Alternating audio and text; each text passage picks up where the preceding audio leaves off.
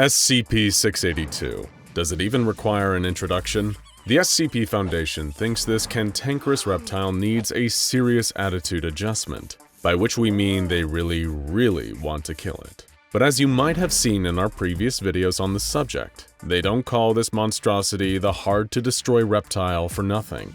That's why we've done what the Foundation isn't allowed to.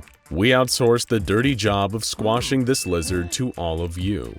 We made a community post asking for your ideas on how this scaly abomination can finally be destroyed, and you delivered big time. A truly staggering amount with over 6,000 comments. Now let's see if we can finally get our answer, because believe us, the Foundation is desperate at this point. I don't know what to write for a name said, the most effective way that Dr. Bright approves of, chainsaw cannon. As awesome as a chainsaw cannon would probably be to use, it sadly wouldn't be very effective against SCP-682. Chainsaws are blades, and we know from the termination test logs that blades have been ineffective. Even when SCP-682 is chopped up into tiny little pieces, those pieces have a nasty habit of reforming into the big, ugly monster we all know and fear. Awesome Cardinal said, the SCP Foundation could try to bring it to the void in Russia where the pattern screamers are. This was a popular idea, and the Foundation actually tried this. The SCP being referred to here is SCP-3930, a big old pile of nothing in Russia that causes things inside it to stop existing. When they threw SCP-682 inside, it technically did stop existing. Despite this, it could still be perceived, and still cause the deaths of all surrounding researchers. 15 hours later, it just reappeared in its containment chamber, apparently totally fine. You can probably see why the Foundation is frustrated by this thing. Score Crow and friends said, "Black hole. Need I say more?" You may need to say a little more. For starters, there would be logistical issues in actually getting the creature anywhere near a black hole. But there's also the concern that it may just adapt its body to respond to the intense gravity present near a black hole. Or even scarier, somehow adapt to reproduce the powers of a black hole. It probably wouldn't be worth the risk of ending up with a reptile capable of creating gamma-ray bursts. Stellar Solar Sky said, "Put the reptile inside nuclear fusion and watch its particles disappear." The Foundation tried something pretty close to this, by trying to put it inside SCP-536, a chamber where they can use dials to control the physical contents within. They increased the speed of light and nuclear force within the chamber, which caused SCP-682 to disintegrate until all that was left was a piece of matter 1% of its original size. However, the creature then reformed and killed the researchers. Later tests showed that its body had become an unknown form of matter, held together by quantum effects impossible to unravel with our current understanding of science. Brea Fun said, "So you know that coffee machine thing that is 294? Type in 682 killing substance and then repeat that until you have enough to fill its entire room, then fill it." They did actually try this, and the resulting substance was effective in damaging SCP-682's tissue. However, the one problem is that it's extremely difficult to produce enough of this stuff to actually submerge the creature. Worse still, if enough was made to cause significant damage to the body of SCP-682, it may adapt to the chemical as a defense mechanism, making it ineffective as a weapon. Its adaptive ability is truly SCP-682's greatest asset when it comes to thwarting the Foundation's constant attempts to kill it. Alex Webb said, "Ask it kindly to die." We don't believe that the Foundation has actually ever tried this one, but just based on the fact that SCP-682 is a huge jerk on top of being an omnicidal monster, he probably wouldn't respond to polite requests. Flashboy said, "I wonder if Doomslayer could defeat the reptile. He's torn through every demon in hell and even titans. So would 682 be a challenger or just another Tuesday for the Slayer?" That's a slightly trickier one. Of course, since they exist in different universes, we'll never see an official battle between the Doomslayer and SCP-682.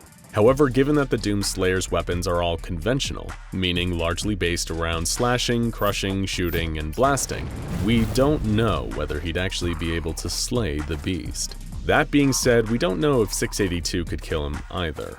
We could have a stalemate on our hands here.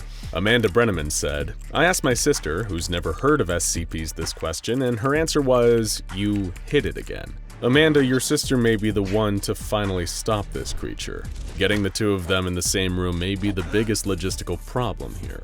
Samuel Pasquale said, throwing him down SCP-087 so he suffers and is contained once and for all in the improbable case he is still alive. SCP-087. The Endless Staircase can be a dangerous anomaly for humans who don't know what they're getting into. However, SCP-682 would likely detect the threat far earlier than any human, and then breach containment. It's definitely gotten out of stickier situations. Yashashiri Chara said, send him to Endless IKEA where he will be trapped forever. Much like SCP-087, the Endless IKEA wouldn't pose the same threat to SCP-682 as it would for the average human trapped inside. The staff would be no trouble for 682, and it would be able to devote pretty much all of its time in there to finding a way out. And when he did finally break out, he'd probably be armed with the terrifying knowledge of how to correctly assemble a Svendendruk. We shudder at the thought. Jack Voss said, Oxygen Destroyer. Used to deal with another big lizard issue back in 1954. Sadly, this would also likely be an ineffective weapon against SCP-682, because the creature thrives in anaerobic environments, seeing as its native atmosphere seems to have no oxygen, and according to Foundation tests, it can survive just fine in a vacuum. Whether SCP-682 could take Godzilla in a fight is still up for debate, and you can argue about which lizard would reign supreme in the comments. Ace Goodwin said, just don't kill him. Let him live, bro. He hasn't done anything wrong yet. Let him vibe in his chamber. Wait a second, did SCP-682 write this? Moving on. A lot of you said throw him into the sun. While the sun is a gigantic nuclear furnace where hydrogen is built into helium at a temperature of millions of degrees, there is the issue of not only being beyond difficult to incapacitate the creature for long enough to get into the rocket, but also the problem of the sun being 93 million miles away from Earth. It's a long trip there no matter what, and during that time SCP-682 would almost definitely figure out a way to return to Earth. It might even rewire the rocket and turn it into its own personal vehicle, giving it the freedom to cause chaos around the solar system. And even if everything else went well, SCP-682 would still probably survive being thrown into the sun. After all, the Gate Guardian's flaming sword is described as being hotter than the sun, and it didn't manage to kill the hard-to-destroy reptile. Pokemon Red Boy said, send him to Mars and launch a nuke that can destroy a planet along with the SCP. While a nuke capable of destroying the planet of Mars would also likely destroy SCP-682 in the process, the destruction of Mars itself would likely cause such a catastrophic shift in our neck of the solar system that we'd probably die along with it. The question at that point is whether it's really worth killing ourselves to take down the lizard. Artemis said, let it live with 999 its entire life and it's not a threat. This is a double-edged sword. During their cross-test, SCP-999 did pacify SCP-682 and put it in a state of bliss and laughter for a brief period. However, this actually resulted in a pretty catastrophic tragedy too. 682 adapted to 999's effects and released a beam of laughter that incapacitated everyone around it, allowing it to escape and go on a killing spree. So maybe the two are better kept apart. Dr. Was Up said, I'd give 682 a jar of pickles to open, and the jar would be so tight that SCP-682 couldn't open it, and he would be so embarrassed by it that he would just destroy himself. You may actually be onto something here. We know we'd be extremely embarrassed if we couldn't open the jar, but there are three major problems. 1. Where does one get such a jar? Can SCP-343 make a jar of pickles so difficult to open that he himself can't open it? 2. We don't know if SCP-682 likes pickles enough to make opening the jar an attractive prospect. And 3. If it does turn out that it likes pickles, it would probably just eat the jar too. Shuvo Bhattacharjee said, to deal with him in my opinion, send SCP-682 into SCP-3001, aka the Red Reality. That's my theory. This could potentially be an effective method of trapping SCP-682 for a period of time. However, the problem is that there's no reliable way to access the Red Reality. The only person who's ever really been inside is Robert Scranton, and he ended up there completely by accident. So this doesn't seem to be a reliable neutralization method for SCP-682. Adding to that, the panel that Dr. Scranton was transported to the Red Reality with eventually came back, which means it might only be a temporary solution anyway. Mistake to Society Yay said, can someone ride SCP-682 without them dying? This isn't technically about neutralizing SCP-682, but it deserves an answer. While it appears that some people are able to ride 682, such as SCP-053 the Little Girl, and 05-6 aka the American in the Ouroboros cycle, he doesn't seem to enjoy it. At least he didn't when SCP-082, better known as Ferdinand the Cannibal, attempted it. Of course, Ferdinand describes their relationship quite differently, insisting that 682 is his Bayard, his magical steed. Laura Garcia said, "Chop it up, put the pieces in a giant bowl with egg beaters, stirring it constantly so it can't reanimate. Keep it kinetically moving so it doesn't ever have the rest time to reform. Giant egg beating machine to prevent reformation. Killing it would take a Rigel sunblast to stop it from reanimating itself." This has got to be one of the most creative ones we've encountered. Even Dr. Bry probably wouldn't think to use giant whisks on the beast. However, it probably wouldn't kill the ordinary creature for good. As we've said before, not only has the beast regenerated from things as hot as the sun, he's also able to remanifest from the tiniest atoms, or even nothing at all. On the plus side, he may reanimate with a new super whisking ability, and could potentially give SCP-5031 a run for best cook and containment. Sheikh Ben Yakar said, "I think they need to explode him from the inside because maybe there's one spot in his body that isn't invincible, and if they hurt it, SCP-682 will die." The problem with SCP-682 isn't necessarily that it's invincible, just hyper-adaptive and hyper-regenerative. As you may have seen in other videos, SCP-682 has been shot, dismembered, burned, frozen, vaporized, blown up, partially eaten, and even totally disintegrated. But it always manages to come back, even from the smallest specks of matter. It would almost be admirable if it wasn't a perpetually aggressive murder monster. Brybot said, "Put it in 106's pocket dimension." This actually happened once during a containment breach, where the old man as well as SCP-953, the polymorphic humanoid, ended up in 682's cell. SCP-106 dragged them all into its pocket dimension for a bit of the odd ultra-violence, and when they emerged, it was clear that they'd all taken considerable damage. SCP-682 wasn't killed though, and 106 hasn't tried anything like that again since. Non-player Cactus said, "Trick him into killing John Wick's dog." To be fair, if anyone could take this monster down, it'd probably be John Wick, though SCP-682 might be too smart to actually kill his dog in the first place. And if he did manage to best John Wick, well, we hate to think what a 682 with the martial prowess and gun skills of John Wick would be like. Actually, no, we don't hate to think about it because it would be awesome.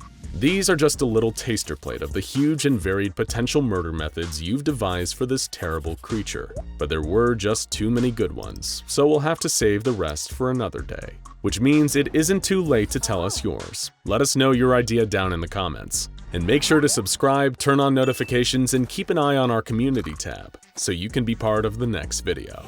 SCP-049, also known as the Plague Doctor, is an SCP Foundation fan favorite. This charming anomalous surgeon can terrify with a glance and kill with a touch. In terms of his origins, his methods, and his thought process around a disease he calls the Pestilence, this is one of the most mysterious SCPs out there. And thankfully, we didn't have to investigate this one alone. We made a community post asking you, the fans of SCP Explained, to give us your questions and theories about the good doctor that we all hope doesn't give house calls. And you didn't disappoint. Let's grab our masks and hand sanitizer and take a look at what you had to say about SCP-049. First, the questions. Bob Candle asked, why does he refuse to tell researchers about the Pestilence? That's a good question, and also one of the biggest mysteries surrounding 049's lore. For the uninitiated, the Pestilence, also known as the Great Dying, is the nickname given to an unknown disease that SCP-049 has dedicated his life to curing, whatever curing means to him. When asked by Foundation researchers, 049 refuses to give up even the most basic information about the Pestilence, such as how he diagnoses it, what its effects are, or how it's transmitted. It seems that part of the reason that 049 refuses to tell researchers about it is that he apparently assumes that they, as fellow doctors, inherently know what he's talking about when he brings up the Pestilence. He has acted with confusion and frustration during questioning, And 049 seems to believe that the pestilence is such common knowledge among medical practitioners that it would be a waste of time to explain it, if he even had the words to do so. DadGamer56 asked, why is he so cooperative if humans have the pestilence he wants to cure so bad? One of the most remarkable things about 049 is how reasonable he's been with Foundation staff in the past. He's polite, friendly, and treats his jailers as equals when he's not murdering them and turning them into zombies. But that is a good question. If he believes humans have the pestilence, why is he so cooperative with them? Thankfully, the answer here is simple. While 049 believes that the pestilence is widespread, he doesn't believe that every human is carrying it. In fact, when he was first contained by the Foundation and brought into an SCP facility, he complimented the staff on how little pestilence there was inside the building compared to the outside. While we don't know what leads 049 to think a person is healthy or diseased, we do know there is a distinction, and he's cooperative with those he sees as healthy. Stardoggo Gaming asked, how would he interact with 610, aka the flesh that hates? I wonder if he would view the infected as pestilence. Another great question. 610 is an extremely dangerous Sarkic SCP that presents as a zombie-like virus that causes horrific fleshy mutations. Because of the extremely high infection rate of the flesh that hates, it's been quarantined in its present location in the isolated Siberian wilderness. While it would be too dangerous to bring anyone or anything into contact with the flesh, we're betting that 049 would find the flesh utterly repulsive. Whether even he would be able to cure this horrific infection is another question. The flesh that hates is best left alone at all costs. mCypher50 asked, SCP-049's notebook appears to be written in a language no human can decipher. Could another SCP like 343 or 662 decode the notebook? The answer to this is a solid maybe. These two SCPs, known as God and Mr. Deeds respectively, may be able to translate the contents of 049's mysterious leather-bound notebook.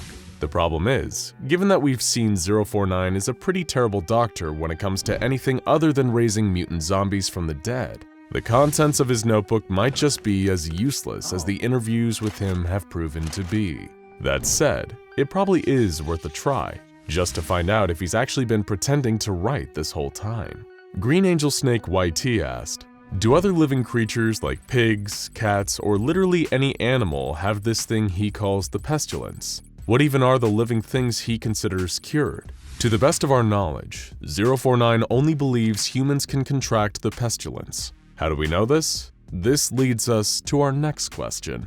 Mia the Hot Dog asked, if he touches the Immortal lizard, will the lizard die and be rid of disease, or will the lizard be immune? Or will it attack the doctor? The Foundation did attempt to terminate 682 with 049, but the effort was unsuccessful. 049, when encountering the lizard, commented that only humans can contract the pestilence. When he tried to touch 682, the lizard swiped at him with its claws. 049 then requested to leave, and later interviews revealed that the plague doctor felt emotionally disturbed by his time with 682. GamerDuckYT asked, where did he originally come from? While evidence suggests that 049 is extremely old and very well traveled, he was first discovered by the Foundation in the town of Montauban in southern France. Given that he speaks fluent medieval French as his first language, it's safe to assume that France is probably his country of origin and could have existed for hundreds of years, if not longer. Interestingly, his famous plague doctor appearance is more similar to those first worn by Italian doctors in the 17th century, which only deepens the mystery of SCP-049.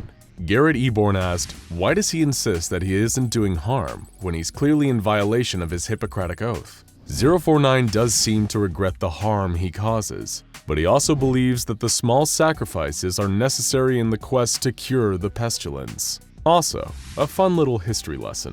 Given that 049's knowledge of medicine appears to be medieval, meaning potentially as early as the 5th century, he actually would have predated the Hippocratic Oath coming into universal use by doctors, which didn't become widespread until the 19th century, despite the oath itself first being created around 400 BC. Phoenix Fane asked, if he has to wear gloves of any kind, would he still kill you?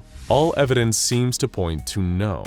Only skin-to-skin contact with 049 is fatal, so a good pair of gloves could really be a lifesaver. Alice Verdugo asked, what would happen if he went one-on-one with a shy guy? Would he cure him or not do anything? Well, we can't know for sure, because SCP-096, aka the Shy Guy, isn't human. It's likely that 049 wouldn't even consider him infected. If the two came into contact, it would probably result in a stalemate, much like the time SCP-096 faced off against SCP-682. However, if it did come to blows between the two, 096 is undeniably a much more dangerous combatant, and may be able to narrowly defeat the Plague Doctor in a direct confrontation while in its rage state. Anything Goes asked, if he died, could he bring himself back to life or have something prepared to bring himself back to life? Like a lot of anomalies, it seems that 049 is abnormally hard to kill, given that he's seemingly impervious to most physical damage. However, seeing as 049's resurrection is both a lengthy medieval process and never brings its subjects back correctly, it's likely that if someone could successfully put 049 down, he wouldn't get back up.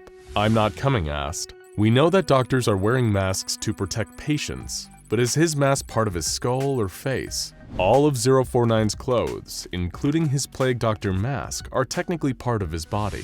The mask is part of its bone structure, and the other clothes are like layers of skin. Which leads us nicely to the next question. Requiem asked, if the clothing around him is skin, does he shed it? We're not sure, but it's definitely a thought we all wish we could forget. Oh, God.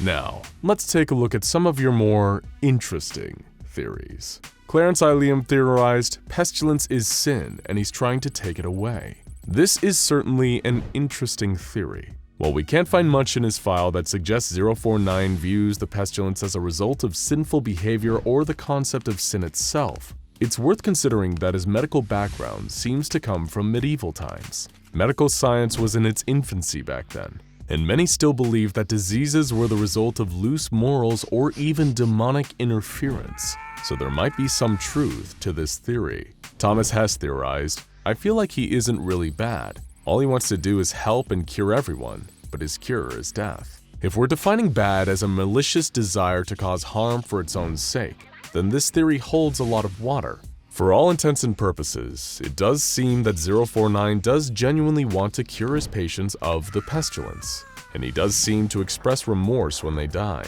However, by his own admission, his cure is imperfect, and he hasn't found full success in curing the disease without causing death yet. Cat and Dog Live theorized, the Plague Doctor has seen the end of the world and travels in a loop back in time aiming to eventually stop it. The Pestilence is the way each human's impact on the end of the world is, and once he touches their flesh they realize this and die of the realization of what they've done.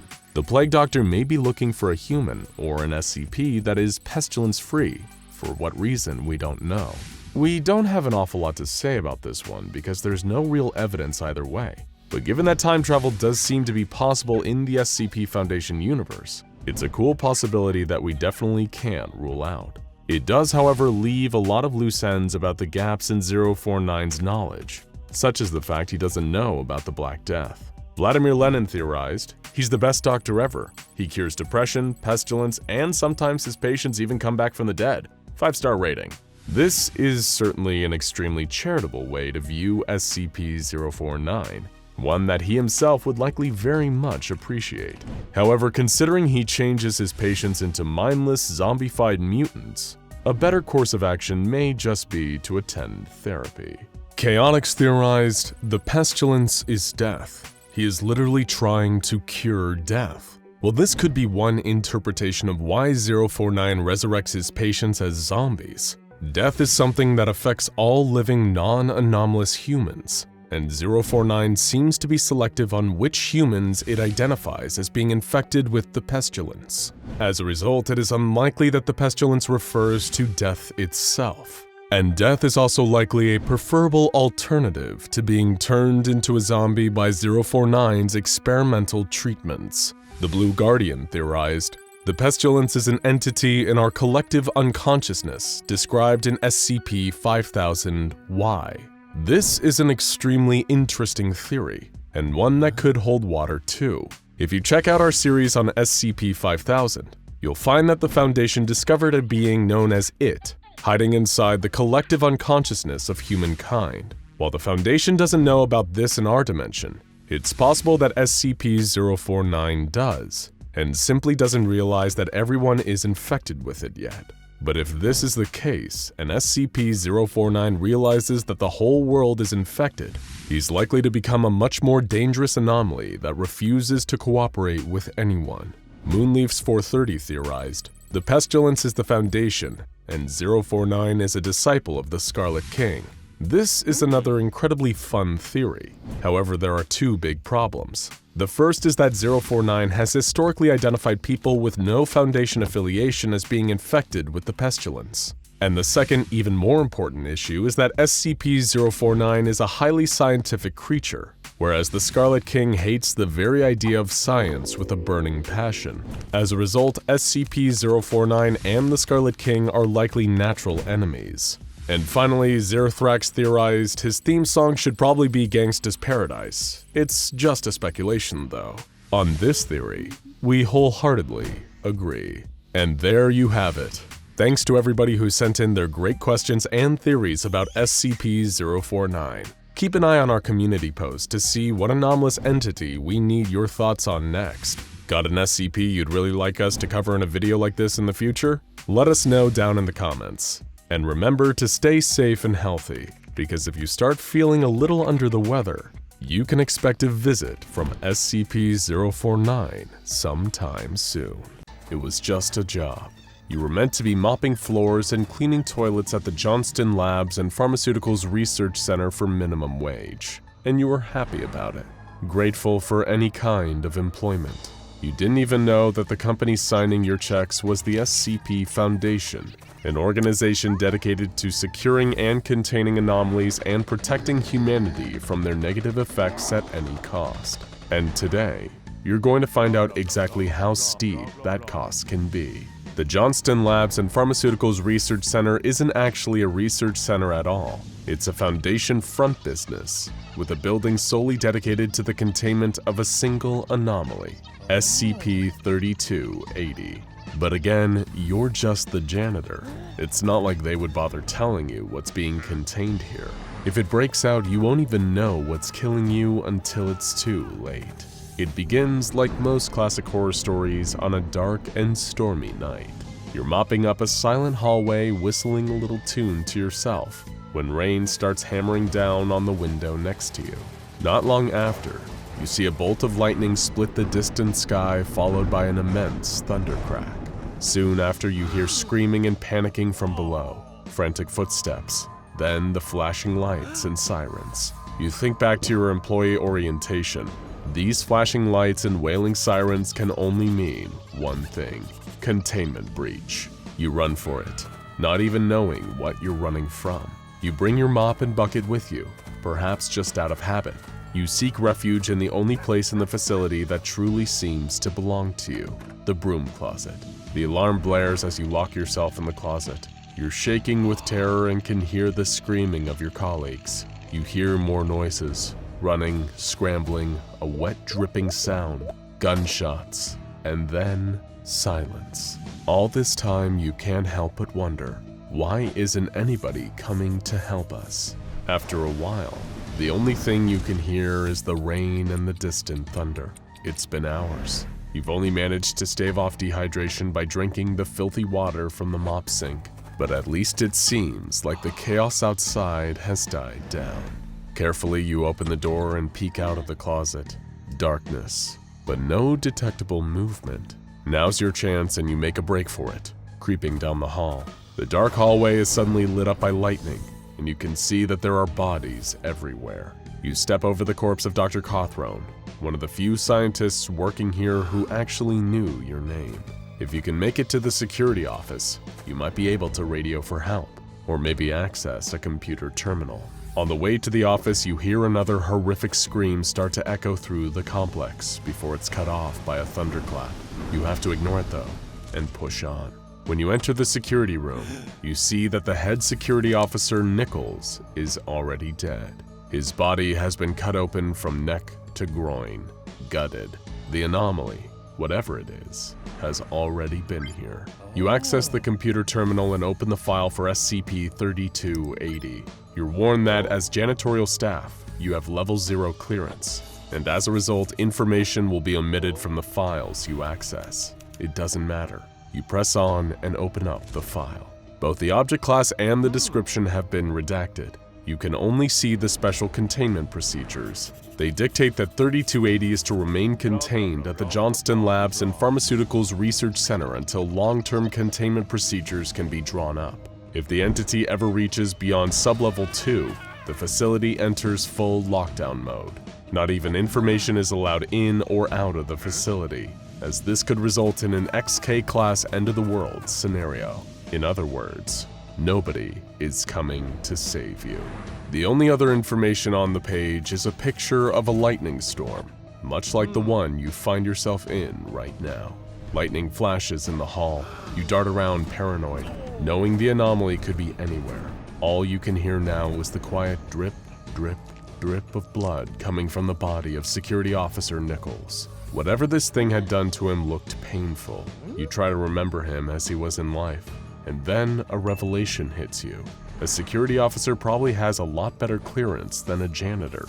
You feel around Nichols' mutilated torso until you find his keycard. Thankfully, Nichols was the kind of guy who'd write his password on the underside of this card so he wouldn't forget it. You easily gain access to the Foundation servers with his login credentials. You now have level 2 security clearance. The terminal gives you the option to view security footage taken throughout the site. You're given access to every camera still working after the containment breach and the subsequent carnage. You select the camera feed for the second floor barracks. There you see researcher Jensen hanging from a makeshift noose attached to his bunk. There's a puddle underneath his corpse. You access the feed from the second floor east wing. There you see Dr. Emmanuel stumbling down a dark corridor. His movements are oddly listless, like he's in a trance. Suddenly there's another flash of lightning and a crack of thunder. Dr. Emmanuel clutches his gut in pain and crumples to the floor. You access the camera feed from the first floor entrance. It seems that the whole area is flooded. Is this because of the storm? In a panic, many lower-tier staff members had tried to escape, defying the lockdown protocols and the special containment procedures. Now they're floating face down in the water, all dead. You access the camera feed from sublevel 2 and see another corpse lying in the corner. He's wearing an orange jumpsuit, D-class. No idea why he was down there. The only other notable thing in the basement was a burst pipe, leaking and spraying more water everywhere. With trembling fingers, you select the camera feed for the first floor cafeteria. The whole room is practically underwater. The only evidence of the massacre that must have taken place are the fragments of clothing floating on the surface of the water. That, and the fleshy pink slurry forming at the bottom of the windows. It reminds you of the gooey meat runoff in chicken nugget factories. You close your eyes and try to center yourself. It's violent chaos. Looking at more of it isn't getting you anywhere. Instead, you put those new level 2 security access credentials to good use and hop back onto the file for SCP-3700. You think to yourself, there has to be something I can use on here. But even as you wait for the file to load, some part of you knows that time is running out for you. Perhaps it's the stress, or the fear, or the filthy mop water you drank. But you're feeling the pressure start to mount, physically. Your stomach is beginning to ache. You can see blurry shapes moving in the corners of your eyes. It's getting harder to focus your vision, and harder still to quiet the terrified voices in your mind. But you can't get up, not without knowing what is doing this to you. The containment class for SCP-3700 is now declassified, Euclid, and once more, the special containment procedures have altered too. They now explain that every week, a new member of D-Class personnel is to be deposited into the entity's lair in Sublevel 2 through Subterranean Access Point Gamma. The D-Class, or more accurately, the Sacrifices, are to be told lies about why exactly they need to descend to the lowest point in the facility. They're even given a working flashlight and a defensive nightstick to create the illusion that the Foundation expects them to ever return from the depths. Little do they know, They also have a tiny transmitter sewn into their jumpsuit. This broadcasts a frequency that will attract an eager SCP-3280 to the D-Class's location, like a dinner bell only it can hear. The file specifies that SCP-3280 always prefers live prey. Well, at least that explains the dead D-Class in Sublevel 2, you think, hoping that it will somehow overwhelm the dizziness you're feeling, or the nagging pain in your gut. You read on. Somehow the file's tone becomes even more severe. It says that failure to maintain the containment of SCP-3280 will not only trigger a lockdown, it will always call in the intervention of 2 different mobile task forces, MTF Iota-12 the Silencers, and Tau-4, also known as Water Everywhere. If 12 hours pass from the point of initial containment breach and the O5 Council hasn't been given the all-clear signal by one of these teams, preparation begins for an imminent XK-class end-of-the-world scenario. Just reading the words sends you into a cold sweat. End of the world? What on earth is this creature? Finally, you reach the description. You get to find out what this horrifying entity actually is. But the last thing you expect is the first sentence in the file to read, SCP-3280 is a sapient entity composed of a fluid physically identical to water, capable of traveling roughly 2.5 kilometers per hour. It's water. It's literally a living, thinking blob of water. As you read on, the concerning details pile up. Any water that the anomalous SCP-3280 water touches, it integrates it into its own mass. But anytime water is separated from this mass, it remains anomalous and continues to act independently. When the creature was first discovered, it was a mere 66.4 liters in volume. Now it's around 2,500. The water infected by SCP-3280 is hostile to all humans, and not just in a defensive manner. SCP-3280 will actively seek out human prey, and when it finds them, it forces its mass into any available body orifice, including the victim's pores. This can happen in such a subtle manner that you may not even notice yourself being infiltrated. But below this, the file has a list of symptoms for those experiencing 3280 infiltration: loss of motor control, weakening of the micturition reflex, visual hallucinations, and abdominal pain. As you read the words, your stomach gives another painful churn, almost like something is moving around inside of you. It's all coming together. You read on. The file states that SCP-3280 is so difficult to contain because it exhibits claustrophobic tendencies. Anytime it's placed inside a container, whether organic or inorganic, it escapes with pressurized water jets that travel at over 255 miles per hour. If the water is inside a human, it may literally explode out of them, killing them in the process. Your jittering eyes turn to the gutted body of Security Officer Nichols. It all makes sense now. Everything is becoming clearer as the pain in your stomach builds in its intensity. The file goes on to say that if SCP-3280 escapes Sublevel 2, it may be impossible to contain again.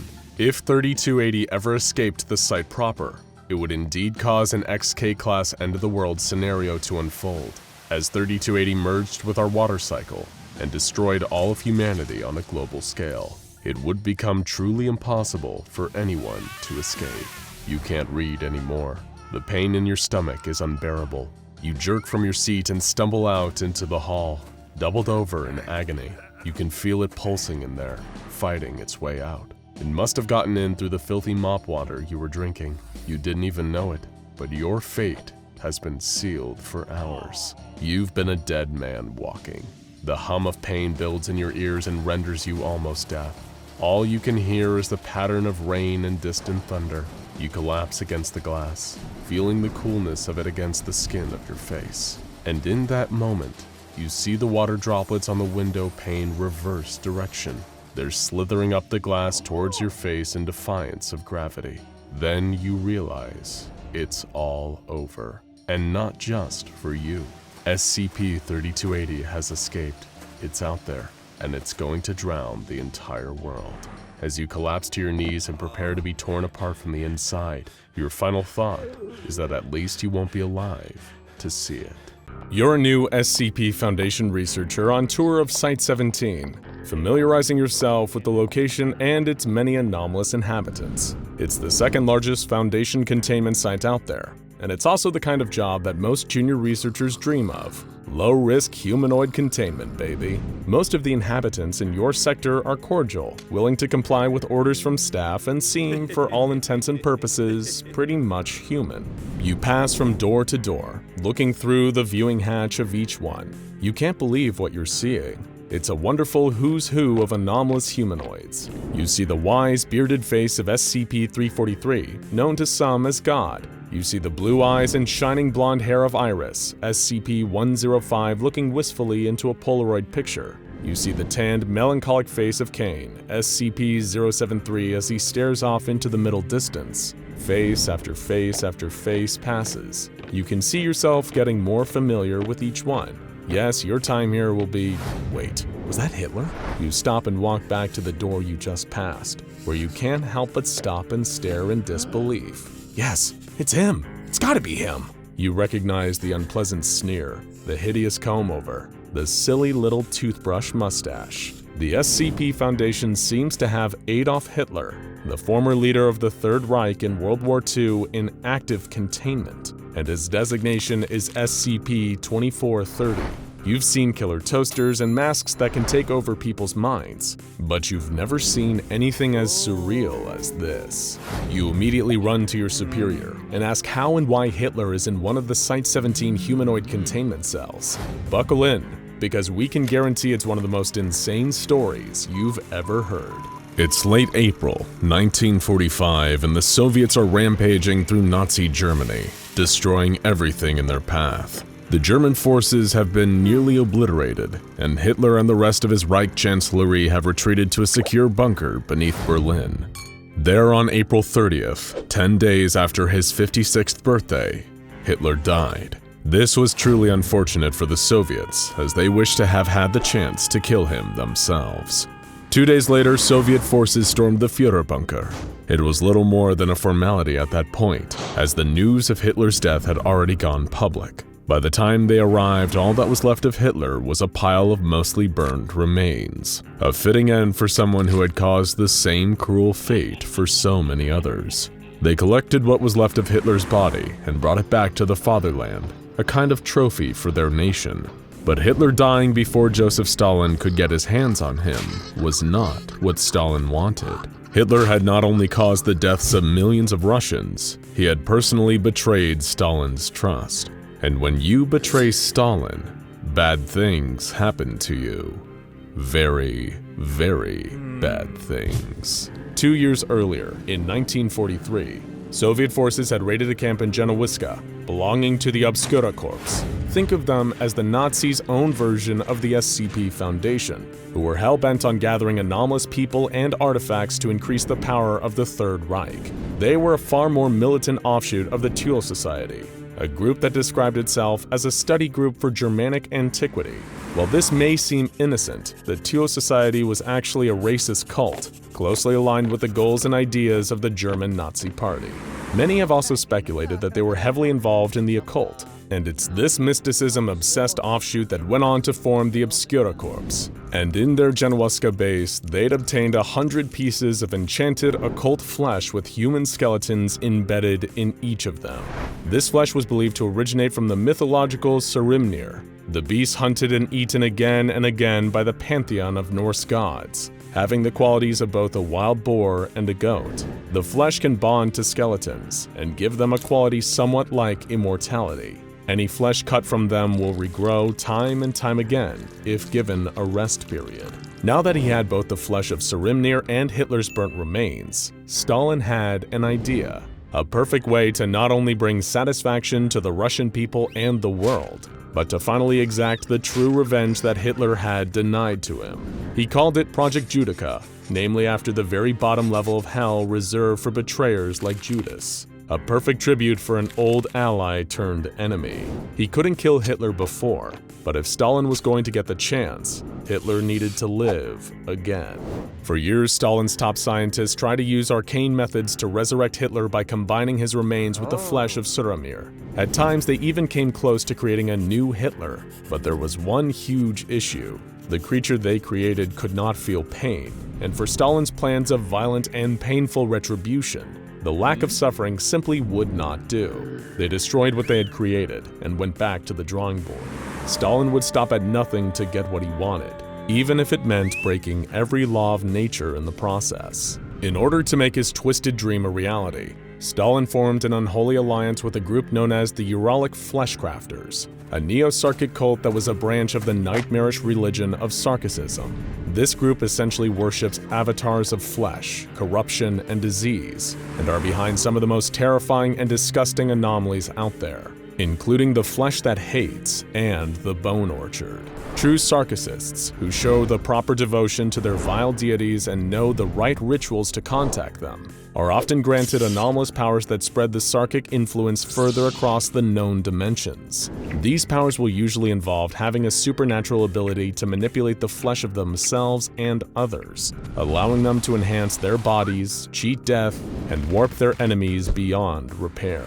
They can sometimes even create life, if they're a powerful enough acolyte of Sarkicism. And it was because of these powers that Stalin wanted the Uralic Fleshcrafters under his command. In exchange for their participation, he would give them a vast quantity of the flesh of Suramir, which they could use for their own sinister Sarkic purposes. A deal was struck, and the true work of resurrecting Hitler began. Stalin was very specific in his requirements. He gave the Uralic Fleshcrafters extra bones to compensate for what had gone missing from Hitler's burnt remains. He also gave them samples of the flesh of Suramir to achieve the desired effects of a near-immortal tolerance for damage. However, Stalin demanded that he heighten this new Hitler's capacity to experience pain, so that every suffering inflicted on him would be 3 times worse than anyone else. And true to their word, the Fleshcrafters got to work and began creating just such a creature. By now it was the early 1950s, and Stalin was putting the pieces in place for his grand revenge. Once the new Hitler was finished, he would hold a new trial for him in the Russian courts, where he would preside over the sentencing personally. Once the new Hitler was done, the Uralic Fleshcrafters were rewarded for their participation in Project Judica, with 4,000 kilograms of the flesh of Suramir. Stalin now had his very own personal Hitler chew toy that he could maim and torture as much as he pleased, knowing that he would always heal and soon be ready for more. In their infinite generosity, the Fleshcrafters even taught Stalin a new method of torment for his old enemy, a process known as the Rite of Nyos. It's a torture that's been described by many as being like the Chinese Ling Chi, also known as the lingering death, or slow slicing, but it is probably best known as the death by 1,000 cuts. The Soviets and the Sarkics parted ways. For the next few years, Stalin took a great deal of pleasure in visiting Hitler's cage now and then to torture him, until Stalin himself eventually passed away from natural causes. The GRUP division, which is essentially the Soviet answer to the SCP Foundation, decided it would be best to do away with the immortal Hitler clone after Stalin's death. He no longer served any purpose, and no matter how hard they tried, they couldn't permanently kill him either. In the end, they settled on a kind of compromise. He would be buried alive and forgotten, forced to live a torturous eternity that he could never escape. Until, of course, he was dug up and rescued by none other than the members of Obscura, a modern splinter group of the original Obscura Corps. Like many high-profile Nazis who'd escaped the war, the new Hitler was spirited away to a safe house run by sympathizers in Argentina. The ones taking care of him received the following correspondence from the Obscura agents who'd first dug the new Hitler back up. We have managed to rescue the Führer and bring him to safety, but he is effectively dead on the inside. I blame the Reds for their inhumane treatment of the Führer, who may have been bewitched by the Reds' Wunderwaffe. I wish we could mercy kill him, but we've tried everything. He just won't perish. Don't abandon him. He's too distinct in plain sight. They didn't have the new Hitler for long, though. In 1960, efforts to hunt down the remaining Nazi fugitives increased in intensity. The new Hitler was soon captured by Mossad agents searching for Nazis in Buenos Aires, and then remanded to the containment of the SCP Foundation when they realized that he had a number of anomalous properties, such as his incredible regenerative abilities, as well as the fact that his DNA seems to be based on that of a wild boar and a goat rather than a human. However, X-rays conducted by the Foundation have discovered traces of cyanide still in his system, as well as traces of lead in his skull where the bone has regrown over the bullet. In other words, it was unquestionably the real Hitler, and he was now in Foundation custody forevermore. It's such a wild story even by Foundation standards that you can barely summon the words to respond once your supervisor is finished. He just stands there with a slight smile, basking in your amazement. Before you can even ask again, he confirms the facts one more time. Yes, it is the real Hitler. The only functional difference is that he can't die and he has a heightened sense of pain compared to most people. You think on what you've been told for just a moment, and then you have only one question. Are we allowed to punch him? Your supervisor smiles and says, "Of course, we all do." Are you sitting comfortably? We know a good chair is hard to find. Maybe you're watching this on your phone while you lie in bed. Or maybe you're watching at your desk, sitting in an office chair. Maybe you're even watching it while you're in the bathroom. It's fine, we're not here to judge. For our money, you just can't beat a nice, classic wooden chair with soft leather upholstery. Call us old-fashioned, but some things just never go out of style. Take a chair like SCP-1609, for example. This fine piece of mahogany was once a chair that simply couldn't be beat in its quest to bring its users a little dose of comfort and refinement in their daily life. Tell us, have you ever been on your feet all day, just walking and walking and walking, and at a certain point you're just begging for a nice comfy chair that'll let you take the weight off your feet for a little while? You would have been SCP-1609's favorite kind of person. After all, it was the only chair that literally sought out weary travelers, and even did you the courtesy of tucking itself in. That's not a metaphor either. SCP-1609 could literally teleport to nearby people who needed to sit down and didn't have a chair to fulfill that desire. It was nothing but a nice, helpful anomaly that wanted to help people rest when they needed it most. The more observant members of you have noticed that we've been using the past tense so far. That's because while SCP-1609 is still an active anomaly, it isn't a chair anymore. And this transformation wasn't something that SCP-1609 planned, anticipated, or even wanted. The story of 1609's transformation even strikes to the core of one of the Foundation's oldest and most bitterly held rivalries with another group of interest. It's the tale of how a helpful piece of anomalous furniture became a paranoid killer. But first we need to talk about containment procedures. Like a word you see so often that it starts to lose meaning, containment and specific containment procedures are concepts so integral to the very existence of the SCP Foundation that it is easy to overlook or forget about them. They're one of the three core pillars of the Foundation's mission statement: secure, contain, protect. Because of the centrality of containment to the Foundation's core principles, one of the most valuable roles on the SCP Foundation payroll is that of the Containment Specialist, a vast team of experts who work with researchers to figure out the best way to keep every anomaly contained, based on their unique abilities and attributes. They're zookeepers, archivists, guards, security and intelligence experts, magicians, practitioners of ritual, scientists, and so much more. In short, they're anything they need to be in order to adapt to the ever-evolving containment needs of the anomalies they keep under lock and key. And containment isn't easy. Aside from the rare safe-class SCPs, which require incredibly minimal containment resources, the containment of most SCPs extracts some kind of cost, whether that be financial, time, effort, or in some particularly dark cases, human life. Some SCPs like SCP-974 and SCP-2845 require the sacrifice of human children to prevent worse fates befalling many others. Other SCPs, like the infamous SCP-231, require the Foundation to do horrifying things to the SCP itself to prevent it from manifesting some even more horrifying anomalous traits. And a third but equally inconvenient kind of SCP, like SCP-682 and SCP-076, require huge numbers of heavily armed guards with powerful weapons to keep their deadly prisoners locked away, often at a massive risk to their own lives.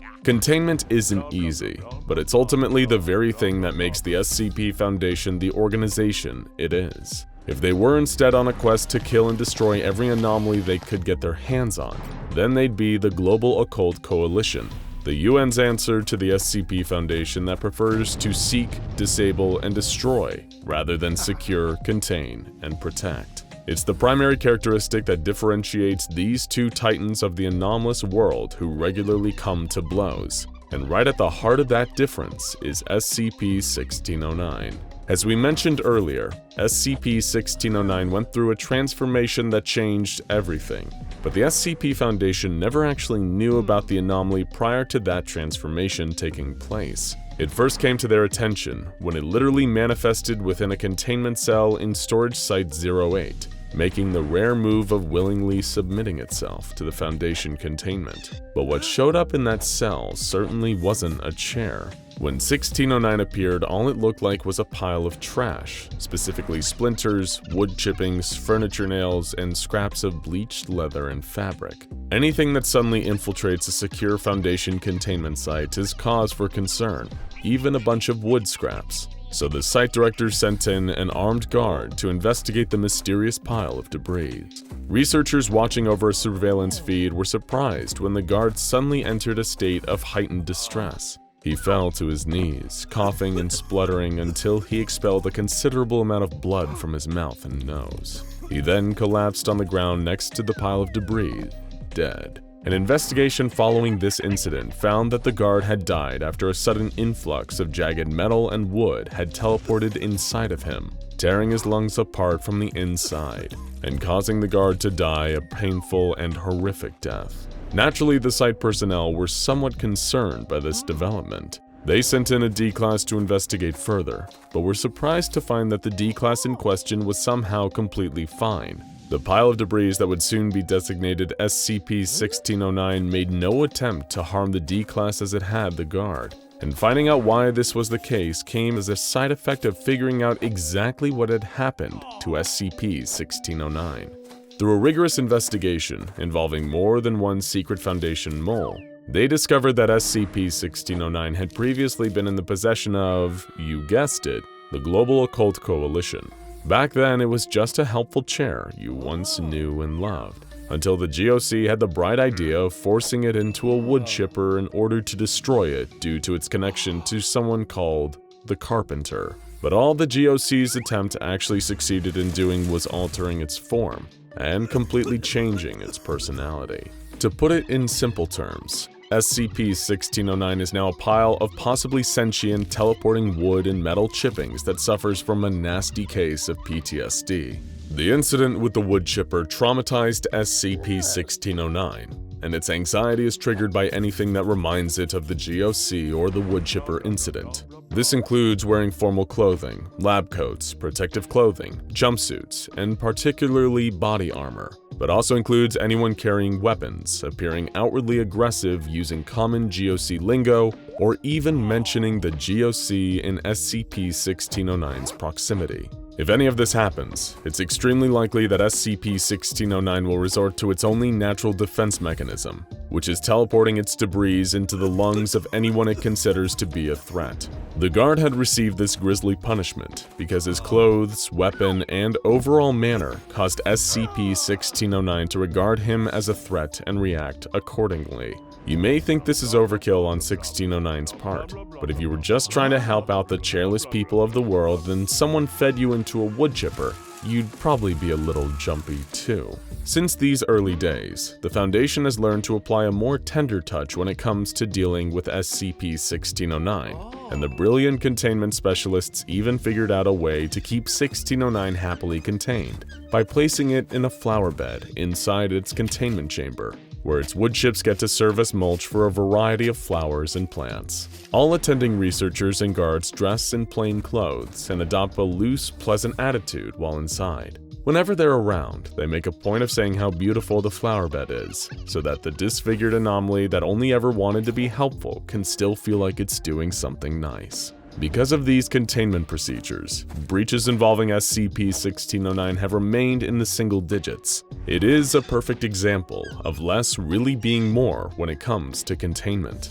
The head researcher on the SCP-1609 case, Dr. Sievert, released an internal document permanently affixed to the file like a kind of cautionary signpost. It's a clear expression of exasperation and rage at the actions of the Global Occult Coalition, reading, SCP-1609 represents a perfect example of the flaws inherent in the operating procedure of the GOC, and serves as a cautionary tale for any members of the Foundation who disagree with our practices on containing dangerous objects. Prior to the Coalition getting their hands on this, it was perfectly harmless. A chair which teleports to you when you need a seat is normal compared to most of the stuff that we deal with on a regular basis. When they put it through a wood chipper, it got hurt, scared, and angry, so it lashed out at them. By trying to protect the world by destroying it, they inadvertently made the situation a whole lot worse. SCP-1609 went from being harmless to deadly in the space of a few minutes because of the GOC, and we had to clean up the mess. Thankfully, SCP-1609 is pretty simple for us to deal with, so long as we don't have to do anything stupid around it. It won't fight back and it won't try to leave. Even if it does, it usually comes back, and I think I've worked out why. It came to us because it was afraid of the people who had hurt it. That's why it always comes back. It's afraid of the rest of the world now, and it's looking to us for protection. This is why we have special containment procedures instead of special destruction procedures. If you break something, it's broken forever. When you try to destroy an anomaly, you can't take back your mistakes. That's what SCP-1609 has to tell us. This is why we're right and the GOC is wrong, people. But of course, there are two sides to every story, and it's important to understand the GOC's perspective on this whole mess. To them, this has never been SCP-1609. It's KTE-0937 Velveteen, aka the Sixth Chair. It was labeled as the Sixth because for the GOC, this chair was merely one part of a wider investigation. It belonged to a 6-piece furniture set created by a dangerous, anomalous person of interest, named the Carpenter, for a classified customer. The GOC was able to intercept this deal and kill the Carpenter and his customer in the process. After that, all that was left was to eliminate the anomalous objects, and 5 of them were incinerated without incident. However, before they could do the same to the 6th chair, they experienced an incinerator malfunction. Rather than just waiting for the incinerator to be fixed, a member of GOC personnel decided to rush the job and run the chair through a wood chipper. It was at this point that its pieces first lashed out, invading the lungs of this negligent GOC member along with 5 others, killing them all. It was shortly after that SCP-1609 manifested in Foundation containment. Much like Dr. Sievert did for the Foundation, Assistant Director Kipling, one of the GOC's Legion of Middle Managers, affixed a note to the profile of KTE-0937 Velveteen that reads, KTE-0937 Velveteen is an object lesson in the importance of following proper operating procedures. Due to the lack of vigilance by the agent on the scene, the object's threat level was escalated. The object itself was not successfully disposed of, and it has since fallen into the hands of a hostile agency. A single failure by a single operative resulted in the deaths of 6. Remember this next time you think about cutting corners. And that's a good lesson for everyone. Whether you're trying to destroy an anomalous piece of furniture or keeping its remains happy so they don't try to kill you, cutting corners is always a fast track to failure. You've finally done it. After years of adding movies and shows to your queues, you've officially run out of things to watch on Netflix. You've also exhausted your entire backlog of books, and you've even run out of cereal boxes to read. So you're left roaming the streets in search of entertainment. That's when you see a worn-looking flyer stapled to a nearby telephone pole. It's an ad for a local community theater production of a play you've never heard of. A play called The Hanged King's Tragedy. Normally, you wouldn't think of yourself as much of a theater person, but something about the art on the poster grabs you. There's a strange figure on the poster, its face shrouded, its body wrapped in a web of chains. Your curiosity gets the better of you, and you check the performance date. To your pleasant surprise, opening night is a week from now, and you don't have anything planned. You've made up your mind. You're going to attend a live performance of The Hanged King's Tragedy. It's going to be the first live play you've ever seen, and little do you know, it may also be the last. Because The Hanged King's Tragedy isn't just any old play. It's a powerful and deadly mimetic hazard that may be one of the gateways to an even more dangerous being. It's known to the SCP Foundation as SCP-701, so take your seats, be sure to read your programs thoroughly, and prepare for the dark and terrifying tale of the Hanged King's tragedy and the wave of death and destruction it causes in its theatrical wake.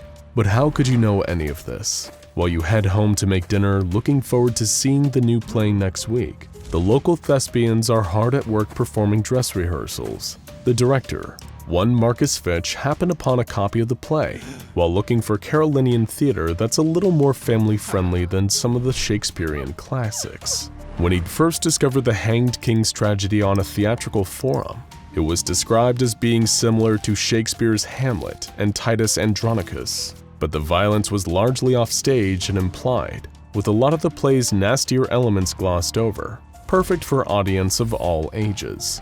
Given the fact that performances of the Hanged King's tragedy tend to be mass casualty events, for reasons you'll soon see, the Foundation does everything they can to control the spread of the play's script. All copies are kept in a triple-locked vault in a secure Foundation archive, which currently includes 2 copies of the original publication that are dated to the year 1640, 27 copies of the 1965 trade paperback edition, 10 copies of a 1971 hardcover printing, 21 floppy diskettes containing the play's script, and 1 SVHS videocassette tape containing a live taping of one particularly infamous incident. However, this seemingly does little to prevent new performances of the Hanged King's tragedy from occurring.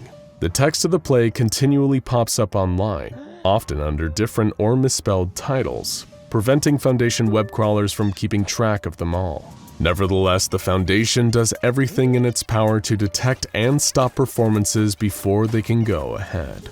The danger of putting on or even viewing a performance of the Hanged King's tragedy cannot be overstated.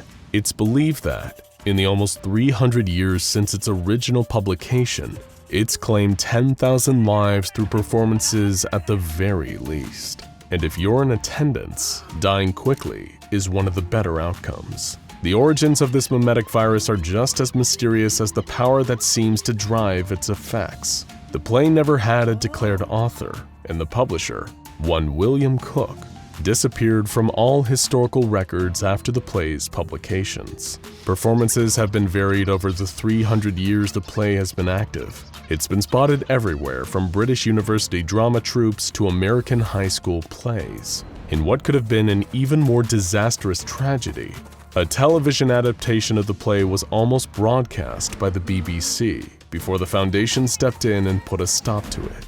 While its containment classification is currently Euclid, scientists who have studied the play have campaigned strongly to upgrade the Hanged King's tragedy to Keter class, on account of its unpredictability and tendency to manifest across the globe, with incidences appearing decades apart. While members of the O5 Council are skeptical, some researchers even believe that given a wide enough exposure, the Hanged King's tragedy could cause a dreaded XK-class end-of-the-world scenario.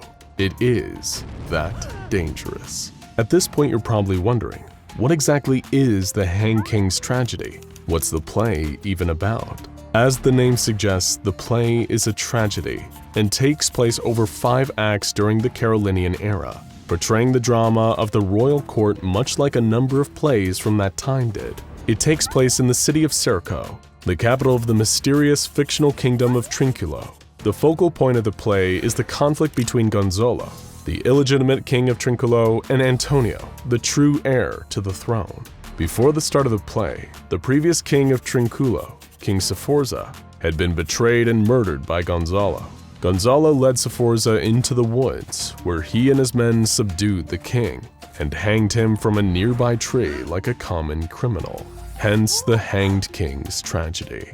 However, Gonzalo is trying to keep his part in the king's murder a secret to keep the throne for himself, but his guilt-stricken wife Isabella threatens to spill the secret of Sforza's murder. While Antonio tries to uncover the truth of what happened in the woods, Gonzalo, in true Shakespearean villain style, plots further murders of his co-conspirators and loose ends to keep his dark secrets safe. This is where the play gets a little gruesome. One enemy, Gonzalo had killed and cooked into a stew. He then intends to use this stew to murder his entire court with the help of an effective and undetectable poison he was given by the mysterious ambassador of Alagada. Though you'll be pleased to know that this tragedy has somewhat of a happy ending. In the end, Gonzalo is exposed and Antonio claims his rightful place as king of Trinculo. Unlike his predecessor, Antonio decides to show mercy, and Gonzalo is exiled to a monastery for life rather than being executed for his murderous ways. The heroes are rewarded, the villains are punished, and all the deserving parties live happily ever after. At face value, nothing seems off about the play.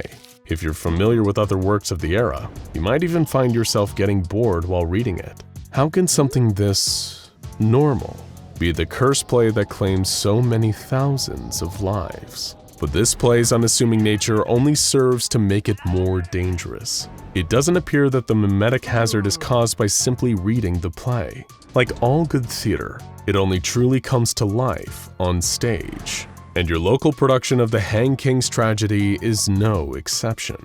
As your community's amateur actors study and rehearse the play, making sure to commit every scene, every line, every single word to memory, they don't notice the little things that, to an outsider, might seem a little off. Occasionally during group dress rehearsals, actors will veer from the script. And we're not talking about flubbed lines or simple improvisation. No. Actors will at times seem like they're reading from a completely different script, and their fellow performers will respond in kind. The play lulls you into a false sense of security. Stagehands, crew members, even the director all believe they're performing the play exactly as it was originally written. Okay, so that's not so bad. A play that changes itself. But things are going to get worse from this point. Much, much worse. But hey, why let a deadly anomaly ruin your evening plans? You've been looking forward to seeing this play all week, and you couldn't seem to get that figure from the poster out of your mind. You have no idea that this entity is wanted by the SCP Foundation, and that its designation is SCP-701-1. All you want is an unforgettable theater experience, and you will certainly get one. It's a packed house. Not an empty seat in sight. The house lights dim and the curtain opens. Act 1 is quite normal, with all the backstabbing and royal court intrigue you'd expect. You actually feel yourself getting a little bored. A big yawn escapes your mouth. You're thinking that maybe this was a big mistake, and you might sneak out between acts, when just then, you see it. In the final scene of Act 1, you see the shrouded figure lingering in the background against the curtains. He seems so still, he's almost like a shadow. But as each act seems to run into the next, he becomes more prominent. The rest of the cast never acknowledges him as they deliver dramatic monologues, but he's always there. Finally, the play reached Act 5, the grand banquet scene where it all comes to head. Gonzalo is preparing to poison his dinner guest with his cannibal stew, while Antonio and his allies plot to reveal his terrible crimes and dethrone him. You find yourself so gripped by the drama of it all, you almost didn't notice that the shrouded figure of SCP-701-1 was standing right among the actors now. While unbeknownst to you, the actors have been deviating from the scripted story this whole time, things are about to really take a turn for the horrific. SCP-701-1, who is now known to the other performers as the Hanged King, produces a blade from thin air and passes it to the actor playing Gonzalo's wife. The actors on stage suddenly become entranced. They attack and restrain Gonzalo, and a noose drops down from somewhere above the stage. The actors proceed to ritualistically hang Gonzalo before the actor playing his wife stabs him to death, all while chanting, "Blood for the Hanged King." You should be horrified, but you're not. You don't even feel like yourself anymore, and you're loving everything that's happening. On stage, a series of other nooses fall from above. Each actor grabs their own noose and the cast repeats "Blood for the Hanged King" before sacrificing their lives to the shroud-wearing monster. If the carnage stopped there, it would be bad enough. But this play doesn't just drive its players to acts of violent insanity, it pulls in the audience too. Before you know it, you're pulled into a vicious brawl with your fellow theatergoers. There's biting, clawing, punching, people hitting each other with chairs like it's a wrestling cage match. It's such a frenzy of random senseless violence that the building can't contain it anymore. You and anyone else who isn't dead already spilled out onto the streets and start attacking everyone you can get your hands on. It's transformed from a pleasant night out at the theater into a full-blown riot. Even the police sent in to control the situation are overwhelmed. It isn't until the SCP Foundation sends a number of mobile task forces trained in advanced crowd control that the situation finally begins to de-escalate. But you don't care. Even when large men in Foundation tactical gear are holding your arms, you still try to bite and kick. The effects of the play normally wear off after around 24 hours, but until then the infected, including you, are just rage-fueled monsters. In the end, it takes 4 adult men to properly restrain you. You'll feel the bruises from their nightsticks tomorrow, but now all you feel is hate and violence, and a single-minded devotion to something out there that you couldn't possibly comprehend. And the whole time you're screaming one thing over and over again: blood for the hanged king. There's a monster under my bed.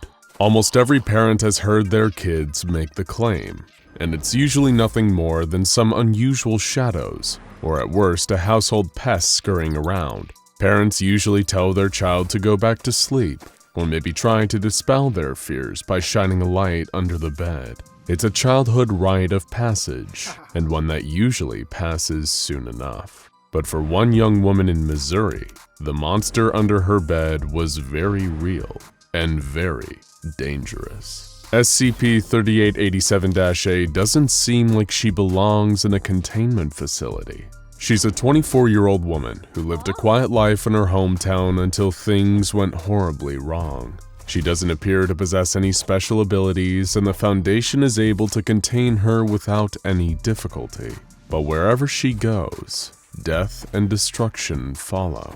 It's not her doing, but there is something out there that will not stand to see her hurt in any way. Her personal monster under the bed is very protective, something another young woman found out the hard way. Incident 3887-A-1 occurred in 2014, when the young woman was attending a party with her girlfriend. Her partner was berating and humiliating her in front of the guests, which was apparently not a rare occurrence in their relationship. Suddenly, something manifested under a nearby table, and before she could react, her girlfriend was brutally mauled by the unknown creature. Her limbs were completely severed from her body, and she died at the scene. An undercover SCP agent who was implanted within the local authorities made their way to the scene as soon as possible and found SCP-3887-A in a state of shock. And who could blame her after the encounter she just had with what would become to be known as SCP-3887-B. While 3887-A is a normal human with no unusual abilities or characteristics, 3887-B is anything but. Foundation scientists have described it as a humanoid entity standing over 7 feet tall. Its skin is greenish-gray, and it has 2 long, sharp horns on its head. Its head and neck are covered in thick black hair, and its eyes are a striking yellow color. Its mouth is full of sharp fangs similar to that of a shark, and its elongated arms allow it to move on all 4s. It has a long, hairless tail that resembles a rat's, and possesses both male and female reproductive organs. No one knows where it came from, but they do have an idea why it's sticking around. SCP-3887-B seems to be bonded to SCP-3887-A, and can appear in any darkened area within a 5-meter radius around her. While its favorite location is under 3887-A's bed, which has since been brought to the facility, it appears to be able to teleport wherever she is, just as it did during the party where it made its presence brutally clear. It has odd eating patterns and is able to gain nourishment from practically any object, whether it resembles what we would consider food or not. Its favorite treats, for example, SCP-3887-A's socks, but it does have one weakness that has been useful in containing it. It can't stand the light, and it doesn't just hate it. When SCP-3887-B is exposed to bright light, it develops blisters and wounds and flees to the nearest dark area. SCP Foundation scientists are at a loss to explain exactly what this creature is, though, and SCP-3887-B seems to be a chimera of multiple animals with multiple types of DNA. It possesses DNA similar to humans, but also from a type of oryx with similar horns, as well as a rat with the same type of tail, as well as a common cane toad, and there's even some DNA that doesn't resemble any creature in nature. Studying it further has been trickier though, because it seems to have the effect of disrupting any electronic recording devices near it, causing lasting damage if it's in proximity to them for too long. There has been one good bit of news for SCP scientists though, because while it has shown that it can be extremely violent, it has not attacked Foundation officials, not yet at least. Its good behavior may not have anything to do with how it personally feels about Foundation staff though, and is instead all thanks to SCP-3887-A. 3887-A has been completely cooperative since she was taken into custody by the Foundation. She doesn't perceive them as a threat, and so far it seems like SCP-3887-B is following her lead. It has a strong emotional connection to the young woman, and when they're alone, they show affectionate behavior towards each other. While the creature does not seem to like the Foundation, it doesn't seem like it wants to become hostile, until the Foundation gives it a reason to. When 3887-A was interviewed following the tragic incident by undercover Foundation agent Bellamy, she was panicked and terrified. She admitted that her partner often treated her badly and believed that the creature was trying to protect her. She admitted that she had seen the creature before. She even had a name for it. She called her Grenda. 3887-A thought she was crazy. Now there was proof though. She was not imagining the monster under her bed. Describing Grenda as her boogeyman, the young woman talked about how she had known the creature since she was a child. She grew up in an old house in the country that was full of strange sounds that made it sound like something was in her room with her. And sometimes she would even catch a glimpse of what she thought was a monster under her bed watching her. She tried telling her parents, but they thought she was making the whole thing up. And even she was forced to wonder if she was hallucinating or had somehow imagined the whole thing. But then when she was a teenager, all of her doubts were put to bed. One night, 3887-A's parents were loudly fighting, a sadly not rare occurrence in their household, and she locked herself in her room to get away from them. As she hid, Grenda emerged from under her bed for the first time and talked with her. And she isn't the only one that Grenda is willing to speak with. She's also sat down for her own interviews with Foundation researchers. Well, the researchers sat down, while Grenda remained under the bed. Foundation researcher Dr. Tanner interviewed Grenda, who was cordial but guarded, and remained deeply protective of the girl under her protection. She expressed feeling guilty for getting 3887-A in trouble, but Dr. Tanner assured her that 3887-A was not being punished and was being kept at the Foundation for her own safety. He offered that they could keep Grenda safe as well, but she responded that as long as 3887-A remains safe, then she would be as well. She explained that her kind fed on the anxiety of children, which was why they lurked under their beds. She was apparently only supposed to remain with this girl until she was 10 or so, but became attached and decided to stay with her, which was against the rules of her people, and as a result she had been exiled from her home. At this point, Grenda offered to show herself to the researcher and began to emerge from under the bed. Unfortunately, as has become standard when attempting to document SCP-3887-B, all of the recording equipment malfunctioned and was unable to record Grenda's appearance. The Foundation continued to have questions about this pair and their strange relationship, and interviewed SCP-3887-A again, this time by a Dr. Garden. 3887-A told Dr. Garden that she had been sleeping well and had been spending lots of time talking to the entity under her bed. That led Dr. Garden to bring up a theory about how SCP-3887-B had come to exist. The young woman speculated that Grenda may have been created from her fears. One of her first memories of being scared was when she went to an aquarium and a massive bull shark came close to the glass where it bared its rows and rows of shark teeth, the exact same kind of teeth that Grenda possessed. In fact, all of the traits Grenda exhibited, like her rat tail, seemed to connect to childhood fears that she had experienced. 3887-A always felt alone as a little girl, and she believed that she might have manifested Grenda as a companion who was there exactly when she needed her to be. This raised the question of whether SCP-3887-B really was the unnatural entity, or if SCP-3887-A is the source of the entity's existence. The next interview with SCP-3887-B would raise even more questions. When Dr. Garden went to interview SCP-3887-B, it was clear that the entity was agitated. Grenda became hostile as soon as Dr. Garden entered the room, saying she was hungry and didn't want to answer questions. When Dr. Garden said that 3887-A had provided it with socks, the entity reacted with anger. The socks were just a snack. To live, it needed fear. 3887-B fed off human emotions, specifically paranoia and anxiety.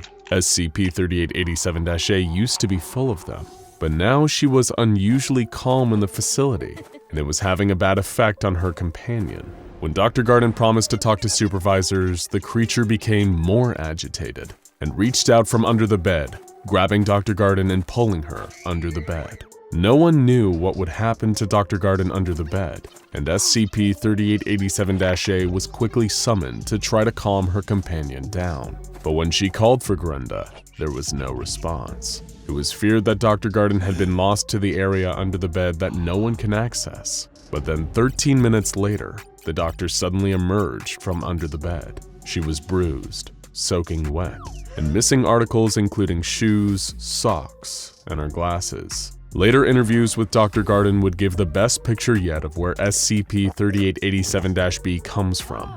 Dr. Garden described being pulled under the bed, which then led somewhere else entirely. She fell for 15 seconds, still being held by SCP-3887-B. But when she landed, she was alone in a large cave made of black rock with purple gems in the walls. The cave contained a waterfall, a lake, and what looked like SCP-3887's secret home. It was filled with pictures of the girl she was bonded to, a violin, some stuffed animals, and large piles of the girl's socks. SCP-3887-B was there in the cave with her too, watching her. She would catch glimpses of the creature, her white fangs and her yellow eyes. She was terrified and ran screaming, trying to find any way out of there as the creature pursued her. She couldn't evade her forever though, and eventually Grenda grabbed Dr. Garden. She was lifted into the air as Grenda bared her shark-like teeth, but instead of eating her, the creature instead took off the doctor's socks and thanked her, before somehow sending her back up into the darkness. She then found herself back under the bed, surrounded by worried SCP personnel. Since then, SCP-3887-B has not brought anyone else into its home. It seems feeding on Dr. Garden's fear was enough for the time being, and the situation has remained stable since. The SCP Foundation has been able to develop relatively simple containment procedures for the two entities that make up SCP-3887, as neither is currently hostile. The two are contained within a standard humanoid containment cell with the bed at the center. SCP-3887-A is given standard amenities, a healthy diet including a vitamin for some minor health issues, and her own control over the lights in the cell. She has requested and been given a gaming system for entertainment and up-to-date entertainment media, but was denied access to the internet, a pet cat, and access to the on-site recreation areas, due to the risk of SCP-3887-B getting loose. The facility does have plans in place in case Grenda decides to become hostile again though. While SCP-3887-A normally maintains control of the lights in her cell, the Foundation has a failsafe installed so they can turn them up at any time.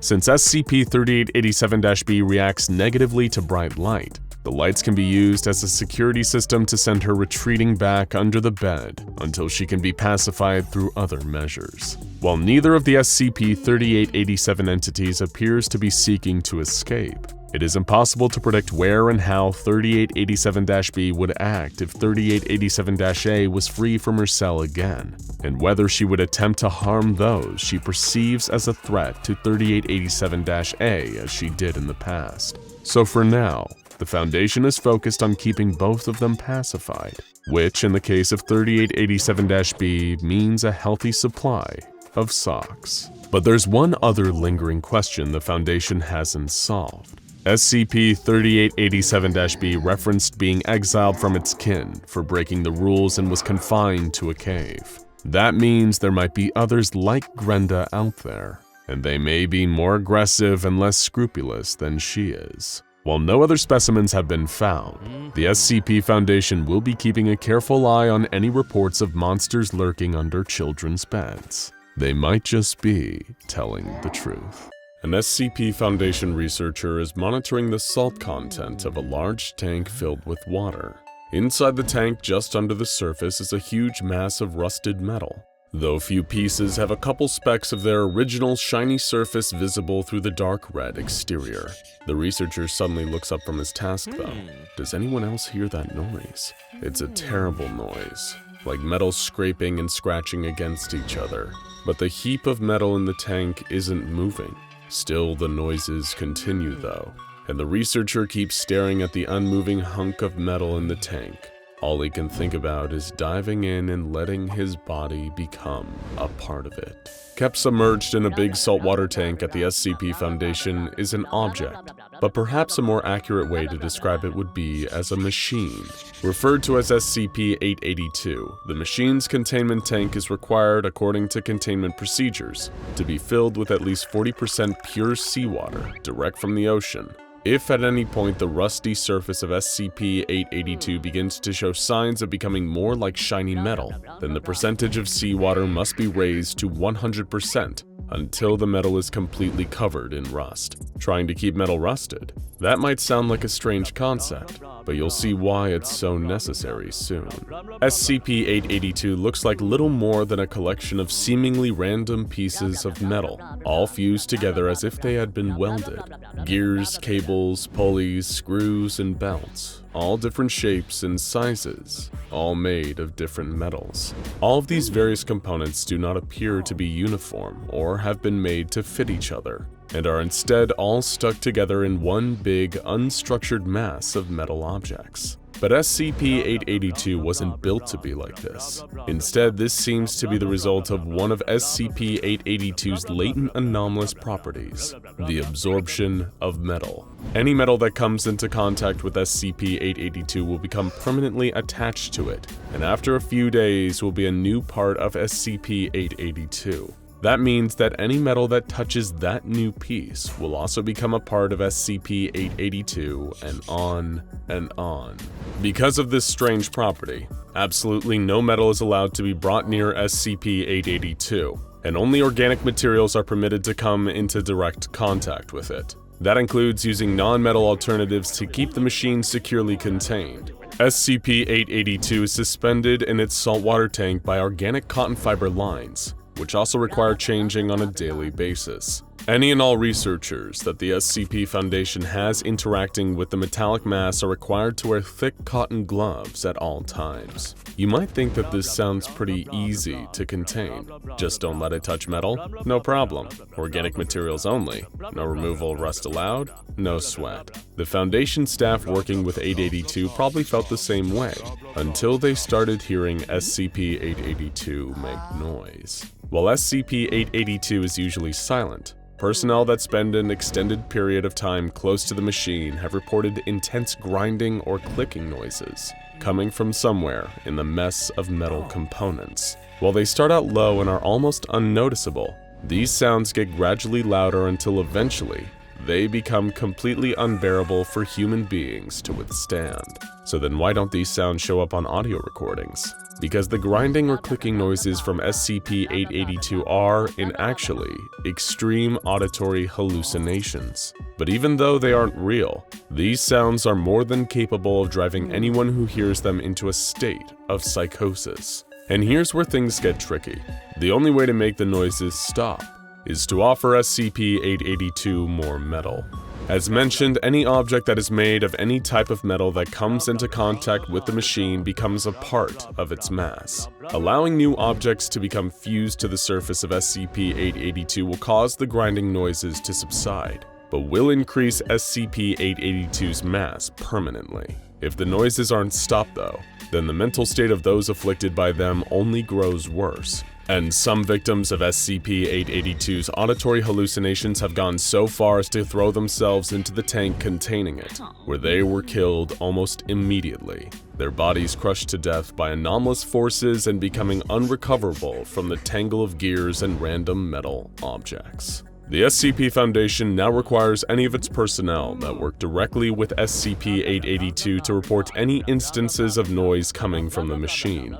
Additionally, whoever reports hearing strange sounds in the vicinity of SCP-882 must turn themselves in for a full psychological evaluation. Depending on the results, the researcher will either be free to return to their work or will face containment themselves at an undisclosed Foundation facility. The surface of SCP-882 exhibits an extreme resistance to damage. According to the Foundation's testing, the metal structure has a tensile strength and toughness stronger than aircraft-grade titanium alloy.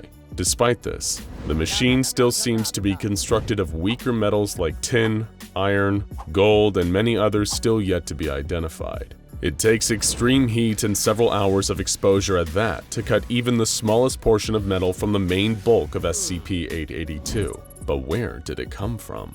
The SCP Foundation first recovered SCP-882 near an island commonly on the northeast coast of Banks Island, one of the larger islands in the Canadian Arctic archipelago. Strangely, not a single scrap of metal, not even underground metallic ore, was found within a 1-mile radius of where the machine was discovered. Stranger still, the small town located nearby seemed to be abandoned, with signs that it had been devoid of any human life for quite a number of years. The collection of fused metal components, later designated SCP-882, was found submerged in seawater. The machine was coated in rust, and the Foundation has chosen to keep it in the same rusty state it has been kept in since its containment. Why? Because when Foundation personnel first attempted to remove SCP-882 from the water, and the rust began to flake away from SCP-882's metal surface, its gears and cogs started to turn. Foundation personnel on site were unsure of what the machine's purpose was, but wanted to halt it in case it proved deadly.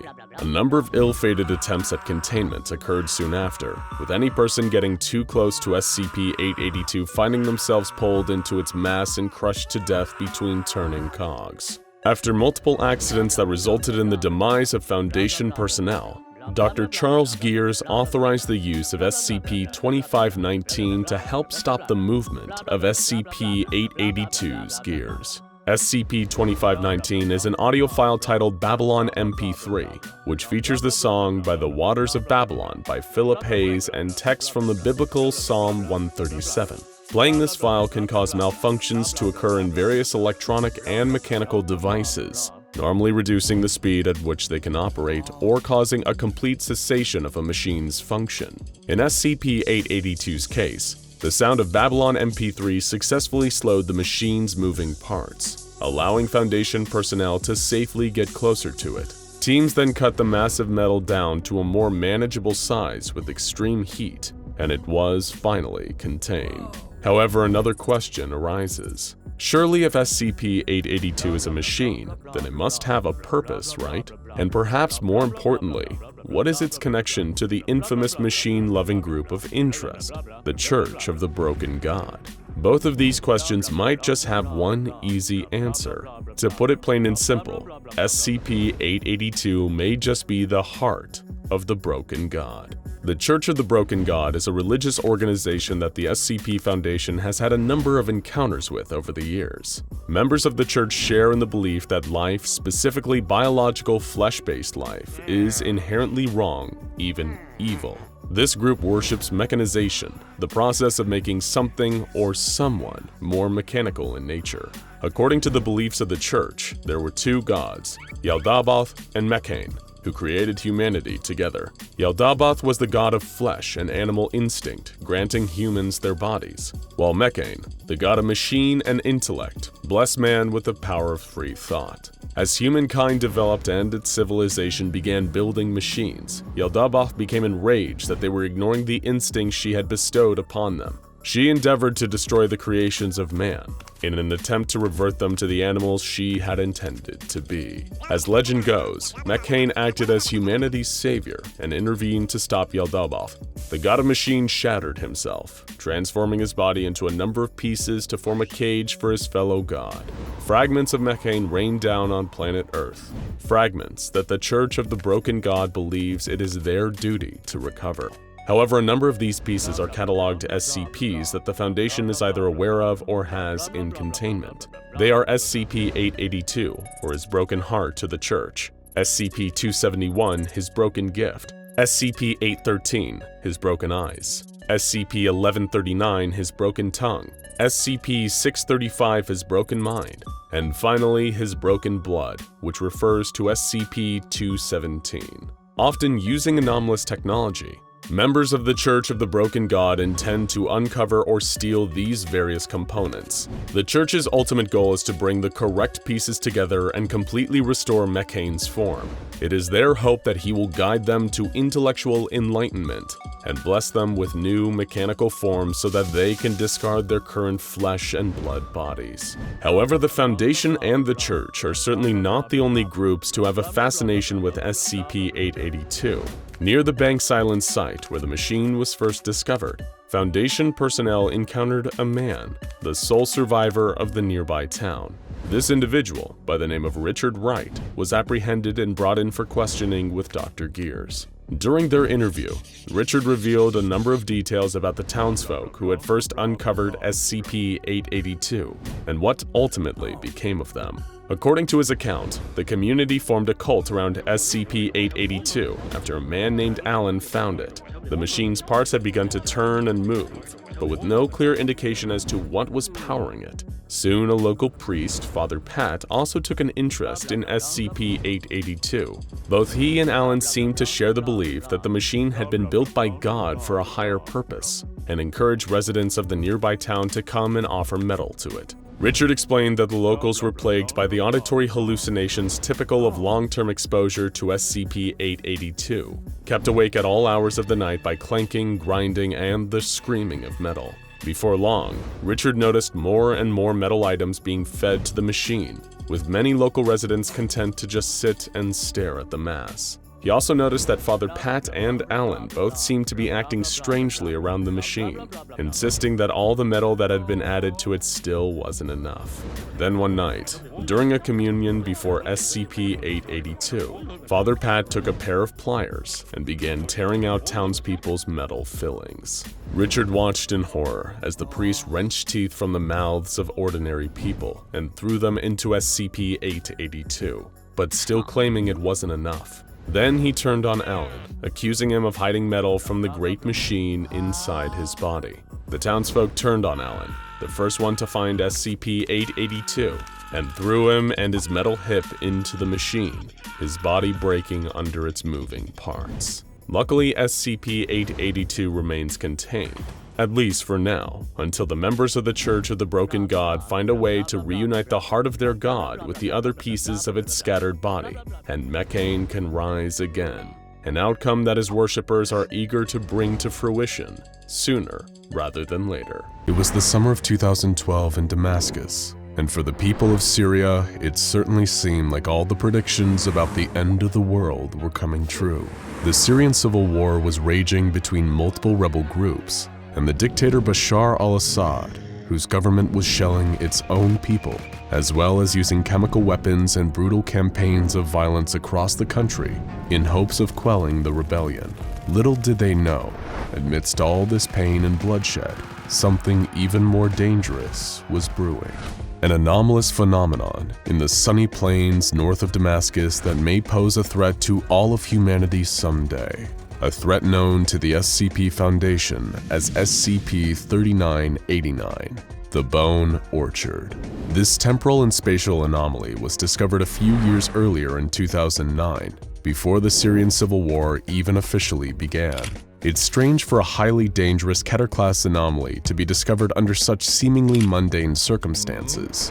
The SCP Foundation first became aware of SCP-3989 after a small olive orchard owner sold a strangely high amount of olives that shouldn't have been possible when compared to his reported number of Olea europaea olive trees. Field agents were dispatched to question the owner about his sudden success, but he was resistant to questioning. The agents began a covert surveillance operation to figure out what was actually going on here, at which point they discovered a considerable spatial anomaly. The olive orchard was far bigger on the inside. The property was seized by the Foundation for containment. The owner had no real knowledge of the spatial anomaly. It's likely he just decided not to look a gift horse in the mouth while making money hand over fist from the extra olives he sold. The owner was given amnestics and a new life, as the Foundation began to study this anomaly, which was now labeled SCP-3989. To this day, no researcher has been able to figure out the origin of 3989's anomalous qualities. It was first given a Euclid class designation and cordoned off from the public with a simple chain-link fence, while Foundation investigations were underway on the inside. On a map, the plot of land the olive farm should occupy is about 5 square acres, but this plot contains an unseen portal to a pocket dimension within its 12-meter active zone, which doesn't follow the same spatial laws that our reality does. This subdimension, known as SCP-3989-A, is a hotbed of fascinating anomalous activity. Upon discovery of this hot zone, the Foundation established the nearby Area 126 as a research center and a makeshift containment facility for any anomalous entities captured from SCP-3989-A. It seemed like the Foundation really had a handle on this situation, but they were blissfully unaware of the true horrors lurking within SCP-3989-A. But they'd soon find out, in the most horrifying way possible. Dr. Farah Ghazali was assigned to head the research into the anomalous zone within 3989, and naturally, he began organizing fact-finding expeditions into the heart of the affected area. The first guinea pig to head into the hot zone was former Foundation agent Hosea Herrick, who'd been demoted to the lowly D-class position of D-126-15 due to failures on a previous mission. With a remote link to Dr. Ghazali, Herrick was forced to venture into the active anomalous zone to collect footage and samples of the flora and fauna within. The first thing Herrick noticed on his expedition was the strange quality of the olive trees within the active zone. The bark was a stark white, and the leaves a bloody red. Up close, Herrick could see that the trunks and branches of the trees had undergone a process known as ossification, where the material slowly becomes bone or bone-like tissue. Hence the anomaly's creepy name, the Bone Orchard. These ossified trees became known as SCP-3989-1. Herrick also made another discovery. All over the trees and ground were worm-like creatures that looked like long maggots that the Foundation dubbed SCP-3989-1A. Agent Herrick then noticed something was off about the leaves of the ossified trees. They were beating. He looked closer and they appeared to be heart tissue filled with pumping veins. Dr. Ghazali ordered Herrick to take a branch for testing, and when he did, the tree began to bleed. When he looked down, he saw that the worm-like creatures that covered the ground were now crawling up his legs. Ignoring orders from Dr. Ghazali, Herrick fled from the active zone in terror. As he left, Dr. Ghazali caught something in the corner of Herrick's body cam footage, a long white hind limb disappearing behind a tree. Back in our normal dimension, tests on the sample Herrick collected yielded more upsetting discoveries. Genetically, the trees were identical to humans, the trunks were human bone, and the leaves really were made of human heart tissue. Fascinated and just a little bit horrified, Dr. Ghazali authorized further expeditions into 3989-A. This time, though, Agent Herrick would be accompanied by another D-class, and both would be armed with handguns and protective body armor. As it would turn out, this expedition would be even more horrifying than the first. As the two D-classes explored the active zones to collect further samples, they found that the worms were responsible for the ossification of the otherwise non-anomalous olive trees. They consumed the wood little by little, and deposited human bone matter in return. Herrick and his companion also noticed that these trees were beginning to bear fruit. Dr. Gazzelli ordered Herrick to collect some of this fruit for testing, but when they attempted to remove the fruit, it burst, releasing more worm creatures. It seemed that the converted trees acted as incubators for their egg sacs. Before the duo could return with the samples they were able to take, the creature that had been spotted on Herrick's body cam during the first mission finally appeared. It was huge, with long white limbs, and no facial features except for a huge mouth. It grabbed Herrick's companion and literally ate the top half of his body in a single bite, before dropping his legs to the ground. This horrifying beast, and the many others like it, would later be designated as SCP-3989-2A. Herrick pulled out his sidearm and shot the creature several times. The creature ignored the bullets though, and charged Herrick. The feed from his body cam cut out soon after. Both men were declared killed in action, and in recognition of his sacrifice, Josiah Herrick was posthumously reinstated to his old position in the Foundation. Job well done, Agent. Dr. Gazzelli, meanwhile, prepared for the next mission. This time knowing of the clear dangers present within the Bone Orchard, Dr. Gazzelli recruited the help of MTF Zeta-9, aka the Mole Rats. 3 members, referred to as Charlie Team, were sent into the anomalous zone, once again remotely directed by Dr. Gazzelli. They were equipped with experimental ultrasound technology, so they could scan the fruit of the trees within 3989-A without breaking any and incurring the wrath of 3989-2A, which seemed to act as sentries for the trees. Early on in their journey, they found the body of Agent Herrick crucified against one of the ossified trees, his skin covered in mysterious symbols that were likely of Sarkic origin. While we don't have time to fully explore Sarkicism, that will require a video explanation all of its own. All you need to know is that it's a dangerous religious cult that worships flesh and disease and has close ties to similar dangerous anomalies, like SCP-610, also known as the Flesh That Hates. People familiar with that SCP will note eerily strange similarities to some of the things the Mole Rats were about to encounter. As Charlie Team explored, they saw a huge number of 3989-2As observing them with eyeless faces from between the ossified trees. They pressed on until they discovered what seemed to be an entirely new kind of tree within the Bone Orchard. SCP-3989-2 were huge trees made out of what appears to be enlarged human spines in place of a trunk. The smaller twigs on the tree were made from heart and lung tissue, and the whole thing was covered in what appeared to be human amniotic sacs. Charlie Team attempted to use their ultrasound scanners to discover the contents of these sacs, but one of them exploded in the process, releasing an entirely new variety of monster. From the sacs emerged the larval stage of SCP-3989-2B, smaller humanoid monsters with no faces, no sensory organs, 2 pelvises, 4 legs, and an exposed spine. Suddenly, Charlie Team could feel a horrifying Sarkic presence around them, which one member of the team described as being like someone grabbing her liver and giggling in her face. As the various monsters of the Bone Orchard began to converge on the team, the voice of the Sarkic prophet of war and the hunt, Orok, began sounding in their ears. He was beckoning them to join him. While Charlie Team fled from the active zone, Dr. Gazzelli felt increasingly drawn into it. He heard the voice of Orok, and he liked what he heard. Little by little, the workers of Area 126 were losing their minds, manipulated by the Sarkic power of the Bone Orchard right next to them, day after day. They were no longer loyal to the Foundation.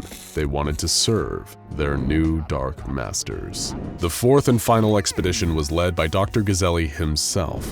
He took a band of loyal followers and one non-believer on a quest into the active zone to find an Orcian temple they believed was hidden in the very heart of the Bone Orchard. Once they were inside, Gazzelli and his loyalists murdered the non-believer as a sacrifice to their new master.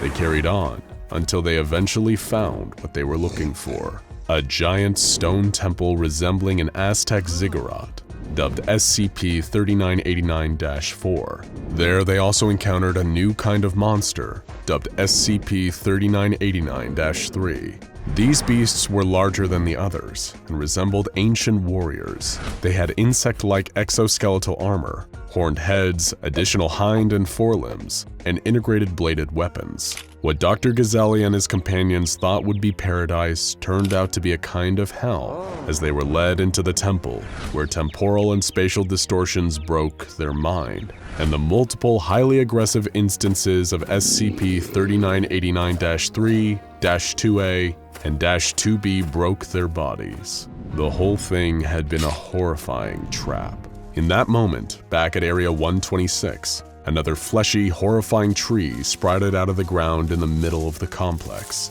Monsters that had once been Dr. Gazzelli and his followers emerged from its amniotic sacs, and all hell broke loose throughout the complex. Soon enough, the base was crawling with monsters from the Bone Orchard and staff who'd become brainwashed Sarkic cultists working in service of Uruk. Humans were gathered up to be sacrificed to the ever-growing number of anomalous trees. Things came to a head when the anomaly in Area 126 was visited by an outside agent from the Foundation, working on behalf of the Hazardous Materials Containment Liaison. Biological containment specialist Dr. Marshall Grant and his team arrived at the site and were horrified to see the Sarkic nightmare that had unfolded.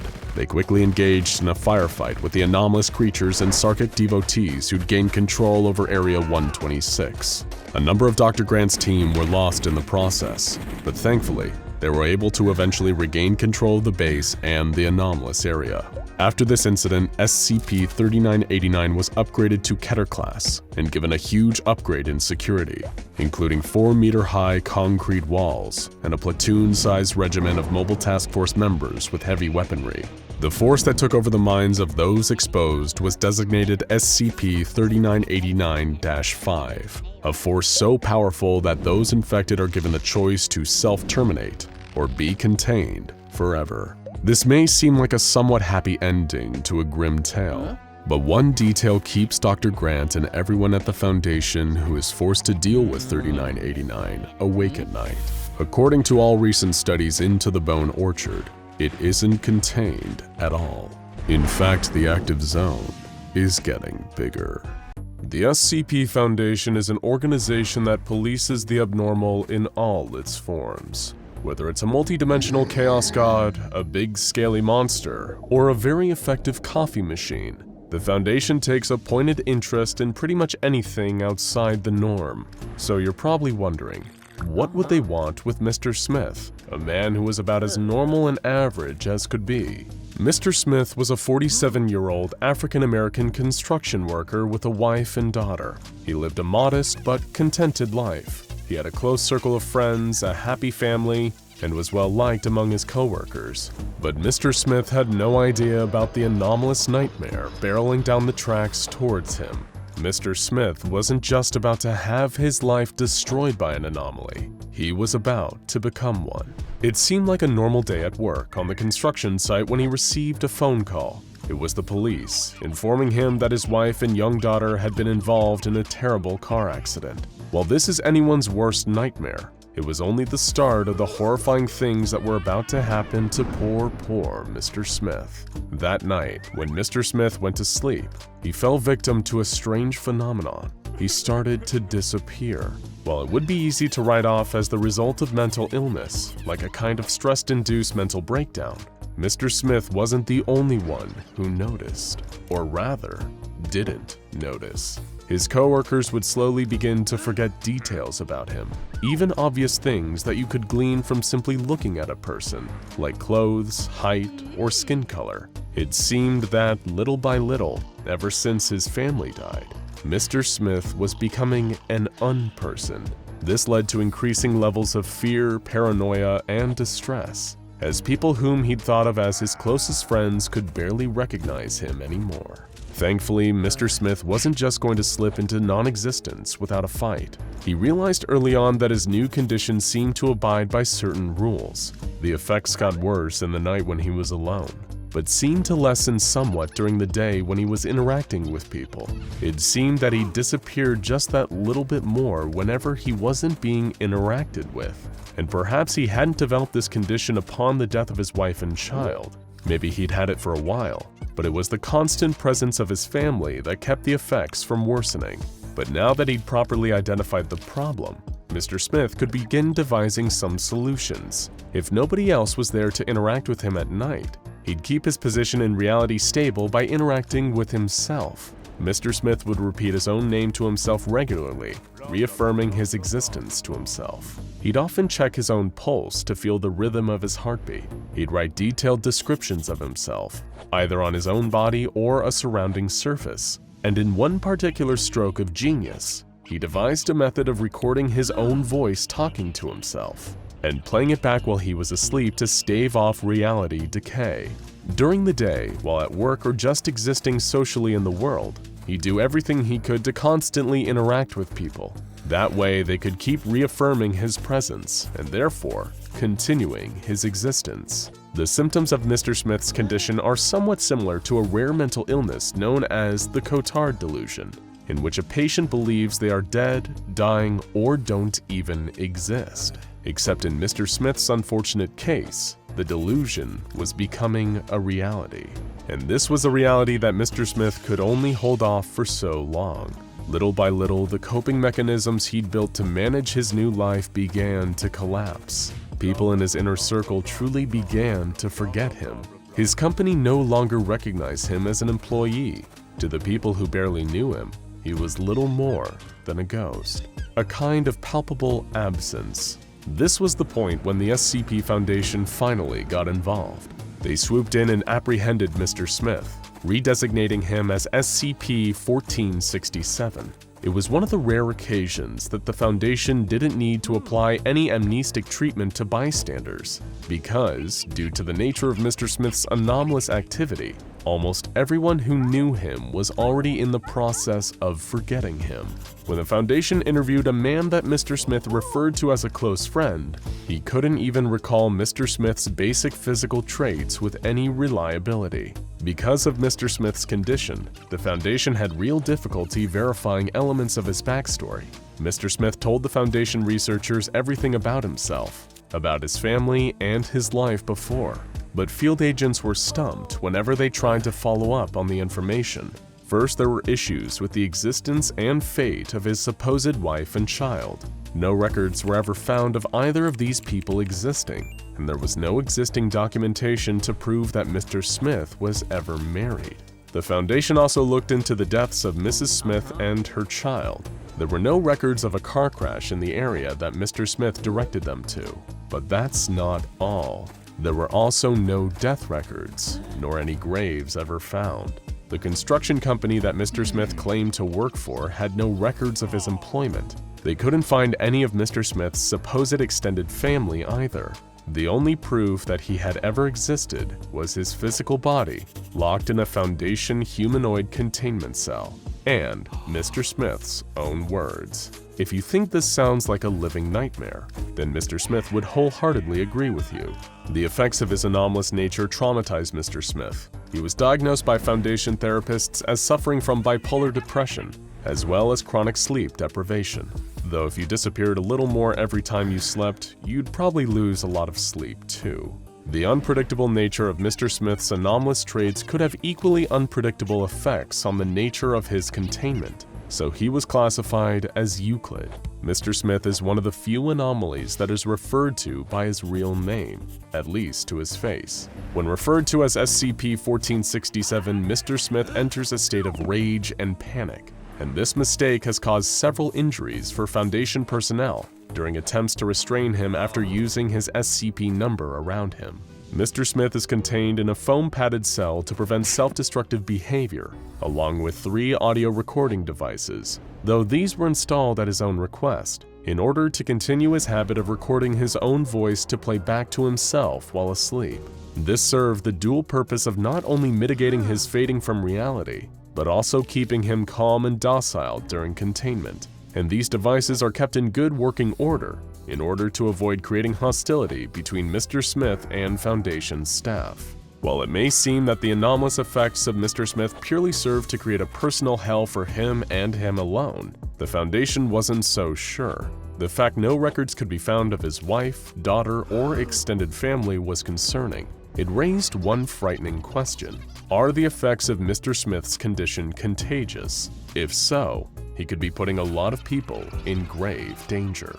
Foundation scientists headed by senior researcher Dr. Thorne devised a series of experiments to better understand Mr. Smith's mysterious condition. There were 22 experiments in total, but things began to get interesting at around experiment 16. For this experiment, Mr. Smith was forcibly restrained and brought into a research chamber with research assistants Rainier and Dieter.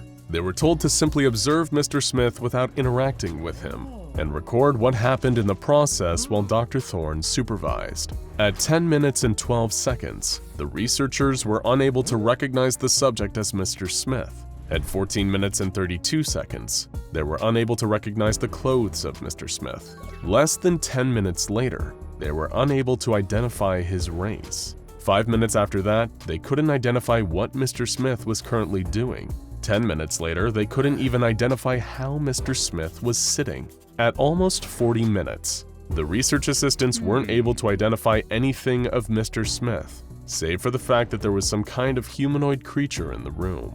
At this point, research assistant Dieter started a recording, instructing Mr. Smith to describe himself on record. As this happened, Smith returned to a describable state, curled up in a fetal position on the floor. There was no sign of the restraints or the chair in which Smith had been placed. Subsequent tests showed similar results, with minor variations in timing.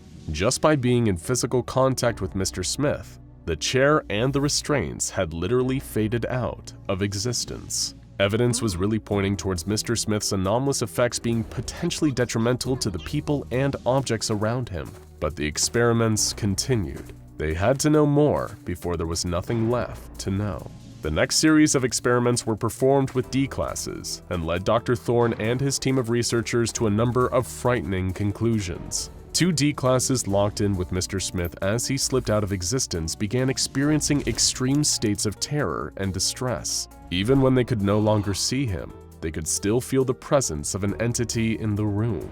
When the 2 D-classes tried to escape, one of them was almost mistaken for Mr. Smith himself. He too was now starting to slip out of existence. Both D-classes were summarily terminated, and Dr. Thorne began to wonder whether Mr. Smith's condition was contagious, or if he was instead somehow able to lash out at others in his vicinity in a more localized fashion.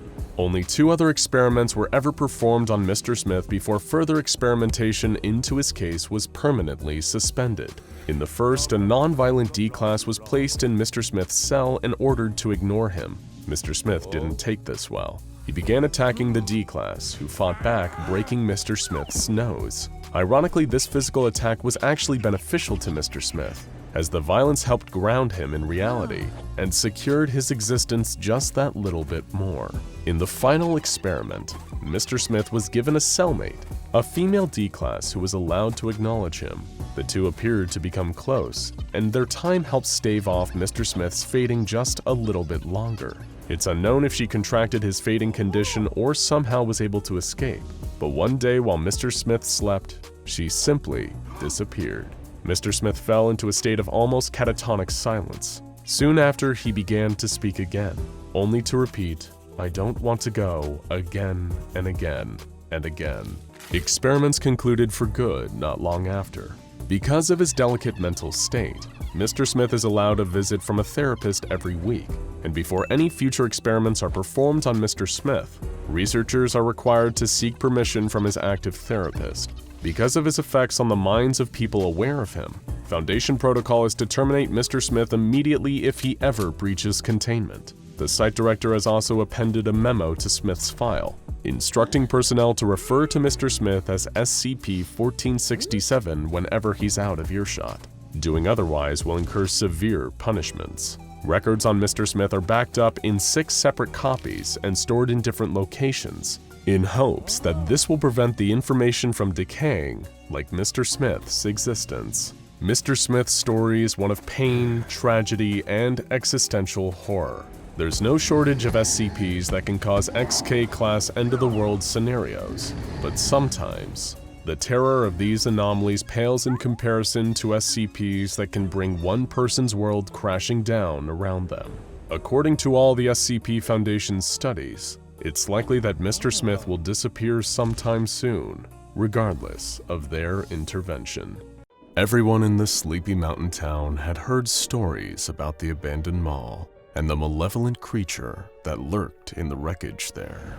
There had been enough missing persons cases, lost children, teenagers sneaking out to explore and never returning home, urban explorers who stumbled out of the darkness disheveled and traumatized. With an eyewitness account, no one wanted to believe. There wasn't anyone left in the surrounding area willing to set foot in that cursed place. But that didn't stop opportunistic out-of-towners from paying the occasional visit, especially if they felt like there was money to be made in those crumbling corporate walls. Grant and Jason, the hosts of up-and-coming investigative reality show Ghostly Happenings, were two such visitors. When they heard the rumors about an abandoned mall haunted by some sort of dark presence, blamed for the disappearance of local children, they packed up their van, picked up their underpaid cameraman Derek, and headed straight for the infamous building. Are you sure we're allowed to be here? Derek asked shakily as he began filming. Nope, Grant answered cheerfully. That's part of the fun, Jason laughed. Look, man, this place has been left to rot by the city. No one cares if we're shooting some footage. Besides, worry less about the cops and more about the ghost of the mall. Grant grinned. Ooh, not funny, Derek grumbled. Come on, serious faces, we're rolling. Jason nudged his co-host, and the two snapped into their on-camera personalities. Once a bustling center of suburban American life, this shopping mall has transformed into a den of terror. Grant's voice dropped into a lower register, his expression intense. Locals swap stories of something inhuman that calls this place home, something that doesn't take kindly to trespassers, Jason added. A ghost? A demon? Just an urban legend? That's what we're here to find out. Grant pulled out an EMF reader, which began beeping as he turned it on. There seems to be a lot of activity in here already. I'm picking up something.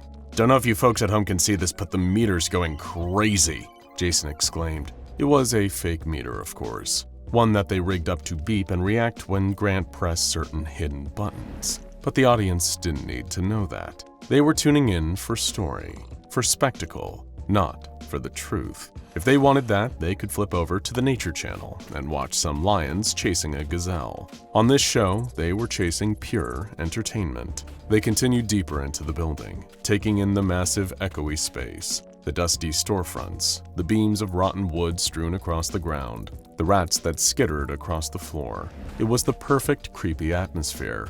Maybe a little too perfect, a little too creepy. What was that? Derek practically jumped out of his skin, spinning around to look at something behind him. Hey, stay on us, Grant snapped. I saw something moving back there, Derek insisted. It was a rat, Jason rolled his eyes. There are tons of them in here. Derek shook his head. No, it wasn't a rat, it was way too big. Okay, a raccoon then, come on, get it together. We've been in way worse locations than this. Remember that old tuberculosis hospital? Grant shuddered. God, no, that was scary. This is nothing. Well, not nothing. Jason elbowed his partner. I did a good job scouting this place, right? Grant was about to answer when his foot bumped something on the ground. He looked down and saw a Polaroid camera next to a long, empty water bottle and a small backpack. Oh man, get a shot of this! Derek obliged while Jason took a closer look. This must have belonged to one of the urban explorer types who came in here. He unzipped the backpack, rummaging around. Hey, look, photos! Tons of them! He dumped the pictures out onto the ground. Think he got some spirit photography done before he bit the dust? Well, might as well see. Grant joined Jason on the ground, sifting through the photos as Derek watched anxiously. Boring, deer, dog, sunset. Oh, wait a minute. He stopped, holding up one specific Polaroid. This is the money shot right here. Derek, zoom in on this. All three men looked at the picture, illuminated by the camera's light. It showed a tall, long-limbed, pale creature, vaguely humanoid in shape, but at the same time distinctly not quite human. Its mouth was stretched wide in a wordless screech, its eyes bloodshot and wild. Its long, tapered fingers were reaching towards the camera. Damn, that's spooky, Jason laughed, a bit of nervousness creeping into his voice. How do you think he set this up? Grant asked. What if it's real? Derek swallowed the lump in his throat. Don't be an idiot, Grant scoffed. But then, from the outside, not 100 feet away, they heard a scream, ear-splittingly loud, filled with rage, pain, and animalistic instinct. It was like nothing any of them had ever heard before. The scream was followed by the sound of splitting wood, branches crashing to the ground, and horrifyingly, the sound of something breaking down a nearby wall. What did you do? Jason backed away from the sound. Me? You opened the backpack? Grant shot back. Guys, I think we need to get out of here. Derek watched in wide-eyed terror as two pale hands ripped a hole in the wall in front of them, making an opening for that pale, hairless head from the photograph to poke through. All three men prepared to make a break for it and run for their lives, but as soon as the creature saw them, it was already too late. With another scream, SCP-096 sprinted toward them, grabbing each man and throwing them to the ground. The camera shattered into pieces from the impact, and Derek skidded painfully across the ground. As he rolled onto his side to try and push back up to his feet, he caught a glimpse of the monster opening its mouth impossibly wide and descending on his bosses. He really didn't want to focus on what happened next, but suffice to say there was nothing of them left afterwards. Derek tried his best to escape, but he was no match for the brute strength and speed of SCP-096. From the moment he saw its face, his fate was sealed. There was no escape. Soon the beeping EMF meter, the scattered photographs, and the broken pieces of the camera were the only thing left of the crew from ghostly happenings. Their devoted fans would never get another episode, but at least one being in the abandoned mall could rest easy now. SCP-096 was safe again. No one was living who had seen its face. It slowly crawled back to the hole it had made in the wall, ready to return to the forest and climb back up the mountain. There it could curl up beneath a tree and stay there for as long as it wanted. But as SCP-096 reached the hole in the wall, where it had once been able to see night sky, stars, and the trees in the distance, there was only blackness. It was as if something dark was stretching over the opening, blocking the outside world from view.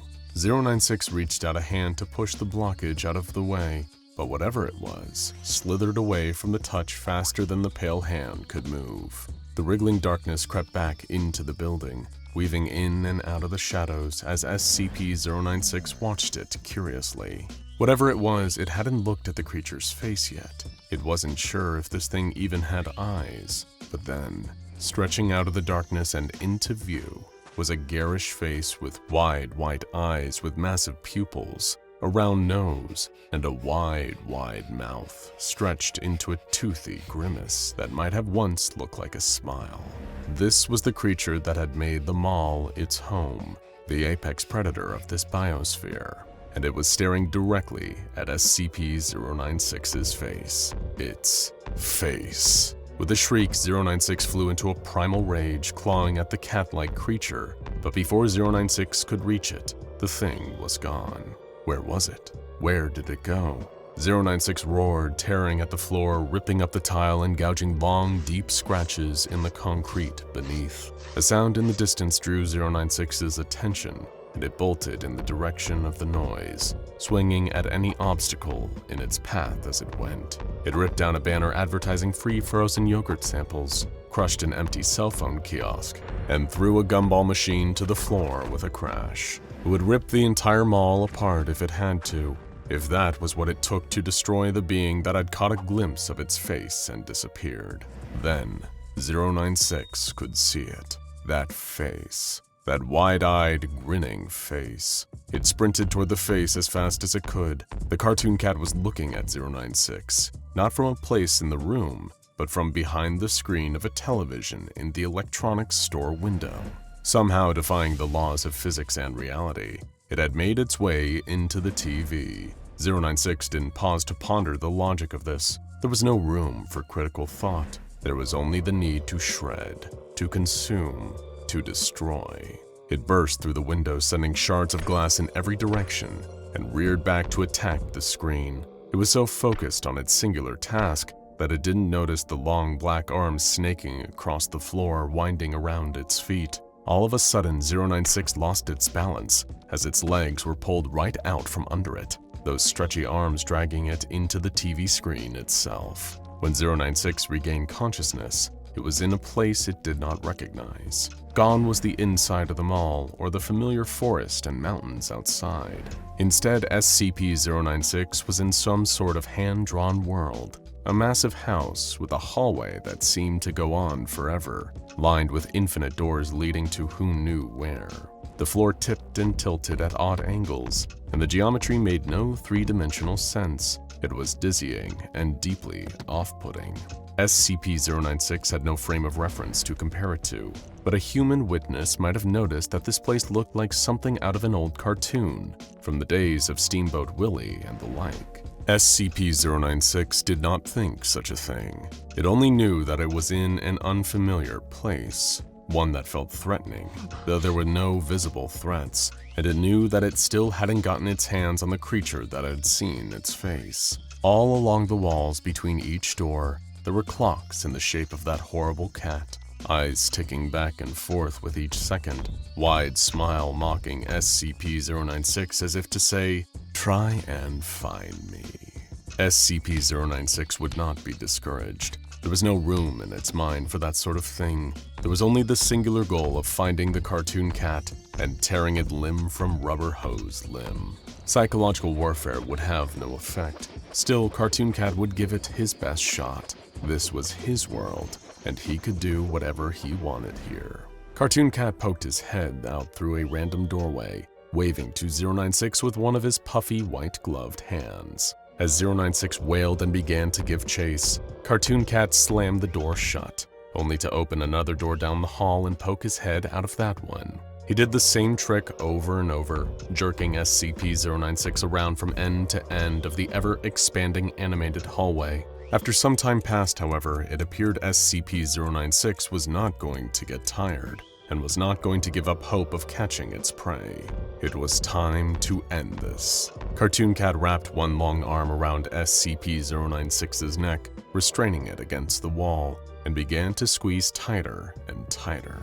But nothing happened. SCP-096 did not collapse, did not react at all except to tear at the arm around its neck until it broke free. Then it returned to the relentless pursuit, tearing door frames apart, pulling up floorboards, punching through walls. Every time it dealt damage to the environment, the space filled itself back in, an unseen pen scribbling in the gaps in the floorboards, sealing up the holes in the walls. Two powerful beings going back and forth, locked in a seemingly equal-matched battle. Cartoon Cat tried to destroy SCP-096 in a myriad of ways. He tried to rip the beast apart, to snap its neck, to do any manner of unspeakable violent acts it had done before with great sadistic glee, but this pale abomination would not fold, would not break.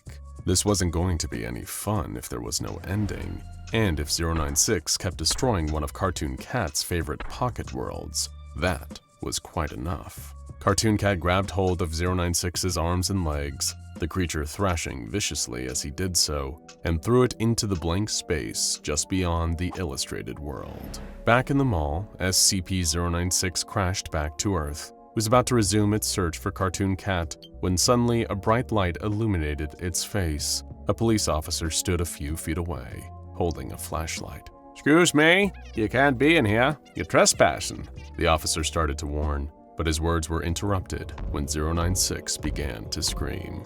Soon, he would be screaming too. It had been the same nightmare for weeks now, but always fading into echoes as he awoke. Not tonight though. Tonight he was able to see more, to hold on to the details of his dark, twisted dream, and the warning it contained. Dr. Stephen Strange had once been an accomplished surgeon, yet fate had destined him to become the Sorcerer Supreme of Earth after a car accident claimed the use of his hands. Now Strange was a protector of his world, and countless others in the vast expanse of the multiverse. A master of the mystic arts wielding his skills in sorcery and arcane artifacts to defend against malevolent otherworldly threats. But even he had never seen anything like this nightmare before. On the night where the details of the dream felt easier to keep a hold on, a sleeping Stephen was shown all manner of horrors. The world he had devoted himself to protecting was crumbling, burning. All around was death and suffering, the air shrill with the screams of tortured, innocent souls. To make matters worse, within the dream, Strange could feel the same suffering reaching out, crossing the boundaries between realities. It wasn't just his world he saw dying, it was all of them. Every corner of the multiverse falling. It turned his stomach. It all felt so real, not just an anxious, unconscious fantasy of something he feared might happen. This was a warning of something that would come to pass. The dread felt by the Sorcerer Supreme only got worse as he witnessed a familiar figure, injured and broken, crawling free of the rubble of a destroyed city, the flickering light of endless fires doing little to mask the man's wounds. Instantly, Dr. Strange recognized the wounded figure from the distinctive flared cloak he wore to his goatee and dark hair graying at the temples. It was him, or rather, another version of him from a different reality within the multiverse. "Help," the other Strange said weakly. Instantly, Stephen knelt to help his interdimensional doppelganger up. "What happened here?" he asked, concerned at the vision of destruction all around. "I couldn't stop it," the messenger Strange replied in labored breaths. He was wounded fatally, barely holding on. "Slow down, breathe." Dr. Strange calmly instructed his other self, still retaining a bedside manner from his days as a surgeon. "This vision, I take it you're trying to warn me of something?" "Yes," the dying sorcerer replied. "I cast a spell that should reach you in your sleep, although sending a message across the multiverse is..." He paused to wince in pain, feeling his already fading strength dwindling further. "It takes a lot more than I have left." "It's all right," Strange assured him. "I can hear you. I'm listening. I only wish I could do more for you." "It's all right," his variant forced a weak smile. "By the time this message reaches you, I'll already have been dead. But you need to be warned." "What happened here?" Strange urged. "It's not what has happened. It's what's coming. It had to be us. Of course it did." The other's breaths started slowing. "I tried everything. I really did, but I've never felt power like it."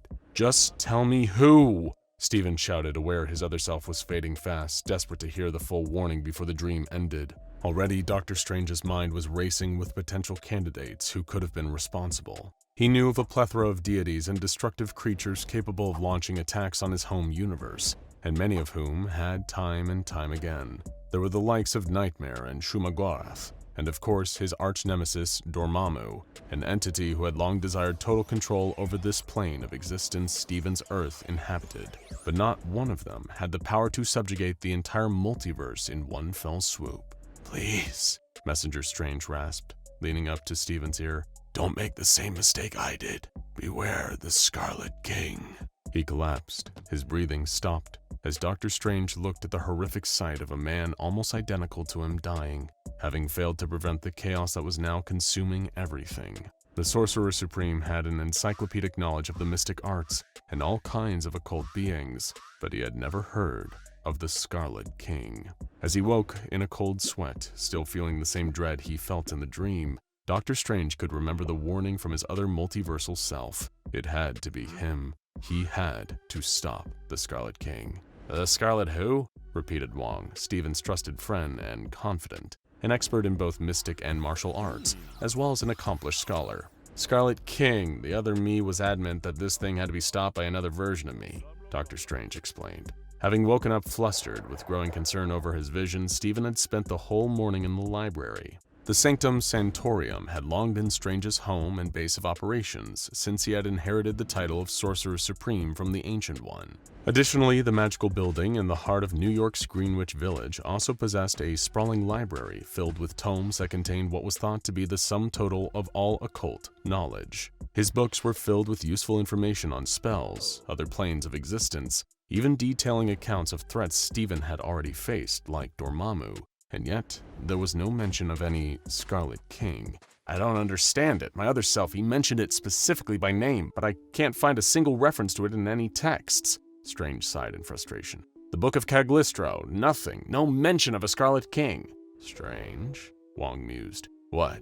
"No, I mean it's unusual you found nothing," his friend answered, trying to hide a smile at catching Stephen in a joke. "Perhaps the Book of Vishanti holds more answers. It contains all of the knowledge the great sorcerer Agamotto collected on the mystic—" "Nope, already tried that," Dr. Strange interrupted. "I consulted our copy on the Darkhold too while I was at it." "You did what?" Wong exclaimed, ever concerned by Stephen's arrogant and reckless behavior. The Darkhold was a dangerous tome, a book of spells used only for pure evil, written by an elder god named Kython. Even though the original true Darkhold was out of reach, the knowledge contained within the copy Stephen possessed was still perilous to be exposed to. Oh, relax, Strange replied in a rather blasé manner, still absent-mindedly flicking through the pages of another book, the Codex Imperium. Damn it, I need to know what it is I'm up against, he yelled in frustration. Wong, you didn't see what I saw in that dream. It was chaos, destruction unlike anything I've ever felt before. I understand, Stephen, his fellow sorcerer answered. And as Sorcerer Supreme, you hold a duty to protect this reality from those that would seek to threaten its safety. But this is dangerous. A being we know nothing about is rare. Perhaps consider if there's a reason why we know nothing of this Scarlet King. There is some knowledge that is not meant to be uncovered. Knowledge is power, old friend, Dr. Strange retorted. And if I'm going to do my duty to protect our reality, I need to know anything that will give me an edge. I'll be in my study. With that, the Sorcerer Supreme strode off to a private corner of the sanctum.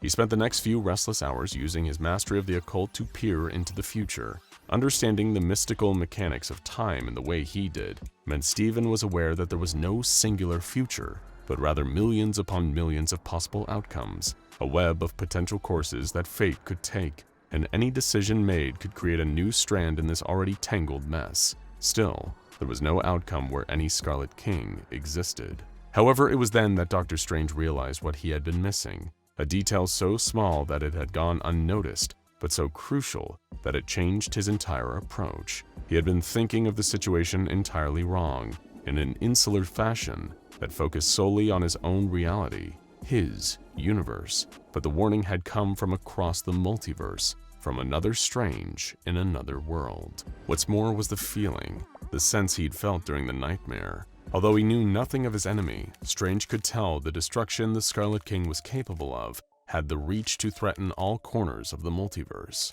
This wasn't just a threat to his world, but all worlds. Strange's search for answers about the Scarlet King had proved fruitless thus far. Yet remembering this was a threat coming from across the vastness of the infinite multiverse oddly seemed to provide some sense of comfort. Because there was one entity he did know of who might be able to help. Hands aglow with magic, Dr. Strange performed the correct ritual he knew would allow him to communicate with the living tribunal.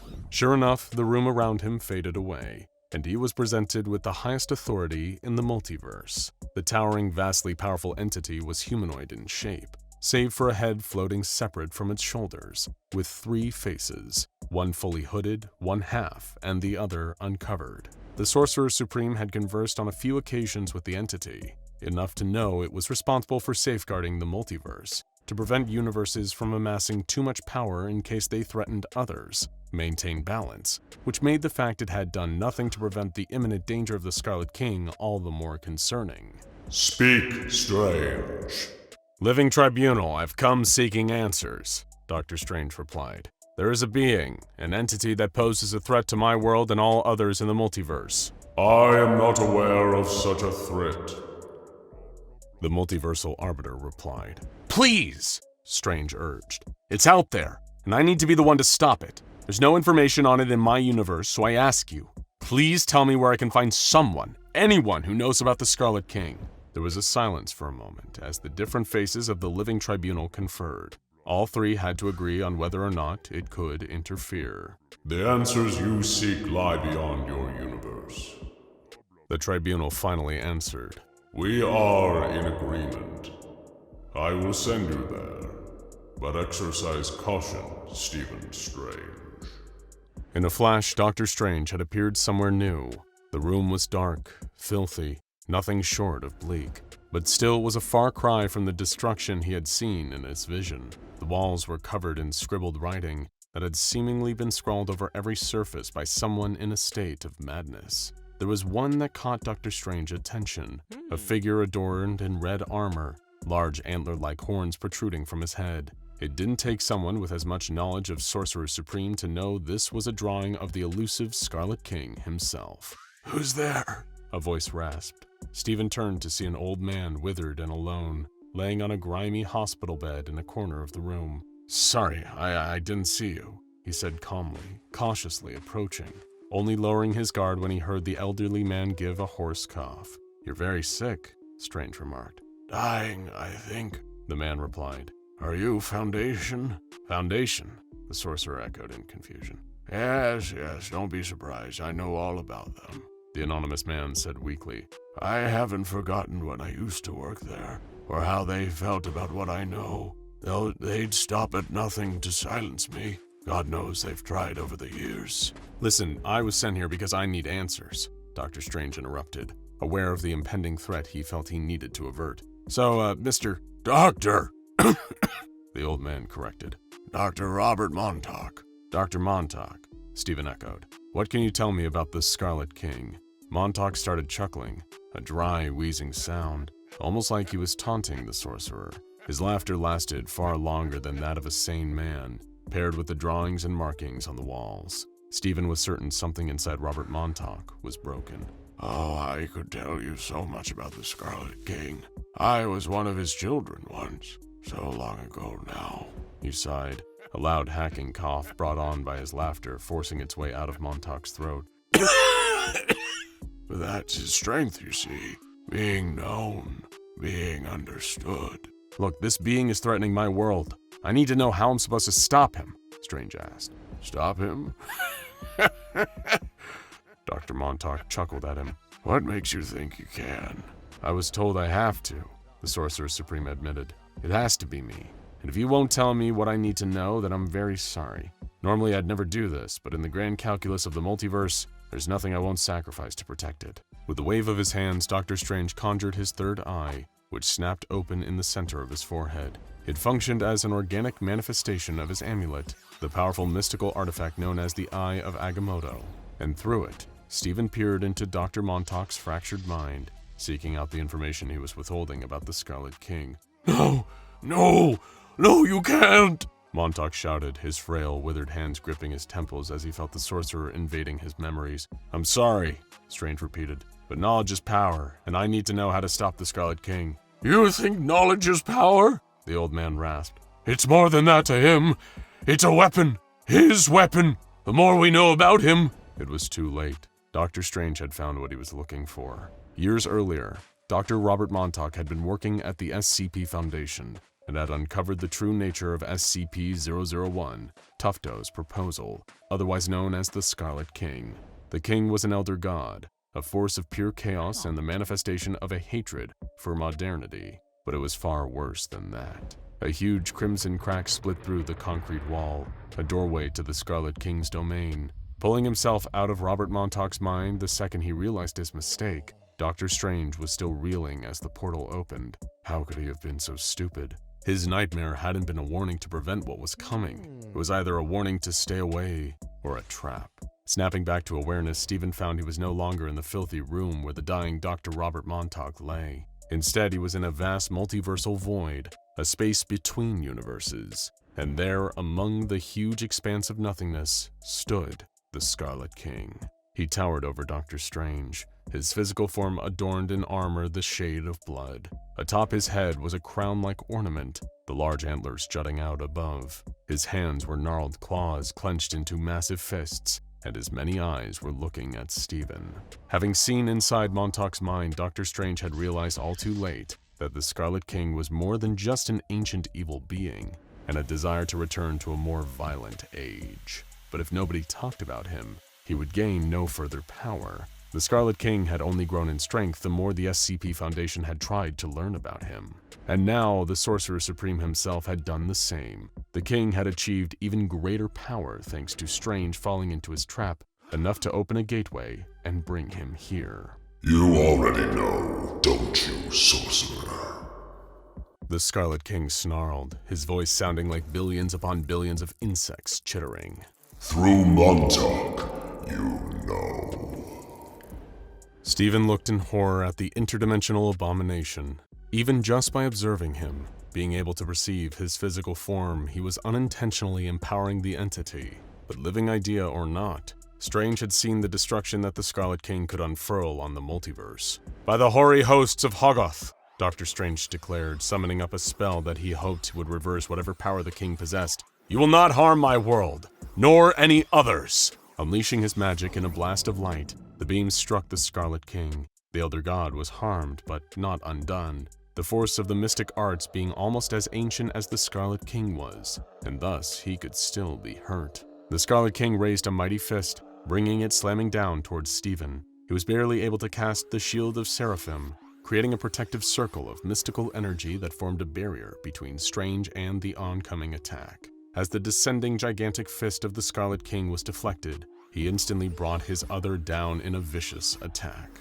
The sheer force of it broke Stephen's concentration, causing the shield to dissipate, barely withstanding enough of the King's physical strength to prevent the sorcerer from being knocked down. It was like one magically powered ant fighting against a being impossibly bigger that could stomp Strange out of existence in seconds. But even failing to the imperceptible ground of the void, Dr. Strange didn't let up, refusing to relent and let the Scarlet King unleash his wrath on the multiverse. His cloak of levitation lifted him back to his feet, and with a wave of both hands, Stephen burst into multiple astral projected copies of himself, the images of Icon. The multiple Doctor Stranges floated independently through the air, surrounding the Scarlet King. Then, as every Stephen gave an outward flick of his wrist, the crimson bands of Sidorak flew from their hands. The bright red belts of energy, virtually indestructible, bound the powerful chaotic king lashing around his physical form. Doctor Strange, being able to see and perceive the Scarlet King, was granting his adversary power. He pulled with all his physical strength, the crimson bands starting to wane, slackening despite Strange's efforts to keep all his duplicates holding on. Gripping the bands in his huge, gnarled hands, the Scarlet King swung the multiple Stranges around, forcing them all back into the same singular body as they collided. Still holding the one remaining crimson band of Sidorak, the Scarlet King started to drag Stephen towards him. The king didn't want him dead. Strange knew it. He'd be tortured, made and unmade, even until the entity forced him to use his third eye again, like he had done to Dr. Montauk. If Doctor Strange could fully comprehend the Scarlet King's nature, origin, and ideology, then the king would be able to achieve his full strength. That was the trap the Sorcerer Supreme had been lured into.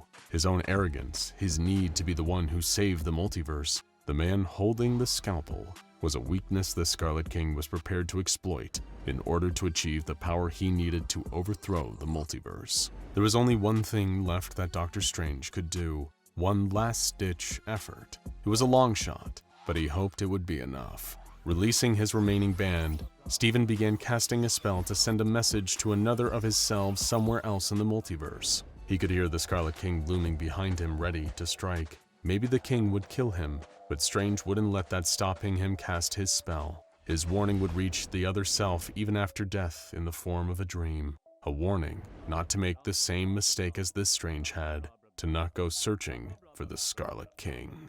Ever since she was in high school, Faith had dreamed of moving out and finally getting a place of her own. It wasn't that she didn't love her parents. She did, but they were always around, always coming into her room without knocking, telling her when to go to bed, when to wake up, not to eat dinner in front of the TV. In college, she had some welcome independence, but she had to live with roommates. Again, they were perfectly nice people. Some of them she even considered good friends, but she hated having to share her space, having to come home from a long day of classes and see someone else's dishes piled up in the sink, to have someone else's music keeping her awake at night, to delay her morning shower because someone else had gotten there first. So she was thrilled when a few years after graduating, she got a new job at a marketing company that would finally let her afford a place by herself. At last, she could have some peace, some quiet, and most importantly, some privacy. Faith spent all day moving furniture and unpacking boxes, turning the little apartment into a real home. It wasn't much, just a main room she used as a bedroom and living room, a bathroom, and a basic little kitchen. But it was all hers. And all of the little personal touches she'd put together really made it feel like the place was meant for her. There was the orange couch she'd picked up at a vintage store downtown, the coffee table she'd gotten for free from her last roommate, framed pictures of her family and friends, a bed with linens in her favorite color, light blue, and lots of potted plants. Over time, she would find even more things, more little personal touches to liven up the space. Now, how to celebrate her new home? Her gas wasn't on yet, so she couldn't cook anything, but that was the perfect excuse to order in. 30 minutes or less later, she was kicking back on her couch with a large cheese pizza, watching a scary movie on her TV. No one would ask to switch it over to The Bachelor. No one would take the last slice while she was in the bathroom. It was perfect. Finally, a little piece of heaven, an introvert's paradise. As she finished her first meal in the new place, she felt her eyes beginning to grow heavy, the day of strenuous unpacking catching up with her body. Just as she was thinking about calling it a night, a pale-faced monster appeared out of nowhere on screen, terrifying the movie's main character and making Faith jump, spilling her soda all over the coffee table. Damn it! She groaned. Already she'd made a mess, but hey, she tried to look on the bright side. It was yet another first to break in the apartment. She grabbed a kitchen towel to mop up the soda, and when she returned to the main room, she froze. There was something in the window, standing out against the darkness outside. At first, she thought it was a reflection, a trick of the light, but as she slowly approached the window, eyes wide and hands trembling, she got a better look. There was a face, a little difficult to make out, as if it were peering out of the shadows, but unmistakable nonetheless. It was pale, human, vaguely resembling a strange man with dark circles under his eyes, and he was looking right at her. She didn't scream. She was too terrified to make a sound. She stared at the face for a long moment, waiting for it to do something, anything. After several moments of the tensest staring contest of her life, she blinked. The face didn't budge. You need to leave, she finally spoke, surprising herself as she did. If you don't get out of here, I'm calling the cops. Again, the face did nothing. Do you hear me? Her voice climbed in pitch, her heart pounding against the inside of her chest. Who was he? What did he want? She became vaguely aware of the fact that she couldn't see the rest of the man's body, just his face, looking at her with a neutral expression, a look of vague curiosity, like someone watching a caged animal at the zoo might have. It was then she remembered something that made her blood run cold, made the towel drop from her hands as her stomach sank. She lived on the 3rd floor. Her apartment had no balcony, no fire escape he could have climbed up. Whatever was looking at her through her window, it was no ordinary peeping Tom. She couldn't say how long she stared at the face, its unblinking eyes, its inscrutable expression. She moved closer to the window step by step, until she was almost nose to nose with the thing. She couldn't think of it as a person, though it looked like one. Mostly. She should run screaming out the door, looking for some kind of help, but what would she say? That there was a floating face looking at her through the window? What if it was somehow all in her head? Some sort of hallucination brought on by exhaustion and the stress of the move. She raised a fist and, following a passive instinct, rapped on the glass. She didn't know what she expected, for it to blink, to move, to knock back, to say something, but nothing happened. It just stayed there, as if it were part of the window itself. Faith pulled the curtains closed, hiding the strange face from view. With any luck, it would be gone in the morning. She had worked hard to get this apartment, and she would be damned if she let some strange thing, whatever it was, drive her out of her new home. But as she climbed into bed and pulled the covers up to her chin, she could still feel its gaze on her, as if it could see through the thick fabric of the curtains. She rolled over onto her side, her back to the window, and tried her best to forget about it, to shake that horrible feeling of being observed. She lay there for hours, eyes open, heart racing. But finally the exhaustion won, and she slipped away into sleep. She didn't dream at all that night. It was as if she closed her eyes and seconds later, it was morning. She woke to the beep of her alarm, feeling as if she hadn't rested at all. The first thing she did was climb out of the bed and go to the window. Carefully, tentatively, she opened the curtains. She let out a sigh of deep relief. The face was gone. She must have imagined it after all. A bit concerning, but as long as it didn't happen again, she wouldn't have anything to worry about. Lack of sleep does strange things to the mind after all. No longer plagued by the fear of that strange face, Faith hopped into the shower and let the worries of the previous night wash away, disappearing down the drain. She brushed her teeth, dried her hair, did her makeup, and dressed for work. After a banana and a quick cup of coffee, she was out the door. Work was exceptionally busy that day, and it pushed any memory of the oddity in the window out of her mind entirely. She was even feeling good enough to accept her friend's offer to grab a drink after work. They met up at a bar down the street from her new place, sharing cocktails, memories, and a plate of onion rings. It was a perfect, lovely evening. By the time she got home, savoring the click of the key in the lock as she let herself into her quiet little sanctuary, She had completely forgotten about the unusual apparition. She swung the door open and rushed to dump herself onto the couch for a bit of TV before bed. Then, out of the corner of her eye, she saw it. The face, back in its previous place, staring at her from the darkness outside. She gasped at the sight, her scream catching in her throat. It was just as she remembered it. Wait, no, something was different. What was it? She clapped her mouth in horror as she identified the change. Its expression was different. Gone was the vaguely interested, neutral expression. Now, it was smiling at her.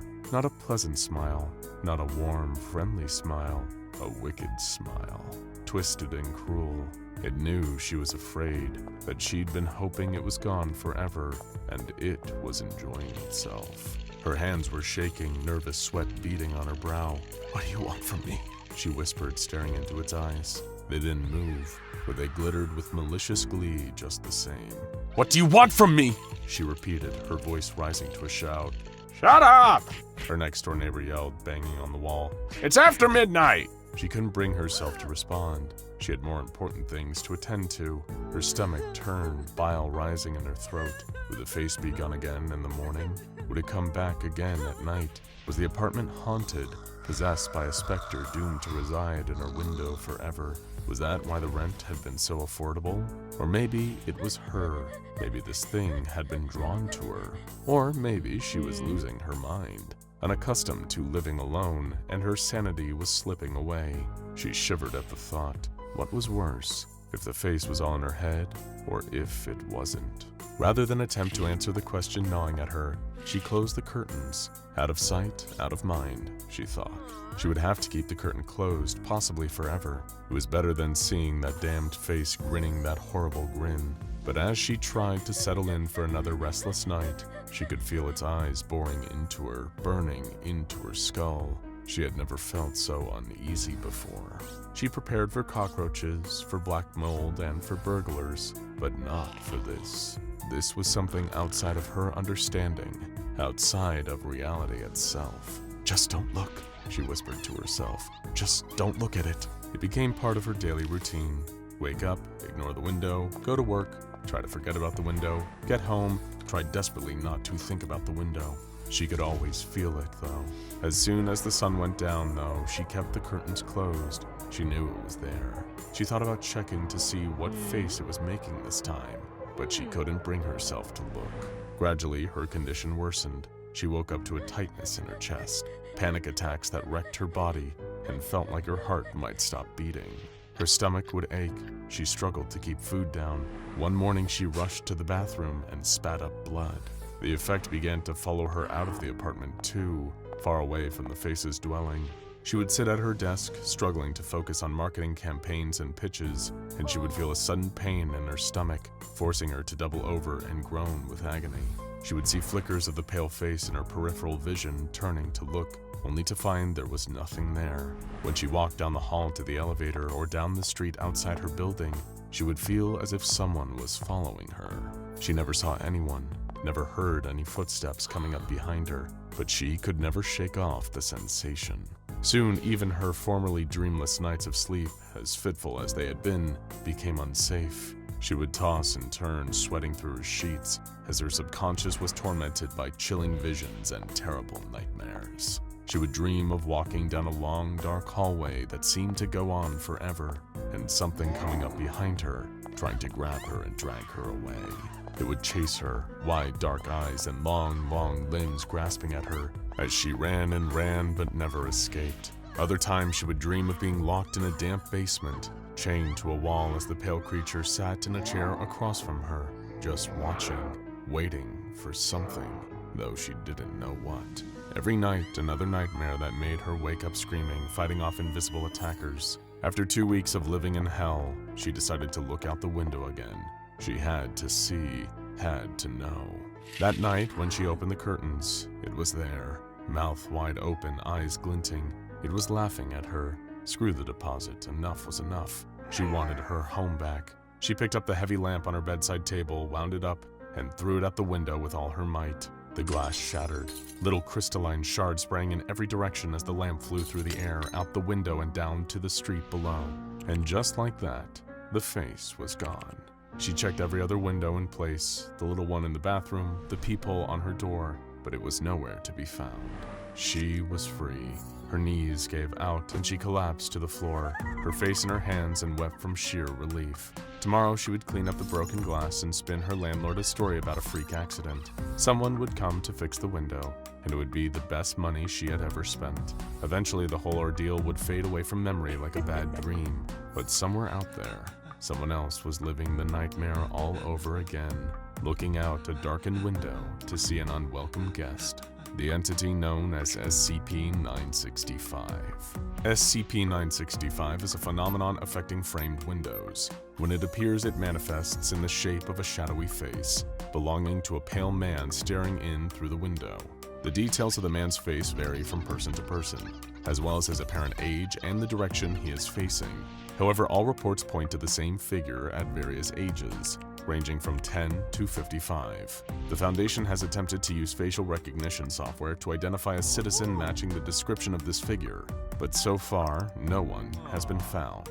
SCP-965 will not appear in just any window. It will only manifest when the lighting on the outside of the window drops below illumination of 5 candelas. The lighting on the inside of the window does not have any measurable effect. The face will only appear in the confines of a completely assembled window frame, though the window does not necessarily need to be installed anywhere. It will only move from one glass pane to another if its original point of manifestation is destroyed. The face can be seen from an outside vantage point, though it has been described by observers as looking away into the room. When SCP-965 first appears to someone, it produces feelings of unease, anxiety, and low-grade paranoia. Anyone within the visual range of the affected window will experience these feelings, even if the window is covered by curtains or any other means. Any individual that sleeps in an area visible to SCP-965's manifestation point will begin to experience difficulty sleeping, suffering from upsetting and disturbing dreams. However, this is not the endpoint of the entity's impact on those it appears to.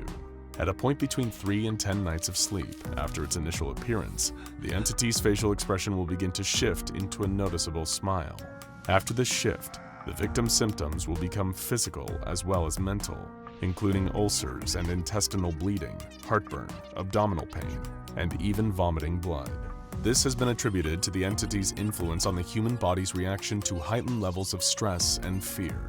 The subjects that reach this stage of exposure to SCP-965 begin to see its face in windows in their dreams, as well as spotting it in their peripheral vision while going about their waking life. They begin to see the face out of the corner of their eye, even when the affected window is nowhere in sight.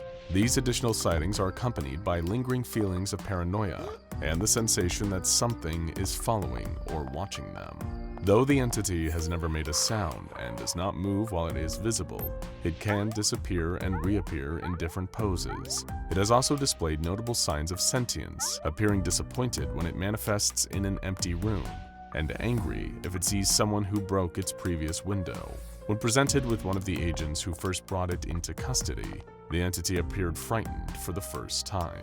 Testing involving SCP-965, involving the destruction of its host window, confirmed that a multi-paned window might act as multiple holding zones, but significant damage to its overall structure keeps it from being a viable replacement. In this particular case, the entity manifested in a nearby experimentation chamber's observation window, which was promptly destroyed in order to prevent any potential breaches. For a month following this incident, the entity manifested with noticeably hostile facial expressions, clearly resentful of its treatment. Only one other notable incident has occurred so far during the course of SCP-965's containment by the SCP Foundation.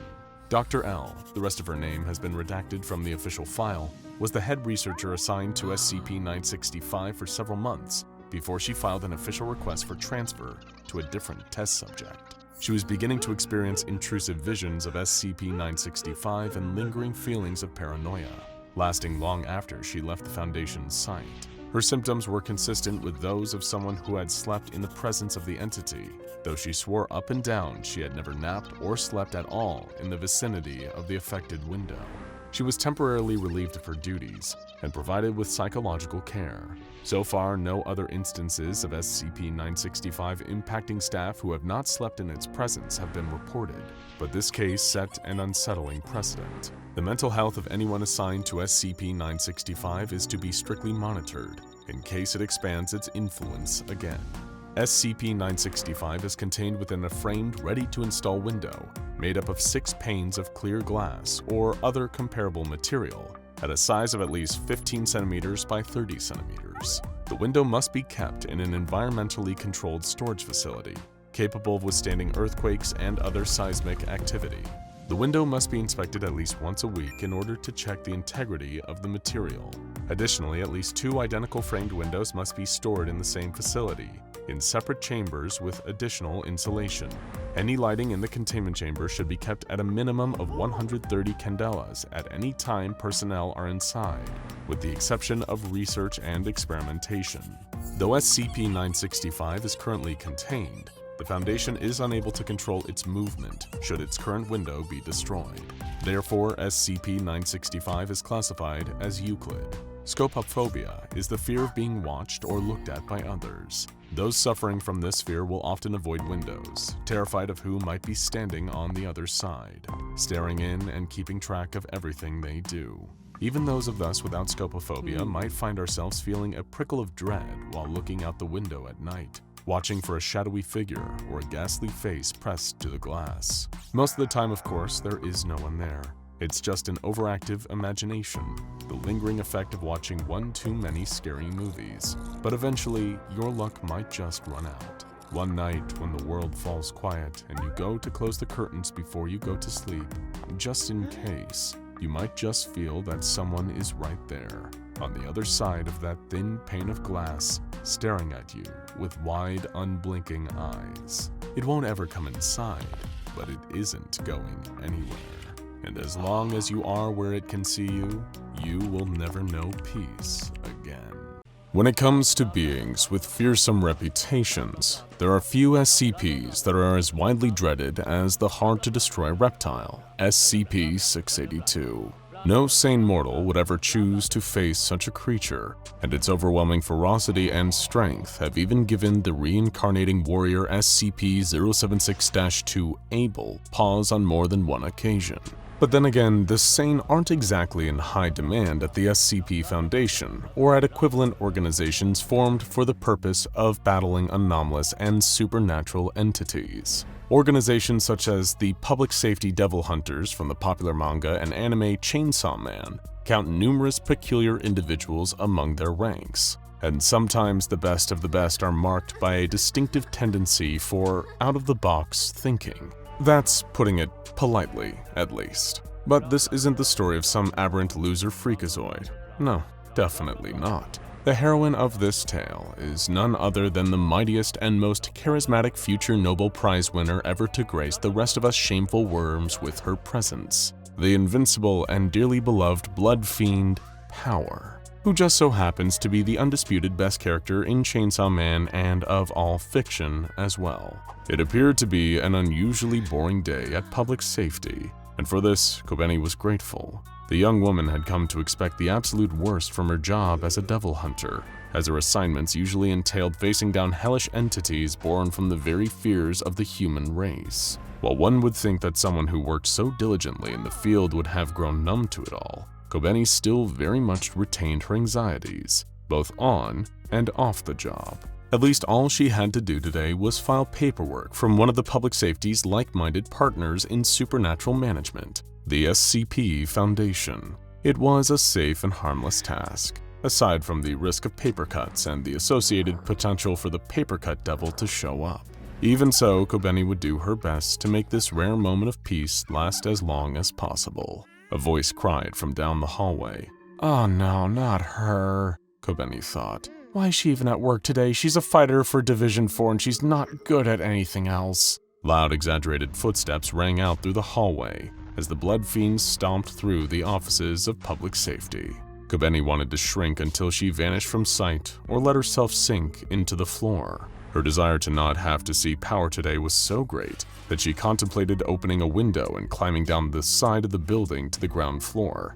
Please don't come this way. Kobeni was still carrying a heavy stack of freshly filed paperwork, and she didn't want her tireless efforts at organization to go to waste. She looked frantically at the cabinets in the storage room she was in, hoping to find enough space for her to crawl into and make herself scarce. But it was too late. Power slammed open the door of the storage room and announced her presence. The shock was so great that Kobeni screamed and flung the stack of SCP Foundation papers all over the ground. She clutched her fast-beating heart, unable to attend to the mess immediately. Kobeni hadn't had to experience a fright that sudden since the time that she was sent to hunt the jump scare devil.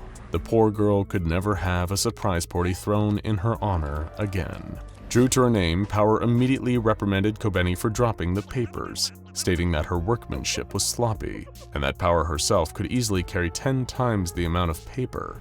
Kobeni tried to not let the chiding of her coworker affect her mood. She bent down and scooped up the papers, but much to her chagrin, Power decided to help with this task as well. The Blood Fiend began grabbing the papers and stacking them as assertively as possible on the nearest surfaces, resulting in many crumpled edges and uneven piles. Kobeni attempted, albeit hesitantly, to correct Power's paper collection method, only to be met with more scorn. Kobeni nearly cried. This was just too much for her to handle, especially on what was supposed to be a calm day. That was when Power picked up one of the files and began to read. It was a record of the infamous cross-test between SCP-682 and SCP-076-2. Since Public Safety had previously assisted the Foundation in recontaining SCP-076-2, there had been an agreement to send copies of all relevant documents involving Abel over to Japan in case of another incident. As Power struggled through the scientific language and specifics, she began to envision her own version of the events that played out on the page. She imagined herself as Abel, facing off in pitched combat against SCP-682, and giving the terrible lizard a run for its money in the process. In the mere seconds it took for Power to finish reading the document, she had not only concocted an entire epic battle in mind, but was not fully convinced that her fantasy was indistinguishable from one of her own lived experiences. In her head, Power had definitely fought against SCP-682, and she'd do it again in a heartbeat, just to teach that overgrown reptile another lesson. Power asked Kobeni if she had ever told her about the time that the Blood Fiend had totally defeated SCP-682. Kobeni, still clutching to her increasingly frail understanding of reality, responded with confusion. What was she talking about? Nobody in Public Safety had fought against an SCP other than 076-2. There was no possible way that Power was telling the truth. But the scariest part was, Power herself didn't even know that she was lying.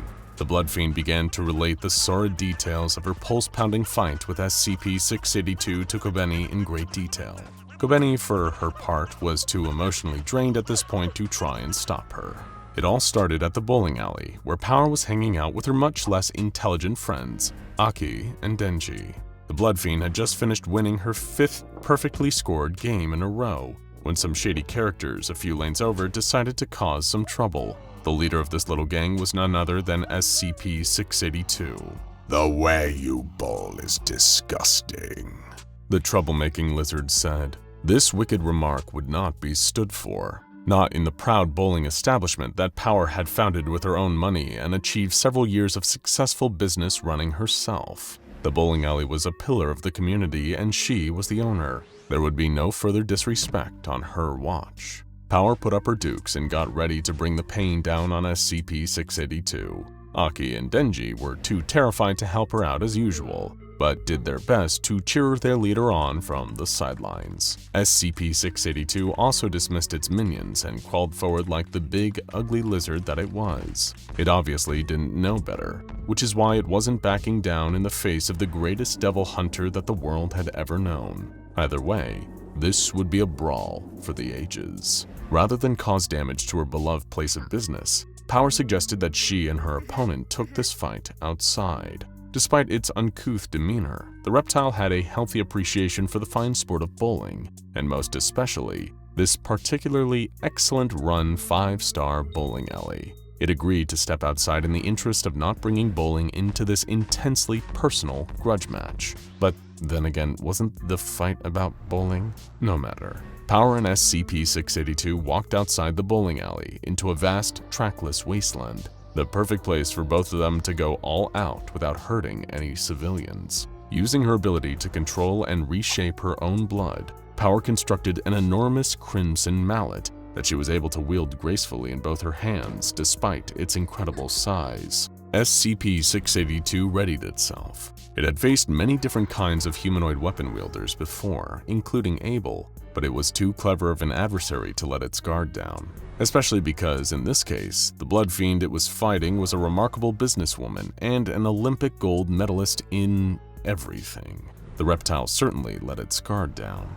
Power held the hammer above her head and jumped high into the air. If she wanted to, she could have circled the globe in a single leap, but out of respect for the fact that SCP-682 was a paying customer at her establishment, she decided to hold back for the first attack, at least. Nonetheless, she brought the hammer down on the hard-to-destroy reptile with supreme force. SCP-682 smashed into the ground with such a force that a crater opened up beneath its body. The reptile itself didn't seem especially damaged, but the effects on the surrounding environment were certainly dramatic and fitting for an ultimate showdown. SCP-682 shook off the blow and pounced on Power with such ferocity that even she couldn't remain on her feet. She tumbled back into the dust and debris of the wasteland for several miles before catching herself and standing back up. Remarkably, there wasn't even a scratch on her. She pointed and laughed at SCP-682, mocking it for its weakness and stupidity. The reptile grinned wickedly and responded with a mocking laugh of its own. The creature had intentionally taken a hit from Power in order to better understand her fighting moves. Who wouldn't want to steal those masterful techniques after all? They're just too good to resist making a cheap copy of, and from what Power could remember from her speed read of the file, that appeared to be SCP-682's whole thing. Soon, a barding of blood-red armor appeared around SCP-682's body. In the short time that it had been fighting Power, it had clearly learned how to manipulate its own blood and was now even stronger for it. Now I'm as strong as you. I can't lose. SCP-682 barked at Power. She swung her mallet in a show of force. The two combatants, now both wielding the near-limitless powers of the Blood Fiend, charged at each other across the battlefield. This was not just a mere sparring match anymore. It was a fight for the fate of the entire world. Snapping back to reality, Power's retelling of the story had devolved into a series of random exclamations and sound effects. Kobeni was now finding the events incredibly hard to follow, but thankfully she had been able to use Power's highly distractible mannerisms to finish restacking the files from the Foundation. Not a minute too soon either, as both she and Power's boss, Makima, stepped into the storage room. Apparently, Makima was in the process of doing a head count of all employees who had come into work today, as any normal and benevolent superior would. She had been looking for Kobeni and Power for some time now, and was surprised to find them here, of all places. Kobeni explained that she had been putting away the last of the SCP Foundation files, and would gladly accept whatever new post she was given. But Power wasn't done with her current SCP-682 fascination, and turned to Makima, hoping to be encouraged to continue the story. Makima simply smiled and implied that if Power was so inclined to settle her score with the hard-to-destroy reptile, Public Safety could get in contact with the Foundation and have her on a flight to Site-19 by that evening. Power suddenly realized that she had come down with a terrible case of whatever crippling disease that would be a sufficient excuse for her to not do that. Makima nodded and encouraged her subordinates to return to work. That's right, it's that time again. We're recalibrating, rebooting, and hitting restart on our infamous Anomatron 6000. The specialized supercomputer we've developed to simulate improbable scenarios between the SCP Foundation's various anomalies and any other characters from any other universe you could possibly imagine.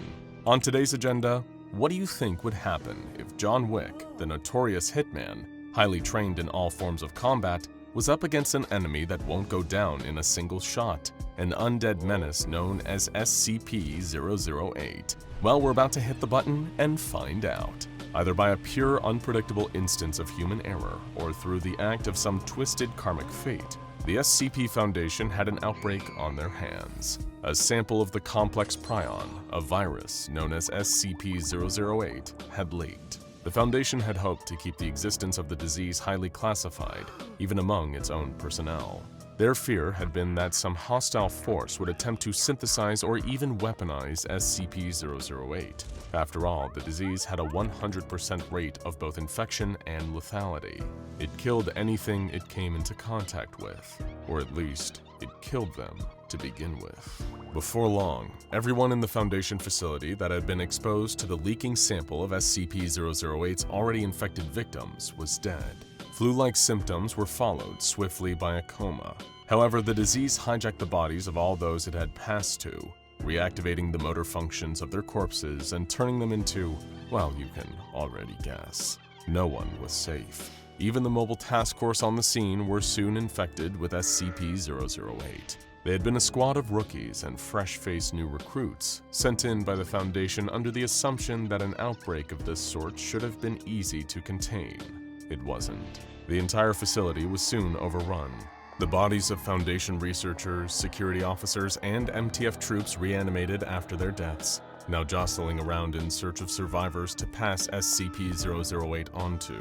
That should hold them, Dr. Alto Clef yelled, locking the entrance to the watchtower tight. This really is another fine mess, Clef. His colleague, Dr. Gears, replied in frustration. Our MTF backup are all down. We could be the last 2 people on site and we're locked in a tower with only 1 entry? Tell me, what the hell are we supposed to do now? Will you relax? Clef insisted. Don't worry, there's someone we can call to get us out of this jam. Oh, don't say I know a guy. Gears sighed as his fellow researcher gave a wide grin and reached for his cell phone. A few moments later, and only a matter of miles away, another phone started ringing. Its owner, a man in a dark all-black tailored suit with a shadowy shirt and tie to match, reached into his pocket and lifted his cell phone to his ear. Good evening. I apologize for calling you at this hour, came the unmistakable voice of Sharon, the concierge of the New York Continental Hotel. That's quite all right, replied the suited man. We received a call asking for your whereabouts, sir. A job? The man asked in a monotone voice. Indeed, Sharon replied. Up front? I'm afraid not, the hotel's receptionist answered sympathetically. The contract is only in exchange for payment upon completion. The man who made the call was very insistent. He said he will be in no position to pay until the job is done. But he asked for you specifically and told us he'd be grateful for your assistance. The man on the end of the line sighed. Where? Oh, don't worry, sir, the friendly concierge replied. We're sending a car for you. At that precise moment, a yellow New York cab pulled up to the sidewalk. Best of luck, Mr. Wick, Sharon said before hanging up the call. Straightening his suit, the infamous hitman John Wick climbed into the back of the taxi as it sped off towards its destination. Arriving at a complex upstate, far off the beaten track, John examined his surroundings while the car inched closer to the nearest part of the facility. His years of training as an assassin under the tutelage of Ruskroma had given him an instinctive spatial awareness, one that came in handy in his line of work.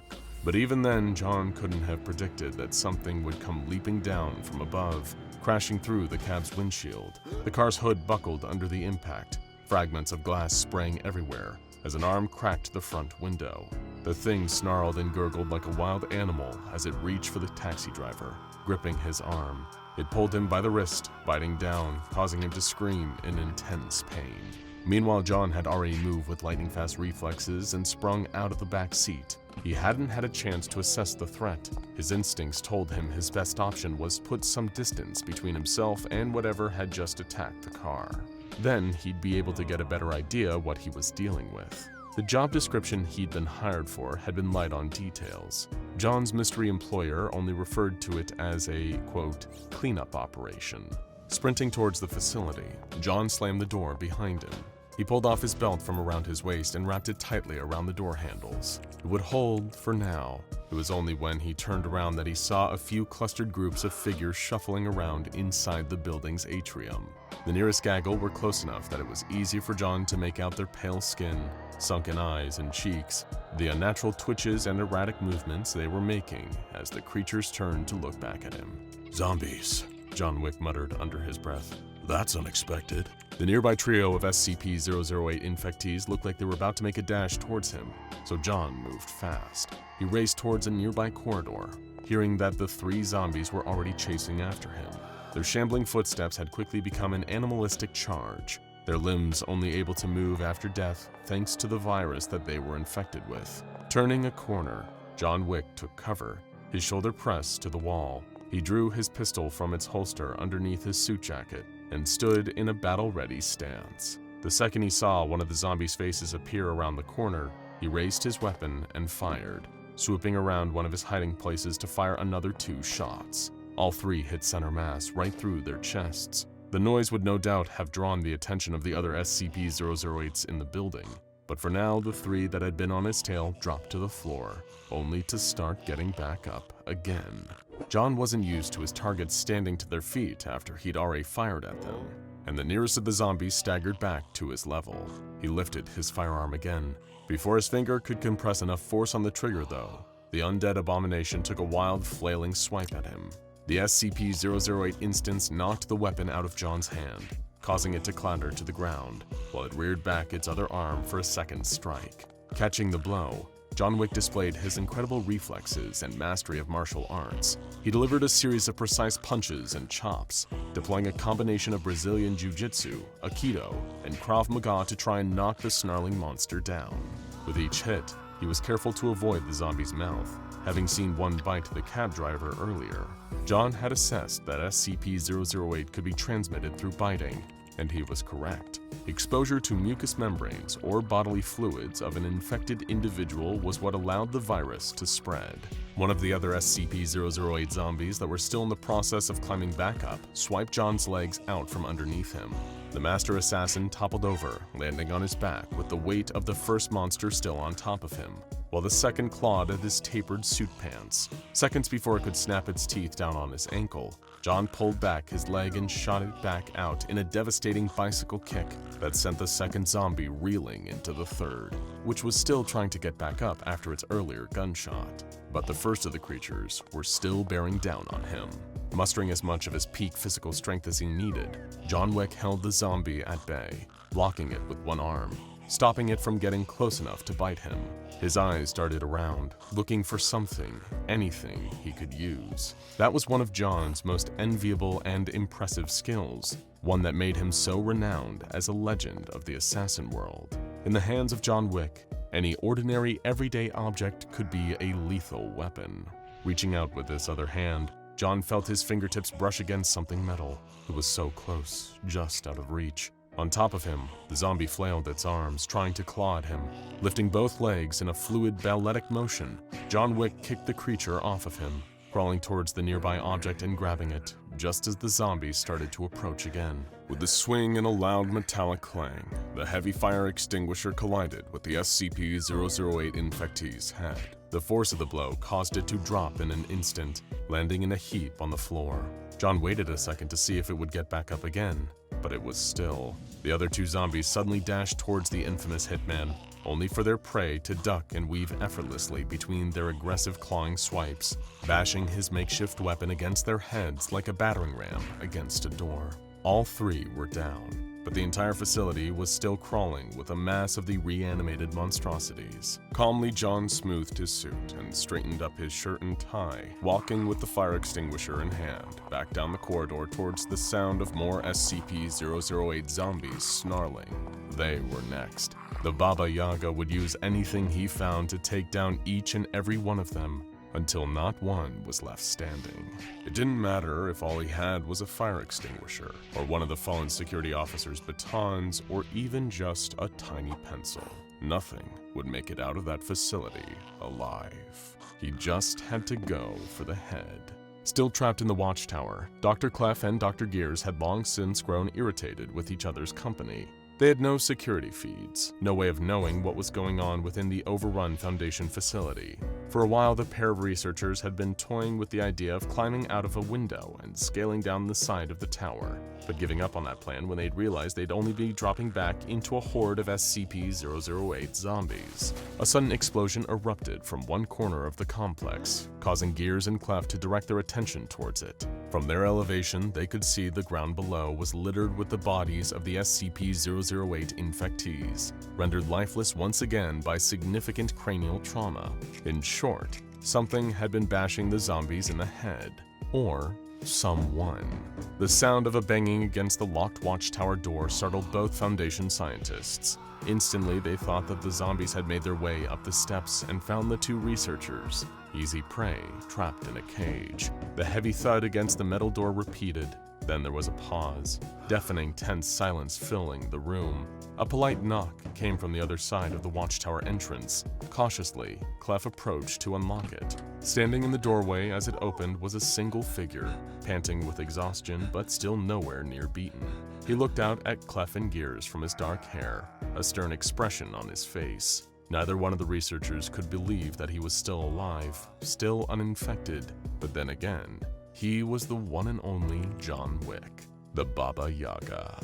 In 1914, an Archduke of Austria-Hungary was shot by a Serbian nationalist. This led, after a series of nations signing treaties with other nations, to one of the bloodiest conflicts ever fought. A war that was unlike any that had been fought at the time. Trench combat, mud, and sandbags, newer, deadlier advancements in the art of warfare, vile, incurable, and fatal diseases, and months upon months of misery, all while trapped in dark, dank dugouts. The Great War, the First World War. It's gone by many names since its ceasefire in 1918, and while there aren't many left of the generation that remembers it, there are still plenty of scars left on the world that remind us of the horrors. But there's one that seems to be keeping those wounds fresh, reminding us that war is, indeed, hell, as that rough beast slouches towards its destination. This is SCP-2574, what appears from the outset to be nothing more than a stone sculpture of a lion comprised of sandstone and living tissue. Standing at around 12 meters tall, SCP-2574 is much more than a mere statue. In fact, it is a living creature. After all, this is the SCP Foundation we're talking about here, where inanimate objects are rarely inanimate at all, or will at least possess some form of anomalous properties, setting apart anything ordinary, and thus drawing the interest of the Foundation. SCP-2574 is similar in that regard, and not just for being a living statue creature. For one, the anomaly is capable of movement, albeit at a gradual rate that only progresses between 3 and 5 kilometers per day.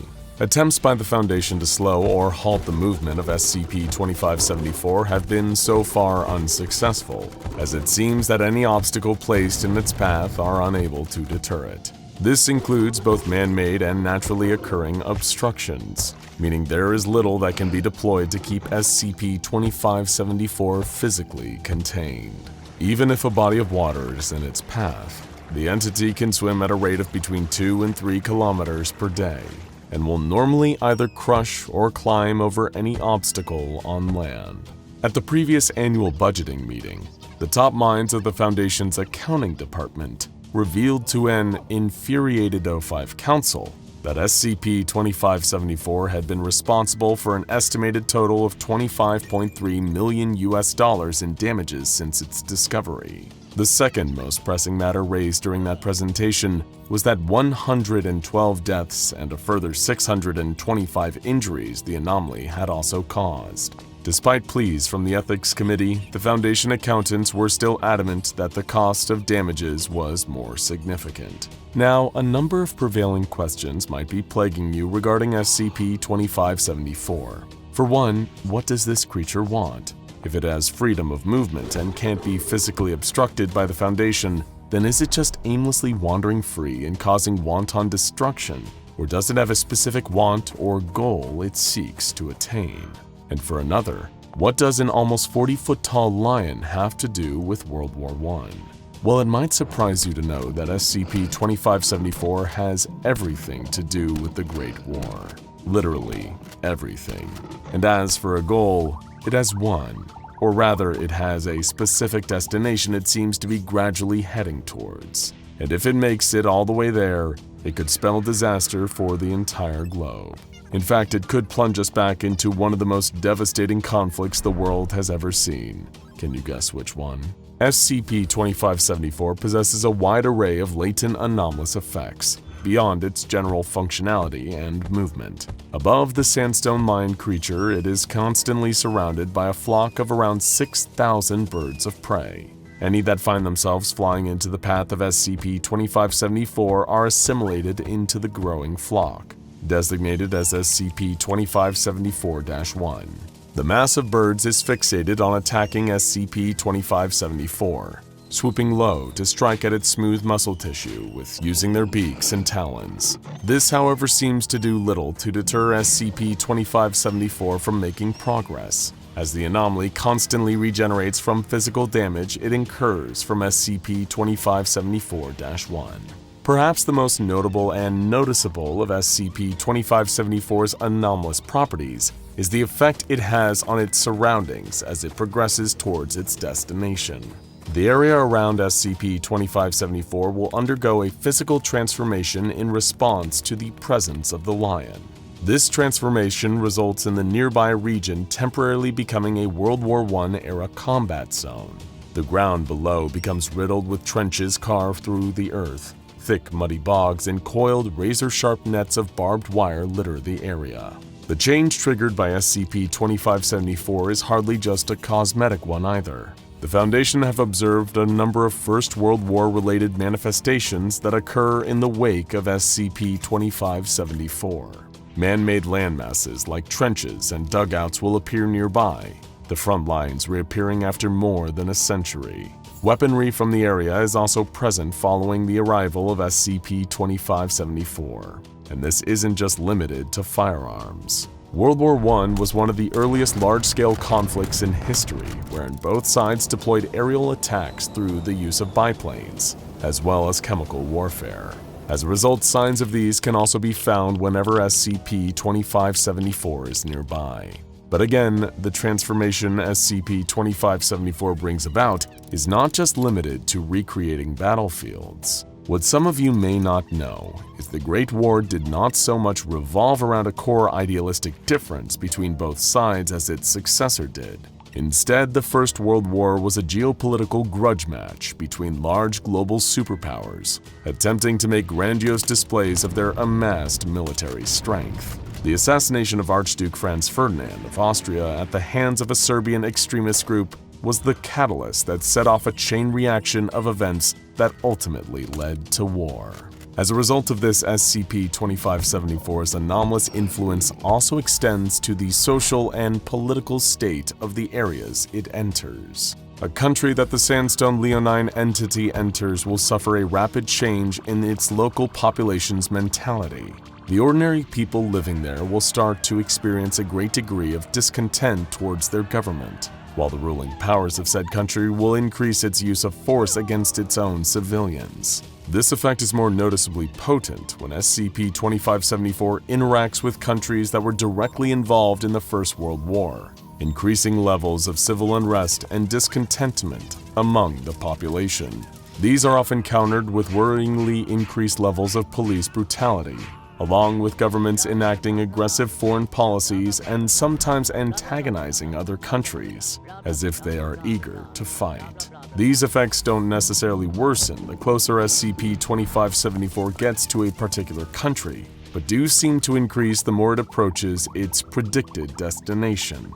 And where is that, you may ask? The Foundation have calculated that based on SCP-2574's trajectory since its emergence back in 2012, the entity is headed for the city of Sarajevo, the capital city of Bosnia and Herzegovina. What possible reason could SCP-2574 have for wanting to venture towards this specific Bosnian city? Well, one cursory glance at the history of Sarajevo will give you the answer. It's where the assassination of Archduke Franz Ferdinand took place, the event commonly attributed with starting the First World War.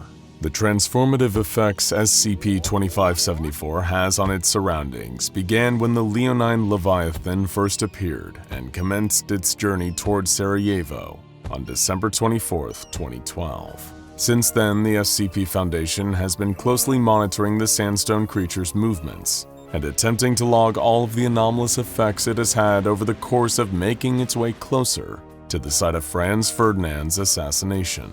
Over 5,000 kilometers away, to the east of Kazakhstan's capital, Astana. SCP-2574 caused an unusual World War I anomalous effect. Any written works published in either Russian or Kazakh began to randomly feature passages from Irish poet W.B. Yeats. These extracts from his body of work range from single sentences to entire poems being featured in other writers' publications, regardless of author or genre. Yeats, for anyone unfamiliar, was widely considered one of the greatest poets of the 20th century. However, unlike the authors of numerous poems and songs to come out of the First World War, W.B. Yeats was never directly involved in the conflict itself and didn't write much about it, barring a few notable exceptions, but more on him in a moment. When SCP-2574 approached Russia, things started to escalate. Clouds of deadly chlorine gas, an early World War I chemical weapon, began forming in rural areas throughout Europe that couldn't be dispersed for days at a time. As soon as the towering anomaly got close enough, Russian military forces began launching a series of drone strikes and aerial bombardments targeting SCP-2574. When these attacks failed, tensions mounted with bordering countries, the situation only getting worse when it was discovered through an intelligence leak that Russia was planning a nuclear strike against the creature, a move that likely could have spelled disaster for the neighboring countries. SCP-2574, of course, sustained no damage and continued on its course. Given that they couldn't physically contain SCP-2574, the Foundation was forced to think outside of the box when it came to coming up with some kind of solution. There were already too many eyewitnesses aware of the Leonine Leviathan's existence to consider administering amnestics, even on a large scale. The fact was, too many people already knew about SCP-2574 and would make such a move pointless. The best that the Foundation could do to combat, if not counteract, the effects of SCP-2574 was to work directly with governments affected by the creature's World War I transformative effects, to try and repair the damage left in the anomaly's wake, and ease the tension and violence it caused. It became the Foundation's job to deter any country planning an armed military response to the presence of SCP-2574, as any such strike would endanger both their military and civilian populations, while causing no damage to the anomaly. In the interest of trying to solve the problems posed by SCP-2574 reverting parts of Europe to hellish First World War-era battlefields, the Foundation made a rare agreement to collaborate with another large organization specializing in the anomalous, the Global Occult Coalition. Working directly with the GOC, their goal was to create a large-scale memetic countermeasure that would effectively reset the toll SCP-2574 had exacted on global psychology by altering people's temperaments and creating mass political unrest as it progressed towards the Bosnian capital. However, given the tense history between the SCP Foundation and the Global Occult Coalition, their attempts at creating a memetic countermeasure are still ongoing, since neither group wants the other to engage them in full-scale memetic warfare.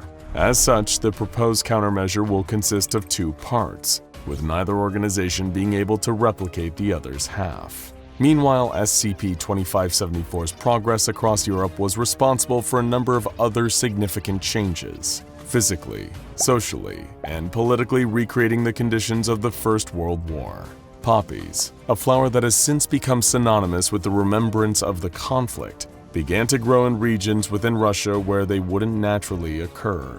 This included within urban locations, the red flowers sprouting in and around buildings. As a result of such a high-profile anomaly causing such widespread unrest to spread, a number of religious cults centered around SCP-2574 began to form.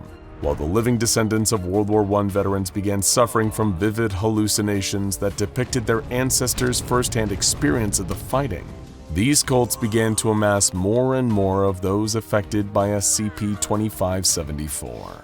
The SCP Foundation was able to observe some of the sermons delivered by these religious cults, who appeared to view the public appearances of SCP-2574 as signs of an impending apocalypse. Come to us and embrace your salvation! One cult leader exclaimed in a sermon. Discover the words of the prophet Yeats, who spoke this sacred truth that all of history is a spiral, and that we have spiraled outwards towards chaos. Learn the true nature of the Second Coming. It appeared that some of these cults viewed the poetry of W.B. Yeats as prophetic in regards to SCP-2574. They would often reference the Second Coming, which, interestingly, was the name of one of his poems written in the aftermath of World War I. Yeats's The Second Coming refers to a rough beast slouching towards Bethlehem. The SCP Foundation has since uncovered some erratic writings made by the poet before his death that allude to Bethlehem, despite no record existing of him ever traveling there. It is believed that Yeats somehow figured out what SCP-2574 was, and that the closer it gets to its destination, the more civilization will spiral further out of control towards total, all-consuming chaos. Further research by the Foundation also uncovered a testimony made by Gavrilo Princip, the Serbian man responsible for assassinating Archduke Franz Ferdinand of Austria, and thus sparking the First World War. Princip seems to have had some knowledge about SCP-2574, and apparently killed the Archduke as a way to begin the creature's journey in order to make society more chaotic. With SCP-2574 progressing worryingly closer to the site of Franz Ferdinand's assassination, further chaos rapidly began to spread. Anarchic sentiments took hold of most of Europe, leading to an increased rate of violent encounters between civilians and police in many countries, including Ireland, France, Great Britain, and Italy, with a number of these experiencing widespread rioting in their major population centers. Any government or political party compelled by SCP-2574 to openly espouse the same anarchist sentiments were soon seeing a rapid increase in their public approval, gaining more popularity in polls than their opposition.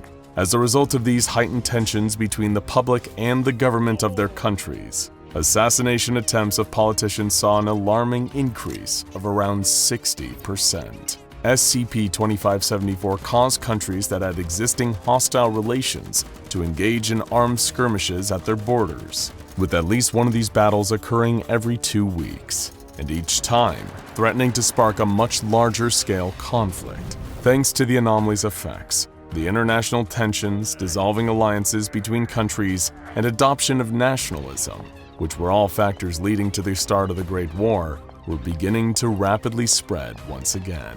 By the time SCP-2574 was around 550 kilometers from Sarajevo, people began experiencing injuries common among soldiers during World War I. Many patients would die during surgery, only for their bodies to disappear shortly afterwards. Conflict erupted between Ireland and England, and as SCP-2574 entered Bosnia and Herzegovina, many began to report suffering intense dreams about the anomaly. A number of these reports seem to state that SCP-2574 was attempting to communicate with them, and multiple websites began logging the Sandstone Lion's appearance in their dreams. And things will only get worse the closer SCP-2574 gets to Sarajevo. SCP-2574 contains the raw energy of World War I, one of the most catastrophic events in human history, a global conflict with a death toll in the tens of millions. The SCP Foundation estimates it'll reach the site of Franz Ferdinand's assassination within a month. And from that point, given the effect it's had on the rest of Europe, there's only one likely outcome when that rough beast slouches towards its ultimate destination: war. A giant, monstrous, crab-like claw closes around the throat of an unimaginably huge, eel-like beast. The beast's terrible, writhing tentacles wrap around and latch onto the immense crustacean, and then the high-intensity beams of gamma radiation start flying. All the while, legions of skinless centaurs swim in the waters around them, relishing the violence. And in the middle, a lone boat, the SCPs Mither, manned by a team of Mobile Task Force operatives that does all it can just to survive. There are those who consider outer space to be the ultimate achievement in exploration, the one place that explorers have yet to chart and understand. However, some of the murkiest mysteries in the universe are on our own planet, deep down at the bottom of the ocean. 95% of the deep ocean remains completely unexplored, and the little glimpses we have gotten paint a picture of something truly alien. Giant squids, organisms that can breathe nitrogen, luminescent predatory fish, and sharks as old as the Earth itself. Even the SCP Foundation is still struggling to fully grasp the depth of the ocean and the strange beings that dwell there. One of the most unusual aquatic findings in the history of the Foundation is that of SCP-3700. SCP-3700 refers to a circular area in the North Sea with a diameter of 800 kilometers. The waters there are abnormally deep for the region, with the seafloor resting at 5 kilometers beneath the ocean's surface. There are 2 entities present in the waters of SCP-3700, designated SCP-3700-1 and SCP-3700-2. Interactions between these 2 entities are responsible for the anomalous changes to the meteorological and geological conditions in the area. SCP-3700-1 and SCP-3700-2 always interact on the spring and fall equinoxes of any given year, but they will also engage one another throughout the year, seemingly at random. But what exactly are SCP-3700-1 and SCP-3700-2?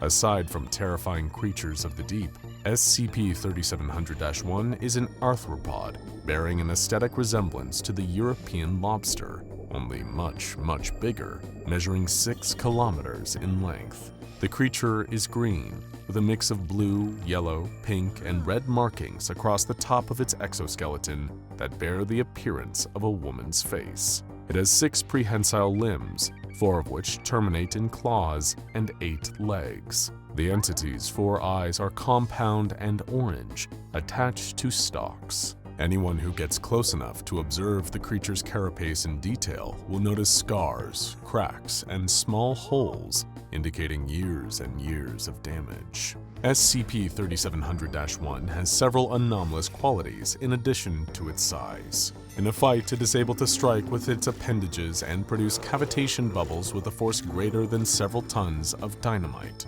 2 of the entity's eyes are capable of blasting concentrated gamma radiation at a chosen target. The creature has the ability to impact the weather around it, dispersing storms that impede its ability to move with ease, and can reach speeds up to 100 kilometers an hour. In spite of its immense power, SCP-3700-1 is not aggressive and tends to ignore beings in its vicinity other than SCP-3700-2. Speaking of SCP-3700-2, it is a 32-kilometer-long entity, resembling a pelican eel in all aspects except for its massive size and the 13 appendages that encircle the middle section of its body. These appendages, which tuck inside its body when not in use, are similar to the tentacles of an octopus, complete with suckers. The majority of the entity's body consists of a sinewy tail, terminating in a sharp point. When its mouth is open, it is an estimated 3 kilometers deep. Its flesh is black, and it has white, purple, and red bioluminescent lines in the shape of a man's face on either side of its torso. SCP-3700-2's anomalous properties include the ability to invoke storms with the severity of Category 5 hurricanes, and the ability to produce whirlpools that draw in any vessel within 150 meters so that it can rip them apart. It is also able to produce high-energy sound waves, as well as blue fire, which it emits from its esophagus. When the 2 entities interact, it results in an epic struggle as each begins attempts to destroy or subdue the other.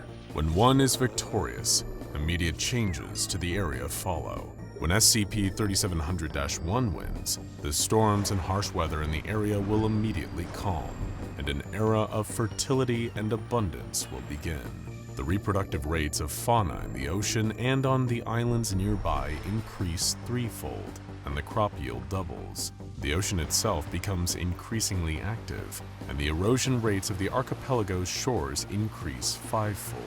When SCP-3700-2 wins, however, the weather conditions become dangerous, with raging hurricanes, rapidly fluctuating temperatures, and constantly changing storm fronts that cause destruction of buildings and loss of life. Naturally, this renders any ocean travel in the area extremely difficult or even impossible.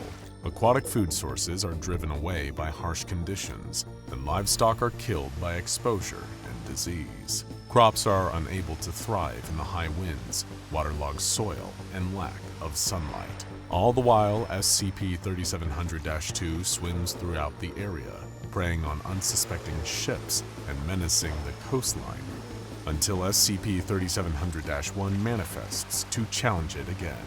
SCP-3700-2 will also regurgitate instances of SCP-3456, though how or why this is possible is unknown. For those unfamiliar with SCP-3456, they are a group of hairless, three-toed horse-like creatures with thick, translucent skin and human torsos fused to their backs. They are most frequently seen near sites of war, terrorist attacks, and devastating natural disasters. Direct observation of one of these entities will draw their attention to the observer, who the entity will then stalk and capture before disappearing. Due to their enormous size and ability to anomalously manifest in their home waters, SCP-3700-1 and 2 cannot be contained at a Foundation site. Instead, their containment is handled by Foundation Naval Task Force Delta 7, Northern Storm, who patrol the area in combination of refurbished battleships, destroyers, cruisers, and support craft. Additionally, measures have been taken to suppress information about SCP-3700 among the general population. Details about the unusual depth of the waters there have been stricken from public texts and scientific publications. SCP-3700-1 has been implanted with Donovian holoprojectors, which disguise it as a pod of humpback whales. If SCP-3700-1 encounters SCP-3700-2, Delta 7 may engage Protocol Winter Maelstrom. This consists of destroyers deploying harpoon-based anchors into SCP-3700-2's head to hold it in one location. Next, the vessels work together to target the entity until SCP-3700-1 is able to subdue it. If this does not prove effective, and SCP-3700-2 cannot be contained, then the task force will implement Protocol Tumult. At this point, naval and civilian crafts in the area must be evacuated. Trade and ferry routes to the archipelagos must be rerouted for at least 6 months. There will be constant aerial and naval engagement with SCP-3700-2, and constant monitoring for the reappearance of SCP-3700-1. The behavior of SCP-3700-1 and SCP-3700-2 is largely very predictable, with one notable exception. On March 20th, 2017, a pair of SCP Foundation-owned battleships known as the Mither and the Terran arrived at a point between the Orkney, Shetland, and Faroe archipelagos in the North Sea. They were accompanied by the usual fleet of Delta 7 ships. Approximately 600 meters away from the ship's anchor points, the water began to emit intense, bright rays of light for a duration of 3 minutes. At this point, SCP-3700-1 appeared, visible through the surface of the water. Delta 7 withdrew their anchors, speeding toward the entity. As the ships caught up to the entity, it raised 2 of its claws into the air, clicking them together in a friendly greeting. The Delta 7 ships followed the entity along its usual swimming path for 30 minutes, and during this time, all was peaceful. But this peace did not endure for long. The tide began to change, literally. As large black wall clouds formed overhead, the winds picked up, and the waves churned violently. In response, SCP-3700-1 raised its claws overhead, waving them in a circular motion and parting the clouds above it and Delta 7. But this effort took a lot out of the creature, and after 30 seconds, its antenna began to droop, and it lowered its claws. Still, the hole in the clouds remained, allowing a spot of sunshine to break through and beam down on the Foundation vessels. 600 meters ahead, the ocean waters began to rage and froth, spraying foam and surf into the air. SCP-3700-2 burst from beneath the surface, its head pointed upward. It continued to rise until the tops of its tentacles could be seen just above the water, then stopped to bend its torso and turn its head horizontally.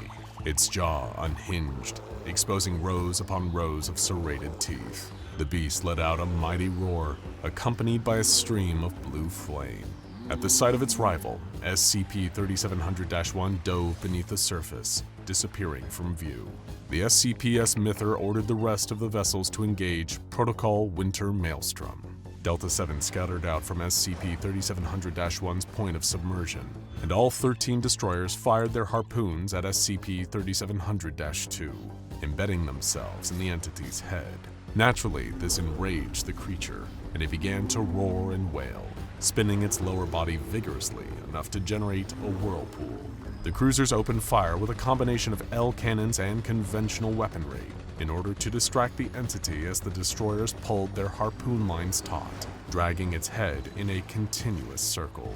While this was taking place, the battleships got into position and prepared to fire on the Myther's mark. 3, 2, 1, fire! The first broadside barrage collided with SCP-3700-2, and it grunted in pain, thrashing back and forth before opening its mouth and spewing an instance of SCP-3456 into the water. As soon as it hit the water, the equine monster began to cut through at a pace of 50 kilometers an hour, making its way toward the destroyers, particularly the SCPs Selkie.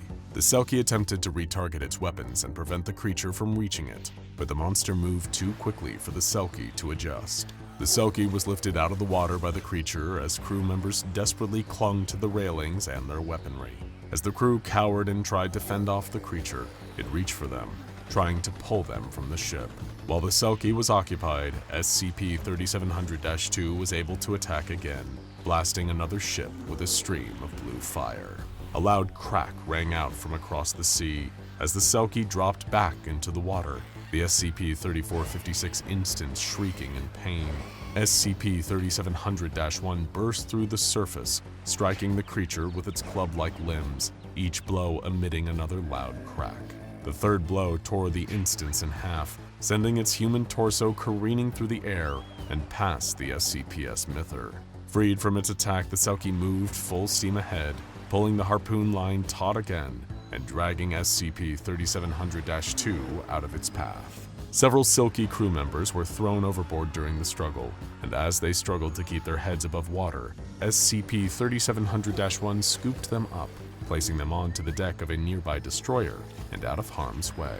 With the crew members rescued, SCP-3700-1 set its sights on its enemy, swimming towards the edge of the whirlpool and emitting a luminescent glow from two of its eyes. The constant barrage of cannon fire on SCP-3700-2 was beginning to take its toll, and the Myther ordered the fleet to, quote, brace for the killing blow. As if responding to the Myther's call, SCP-3700-1 shot several concentrated blasts of gamma radiation at its foe, leaving large holes in the creature in their wake. SCP-3700-2 screamed, flailing so hard that it snapped the harpoon lines and created waves large enough to push the vessels backward. With its newfound freedom, SCP-3700-2 impaled SCP-3700-1 through the midsection with its barbed tip of its tail, lifting it up and out of the water with the force of the blow. SCP-3700-1 desperately tried to free itself, attacking the tail with its club-like limbs, but the fight was in vain, and after a moment, all movement stopped. SCP-3700-1 was, for at least the duration of this manifestation, dead. SCP-3700-2 tossed the corpse into the water, flinging it past Delta-7 where it crashed into the water and sank down into the depths below. At this point, Delta-7 was ordered to initiate Protocol Tumult. The Delta-7 vessels turned away from SCP-3700-2 and prepared to evacuate the area. One of the ships, the SCP-S Beast, slowed behind the rest of the fleet, emitting concerning amounts of smoke before coming to a stop. Meanwhile, the enraged and emboldened SCP-3700-2 expanded the size of its whirlpool, setting its sights on the retreating ships and the weakened Straussany Beast. The ship tried to flee, but the engines were completely shot and would not respond. The ship was caught in the whirlpool and pulled against its will toward SCP-3700-2. As the crew looked on in helpless dread, a tentacle rose from the deep, wrapping around the vessel and dragging it toward the entity's gaping maw. Suddenly, SCP-3700-1 exploded from beneath the surface of the water, leaping between the ship and SCP-3700-2, cutting the tentacle in half and freeing the Strosny beast from its grip. SCP-3700-2 shrieked before closing its jaws and biting down on SCP-3700-1. It retaliated, emitting bright flashes of light and doing enough damage to stop SCP-3700-2 from continuing to produce its whirlpool. Another tentacle emerged from the water, pulling at SCP-3700-1's legs and ripping them from its body. But SCP-3700-1 returned the assault in kind, bludgeoning SCP-3700-2 with its club-like limbs from inside of its mouth. All at once, SCP-3700-2's lower jaw was torn out of place, dropping into the water with SCP-3700-1 still inside. SCP-3700-2 thrashed futilely, growing steadily weaker and weaker. It released one more stream of fire before collapsing. Delta-7 paused the retreat, watching the scene for any sign of a winner, but after 5 minutes, neither entity had moved. Delta-7 returned to the site of the battle to investigate and saw that neither entity was moving, and both appeared to be deceased. Shortly after Delta-7 reached the area, both entities disappeared, leaving a single, round, unidentified object that sank below the surface where SCP-3700-1 had just been. The wall clouds overhead dispersed, leaving standard cumulonimbus clouds in their place. The waters themselves remained choppy. Unsure of how to proceed, the SCPS Myther sent a radio transmission to Command. This is Delta-7 to Command. We read you, Delta-7, Command replied. We have a bit of a situation. Go ahead, Delta-7. SCP-3700-1 and 2 are both down. Command was silent for 10 seconds, utterly baffled by the information. Please repeat, Delta-7. Again, the Myther said, SCP-3700-1 and 2 are both down. Command ordered the Myther to stand by. 3 minutes of radio silence later, communication resumed as they asked, Are either entity's effects active? Negative, Command. Is there any trace of either entity? Also negative. It appears the anomaly has been neutralized. Delta-7 is to return to base for debrief following any recovery efforts. With their next steps clear, Delta-7 attached the Strosny bees to several tugboats, preparing to pull the vessel to safety. But there was one more surprise waiting. The SCPS Myther began picking up unusual levels of gamma radiation, as well as a sonar contact at a depth of 3 kilometers. They called Command, requesting permission to deploy submersibles for exploration purposes. 1 minute of silence followed, as the Command arrived at a decision.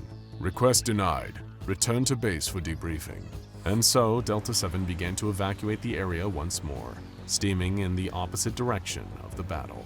Over the next 5 minutes, CCTV cameras on the vessels picked up an unusual sight. As the gamma radiation levels continued to increase, the ocean turbulence also worsened, tossing smaller vessels and nearly causing them to capsize. Then, all of a sudden, the water stilled, and 4 large yellow orbs appeared below the surface, approximately 300 meters from Delta-7.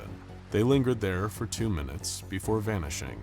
Afterward, a new sonar contact was detected, 5 kilometers deep, directly beneath the task force. Command, we've lost the signal from the previous contact and are no longer detecting gamma radiation. We're detecting new contact 5 kilometers deep, large and metallic. After further deliberation, Command responded. Delta-7, you are authorized to deploy submersibles for exploration purposes. Be advised, should SCP-3700-2 manifest, exploration teams are to be considered lost, and you are to return to base. The consequences of this incident, as well as what else might be lurking down in the depths beneath SCP-3700, are still unknown. Researcher Martin pushed the deck against the door, hoping it would hold long enough for him to find an alternate escape route. He wasn't thinking about the long term. He couldn't afford to. With the Foundation's global reach, he'd never truly escape them, never be able to make it away, condemned to spend the rest of his life on the run from the organization he'd devoted his life to. It was too overwhelming to even attempt to reckon with that, especially with the pounding of a fist against the door. He scrabbled around, opening windows to try and see if there was a safe way down. Technically, none of this was his fault, at least in his mind. The administrative login information he'd used to access the file shouldn't have been left so easy to find. That was just poor cybersecurity security on the Foundation's part. Researcher Martin had been tasked with compiling information on SCP-001, one of the most infamous anomalies ever encountered in the Foundation's long and storied history, or multiple of them at least. What Martin had come to learn was there were numerous entities within the Foundation's files that all acted as proposals for SCP-001.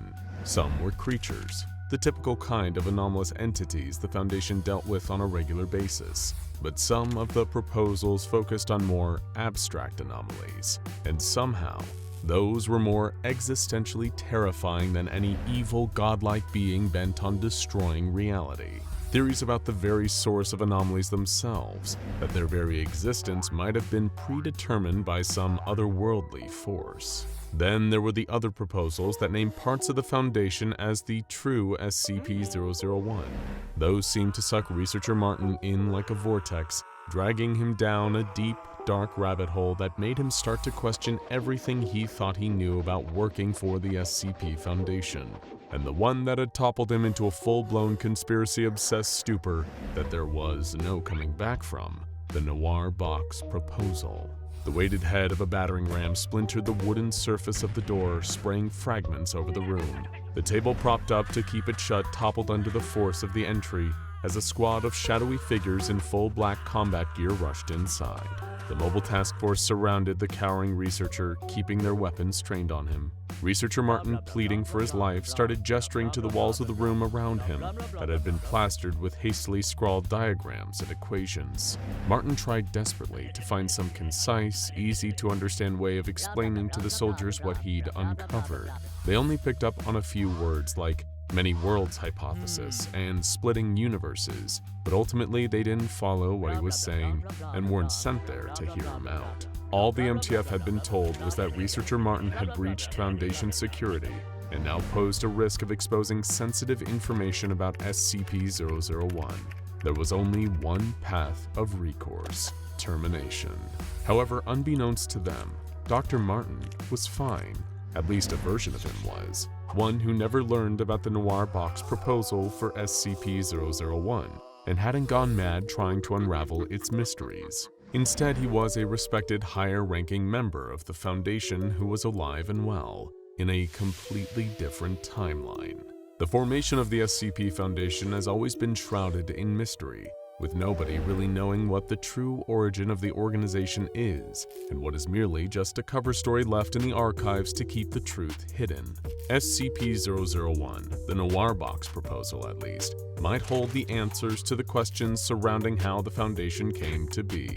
3 times over. Known as the Tindalo's Trinity, the file pertaining to this anomaly is buried deep in the SCP Foundation's database, under layers upon layers of encryption and security clearance requirements. It requires someone at the very top level of the Foundation to access, a member of either the Overseer Council or the Foundation's High Command, or Overwatch. But wait, what are those?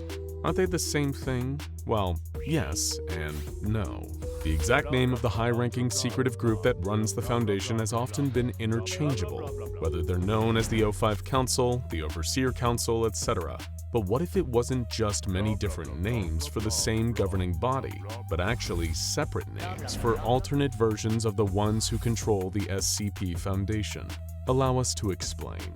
All 3 of these groups, the Overseer Council, High Command, and Overwatch, have come to a consensus that SCP-001 is an anomaly that connects with the Foundation's very origin.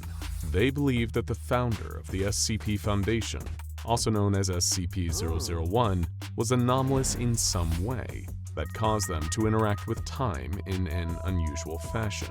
The triumvirate of councils are in agreement that around the time that the SCP Foundation was formed, 3 distinct timelines were generated, given the anomalous nature of the organization's founder. Each of these timelines drastically altered the nature of SCP-001, featuring a different version in each one. In the first, commonly known as Timeline HC, where the Foundation is run by a High Command, SCP-001 was an anomalous human corpse. This timeline's SCP-001 still exhibited all the behavioral characteristics of a normal human being, but could additionally replicate itself at an erratic, uncontrollable rate, usually when performing tasks that could have multiple possible outcomes. SCP-001 in Timeline HC also interacted anachronistically with its environment, passing through solid matter that predated it or would outlast it. So it had to be contained in a room that was constructed before it existed as an anomaly. This timeline's SCP-001 was responsible for conceiving the idea for the SCP Foundation, and was able to promote a significant interest in the organization. However, they were assassinated before the Foundation was officially codified, with the culprits being a version of Mobile Task Force ALP-0, who are believed to have originated from either of the other two timelines. While this seems to have been done to deter the Foundation forming in this timeline, it seems to have had the opposite effect. Despite the assassination of SCP-001, occurring before the official formation of the SCP Foundation in Timeline HC, this version of the Foundation was successfully codified by the 13 members of what they referred to as High Command.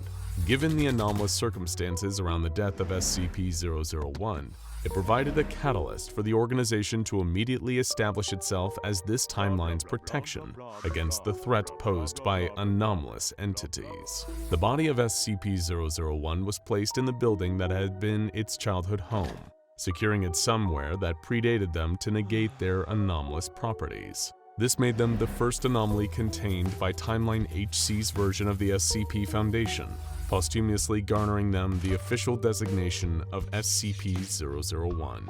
So that's the first of our three timelines at play. The events that unfold in the second are considerably different. In this timeline, Timeline OC, the Foundation was initially created by a different SCP-001. This entity, referred to primarily as the Founder, appropriately enough, was a human being known to possess anomalous temporal abilities. The Founder was known to also be immortal, showing no visible signs of aging, and with a resistance to external damage that prevented him from being directly killed. Any injuries he sustained could be healed, but only at the same rate typical of an average human being. The temporal side of his anomalous properties pertained to predicting the future. The Founder was able to, with an inarguable level of precision and accuracy, forecast events before they occurred. His foresight, it appeared to the Foundation, was not inciting these events to happen as he predicted them. However, everything he ever predicted would occur became an inevitability, impossible to delay, avert, or alter through any means. During the events of Timeline OC, and as his preferred nickname implies, the Founder was the sole figure responsible for establishing this version of the SCP Foundation. In this course of events, the O5 Council of this timeline were known as the Overseer Council. It was, however, while he was in the process of establishing the organization that things started to go awry. Whether he was able to predict this occurrence or not is unknown, although it seems to have corresponded with the MTF-ALP-0 assassination of SCP-001 in the other timeline, Timeline HC. In Timeline OC, at the same time as the assassination in Timeline HC, the Founder began to exhibit his anomalous temporal properties in front of the original members of Overseer Council. However, it should also be noted that there was no recorded presence of MTF-ALP-0 in Timeline OC. Believing the Founder to be a potential danger to the Foundation they had all helped to create, the founding Overseer Council classified him as an anomalous threat. They immediately devised a set of containment measures for the Founder, now designating him as SCP-001, the first anomaly contained by this timeline's version of the Foundation. He was placed within a standard humanoid containment cell and given regular meals, while personnel were forbidden to communicate with him. Given his role in establishing the Foundation in this version of events, SCP-001 is, naturally, in favor of containing and analyzing anomalies. However, not when that includes him, and insisted that he be released. According to one of his predictions for forthcoming events, he requested to be allowed to build a device, but refused to elaborate on the intended purpose of it. SCP-001 even refused to allow other members of Foundation personnel to construct the device on his behalf for testing purposes. The third of these timelines is referred to as Timeline OW, wherein the leading body of the Foundation are known as Overwatch. Here, just like the previous iterations of its history, the description of SCP-001 and their role in forming the SCP Foundation differs. In this timeline, SCP-001 is an anomaly that consists of two distinct parts. The first of these is a figure not dissimilar from the Founder. Referred to as SCP-001-1, This person is also a functionally immortal human, who doesn't age and can't heal rapidly from damage. SCP-001-1 also advocates for securing and analyzing anomalies. However, this includes himself, as he doesn't object to his own containment, or that of the second component of this SCP-001. Known as SCP-001-A, this device is capable of accurately calculating any and all possible outcomes of any event that is input into it. Unlike the founder, who seemed to possess a foresight able to predict the only inevitable outcome of the future, SCP-001-A is able to account for the possibility of multiple potential futures, even down to accounting for how its own predictions could potentially influence or alter outcomes. In layman's terms, at least one of the eventualities predicted by SCP-001-A will always be accurate, unless the predictions are to do with its own future, or the future of SCP-001-1. In this instance, the device will always produce one of two assumptions that are incorrect. Either that SCP-001-1 was killed after an assassination attempt and never constructed SCP-001-A, but that's impossible after all. SCP-001-A exists. It's already been made in this timeline. The other incorrect prediction it can give is that SCP-001-1 also exhibits the same anomalous properties as the prediction machine, more akin to the founder, and that SCP-001-A was never constructed in the first place. But again, that can't be right, in this timeline anyway. According to records within Timeline OW, their version of the Founder, who is of course SCP-001-1, encountered a version of Mobile Task Force ALP-0 from one of the other timelines. They presented the Founder of the OW timeline with detailed blueprints for the construction of SCP-001-A. The device's completion coincided with the assassination in Timeline HC, and the corresponding anomalous incident in Timeline OC. After this point, MTF-ALP-0 departs from Timeline OW.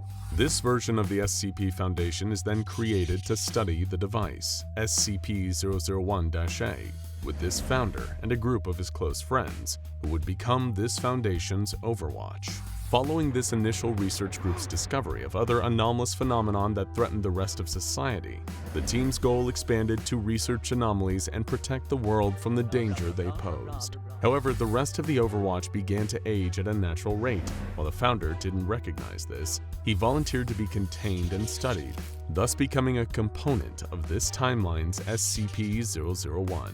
Stepping back and looking at all of these timelines, there seems to be a number of marked similarities, particularly relating to how the Foundation was established and how a figure, usually the one who founded the organization, possessed anomalous means of interacting with time and temporality.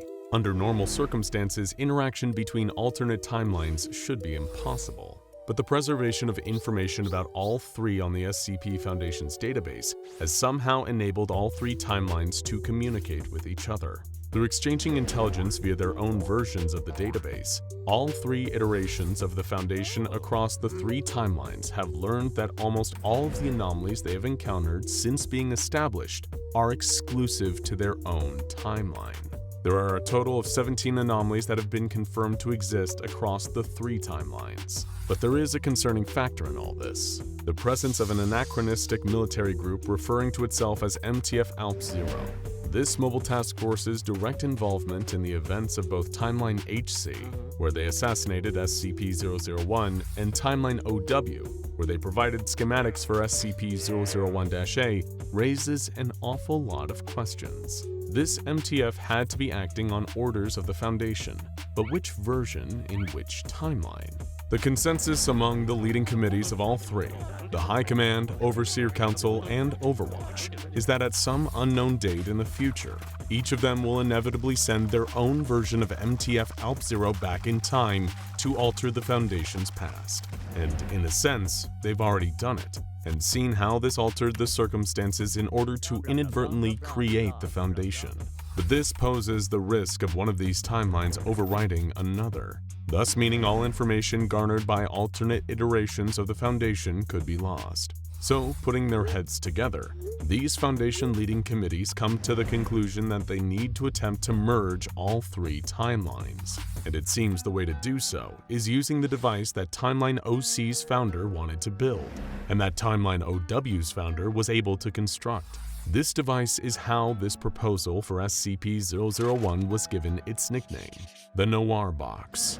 The intention of the Noir Box is to shunt all three timelines into a stable joint path, like turning loose strands into a single length of twine.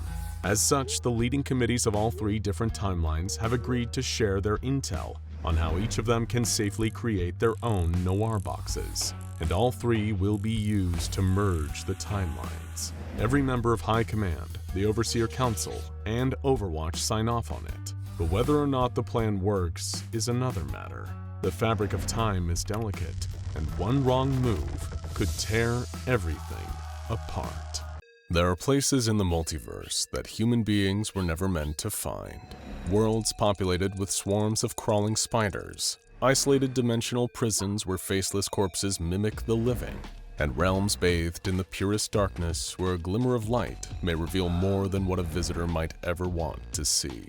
These places serve to remind us that every one of us is, before any other essential quality of our collective experience, alone. Every human mind is an isolated incident, struggling to make sense of every environment, while hoping to find common ground with the other people in our lives. We strive to understand others and be understood, but sadly it is often the case that we must interact with fellow human beings whose motivations seem alien to us. All too frequently, we are surrounded by people we cannot relate to, in situations we have little control over, and even if we make attempts to articulate ourselves, there will always be an insurmountable gulf between the limits of our experience and others. As far as each of us knows, we are the only free-willed individuals in the cosmos, and even the nature of that free will is deeply in question. While many of us become overwhelmed by these bigger questions and are forced to confront our inherent loneliness, there is an instinct to turn to unfeeling things for answers. Surely the vast expanse of creation that made us must have done so for a reason. Most of who ask that question spend their entire lives waiting for confirmation of that reason. They reach out for something or somewhere that they are meant to be. It is only the vanishing rare few that find it, an unmistakable answer in an unspeakable place, a terrifying vista of madness that all but screams, "You will never belong." SCP-507, the reluctant dimension hopper, has found himself in places like these more times than he is able to count. He has seen the spiders, the room of corpses that mimic human activity, and has peered through the darkness assisted by a flashlight, and seen only the smiling face of a humanoid monster. There are dozens more frightening and unsettling universes that SCP-507 has encountered, and all known instances have been archived in document SCP-507-3B. Any one of the innumerable horrors that this otherwise ordinary human male has endured would send a shiver down the spine of the best of us. But unfortunately, this is little comfort to SCP-507. Facing down the madness of the abyss and returning intact starts to become less triumphant when it is a weekly, sometimes daily, occurrence. The Dimension Hopper can barely have a moment of peace in this life, as his irregular shifts into different realities occur without any warning. And all the research that the Foundation has done on SCP-507 seems to indicate that there will never be an end to these trips into the infinite. But no end does not necessarily imply the lack of a beginning. The tragic existence of SCP-507 could not have started without a cause, and part of the Foundation's goal in containing SCP-507 is to discern an explanation for the humanoid's signature unstable mode of interdimensional travel. So far, the experiments have raised one burning question after another, with SCP-507 himself having difficulty recounting some of the stranger aspects of the dimension he hops into, and in a grander sense, what it might all mean. But the Foundation has no choice but to listen intently to SCP-507 and take notes on everything he says in regards to his condition.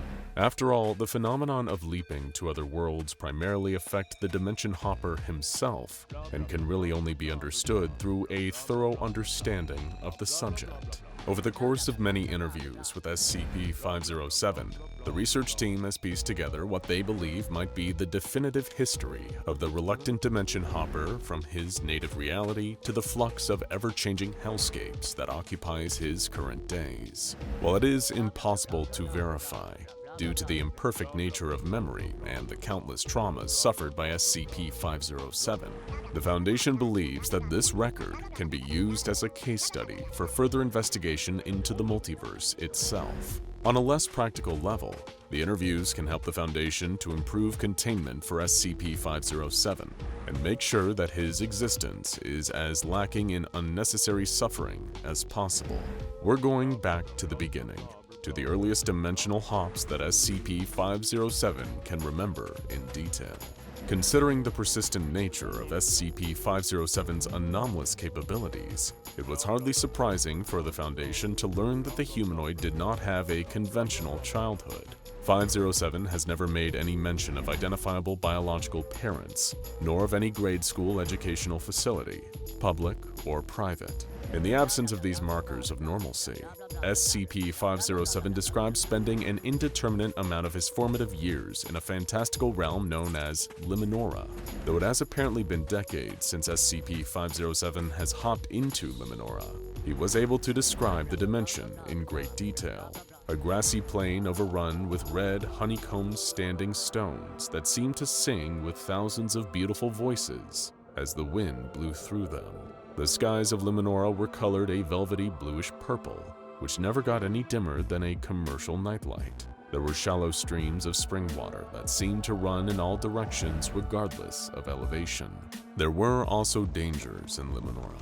Flocks of swooping birds, which SCP-507 described as having the appearance of skinless vultures. These vultures would often attempt to capture SCP-507 and bring him to a location known as the Dawnwell. As one might expect, 507 was never actually apprehended by the creatures, but insists that these were more than ordinary birds of prey. Vultures don't hunt for live human children, being scavengers after all. It has also been made clear that 507 was the only human of any sort in Liminora. This has led the researchers to conclude that he most likely wasn't born in that reality, and had previously hopped there from a dimension of origin that remains inaccessible due to his lack of memories during infancy. The Dimension Hopper claims that his best friend, Finneker, always protected him from these avian threats. Finneker was another creature native to Liminora, who resembled an anomalous crustacean the size of a large dog, covered in what SCP-507 believed to be a coat of tufted brown fur. When fending off the vultures, Finneker carried a heavy cudgel in one of his claws. The blunt instrument was said to be carved from the same material as the musical standing stones. Additionally, 507 has remarked that the inside of Finneker's shell was mostly hollow and could be used as a shelter and resting place for the young Dimension Hopper, as long as he had the continued friendship of the creature. Many researchers who have taken statements from SCP-507 regarding Liminora have reflexively come to view the unconfirmed dimension and 507's experiences therein as the product of a wild imagination, made more vivid due to a traumatic upbringing. On the other hand, SCP-507 insists that Liminora is not a psychological coping mechanism and is, in fact, just as real as all of the other dimensions he has hopped into. It is difficult to dismiss his account entirely, as no matter how many times SCP-507 is asked about Liminora and how far apart the interviews are, the details of the account never seem to deviate from what had previously been established. During his time in Liminora, which may have spanned more than a year, 507 has stated that he was the happiest that he had ever been. Whenever he wasn't avoiding the vultures of the Well of Dawn, 507 passed time by listening to the music from the standing stones, surfing the erratic currents of the shallow streams, and learning rudimentary carving techniques with Finneker. In some ways, Liminora was a paradise for a child. There was no homework or chores, and whenever it was safe, he could play outside as much as he wanted. It wasn't until one terrible night that everything about his isolated existence changed for the worst. While falling asleep inside Finneker's shell, SCP-507 experienced a random dimensional shift to a deep and forbidding forest. At first, he thought this new reality was a dream, as it was abnormally dark and misty, nothing like Liminora. Then, he saw them, the so-called Mammal Men. SCP-507 remembered their chattering teeth, long and orange, like beaver's teeth, as well as the leathery pale skin that covered their misshapen bodies. The mammal men roared and hissed, making unnatural noises as they chewed into the trees. The sound of it all was very distressing for young SCP-507, who began to flee from the strange humanoids into the nearby bushes. He cried out for Finneker, hoping that his friend would arrive and protect him, but it didn't happen. And try as he might, it seemed as though he couldn't wake up from this nightmare. It wasn't a nightmare at all, in fact, but a true dimensional shift from which there could be no easy return. Terrified for reasons beyond his comprehension, the young dimensional hopper continued to cry out for his only friend. There was a sudden crack and a loud whoosh as one of the great trees of the forest came toppling down in his direction. SCP-507 braced himself for the inevitable impact, but it never came. He was in what appeared to be a city now, and it was the middle of the day. Crowds of human beings surrounded him, and the sounds of automobiles and phone calls drowned his mind in the cacophony. It was a total sensory overload compared to Liminora, and being exposed to it after having such a harrowing experience in the forest dimension caused SCP-507 to break down into tears. He continued to weep and call out for Finneker, but his crustacean friend was several worlds away now. When the authorities eventually arrived, given a call about a lost child, SCP-507 was brought to the nearby police station. The officers tried to ask SCP-507 questions, presumably about where his parents were or where his home was, but 507 recalls being unable to understand the language they were speaking, and thus there was no hope of communication. The adults seemed equally frustrated and tried speaking to the child in a number of different languages. Eventually, when no parent or guardian appeared to claim the child, it was determined that SCP-507 would be placed in foster care. From there, SCP-507 was given to a family that soon became his legal guardians. He was homeschooled on many of the basic subjects of science and math, and learned the English language through constant tutoring. While his new parents and siblings were willing to entertain his stories of Liminora and Finneker, they believed it was little more than the fantasy of an imaginary friend. Throughout the rest of his youth, SCP-507 experienced no unusual dimension hopping and began to live a relatively normal and unremarkable life. At a certain point, he even began to believe that Liminora never existed. None of the other children he knew had ever experienced something like it, a fact that they would constantly remind him of in their ruthless teasing. Even so, SCP-507 entered his teen years as a shockingly normal individual, given the circumstances. While the Foundation has never been able to verify the names and identities of his foster family members, mostly because SCP-507 has been reluctant to divulge any related information, his seeming loyalty to keeping the people who raised him anonymous is proof enough that this chapter of his life was not fabricated. According to SCP-507's testimony, the involuntary shifting began to reoccur not long after he had gone through puberty. The sudden disappearances worried his family, and many times they believed that he had attempted to run away from home. This also had an impact on his social and educational development, as maintaining both friendships and good grades in high school were difficult when he could disappear for days and weeks at a time. The vast majority of these dimensional leaps are uneventful beyond the strain they put on SCP-507's efforts at a normal life, but one in particular has left a lasting impact on 507. It was during a Halloween block party in his senior year, when SCP-507 shifted away during an attempt to refill his punch. He blinked in shock to find himself in Liminora once more. But it was not as he had left it. The sky was a deep shade of maroon and cracked like a glass surface. From there, these cracks spilled sand like rain onto the now desolate plains and dried up rivers. The standing stones were mostly broken, and there was no wind to conduct them into their song. The teenage 507 wandered around this ruined Liminora in disbelief. The fantastical place he remembered had been real for his entire life, but now it was dead. If that wasn't traumatizing enough, nothing could prepare him for what awaited at the Well of Dawn. Near the strange pit of emanated sunlight was the rotted, sun-bleached shell of a massive crustacean, Finnecker.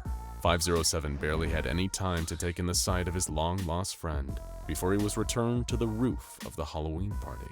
That was the last time he ever saw the world of Liminora, but it was far, far from the most horrific sights that the multiverse would have to offer.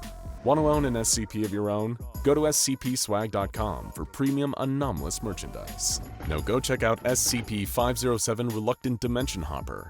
And can SCP-096 chase its victims across the multiverse? For more interdimensional adventures from SCP-507.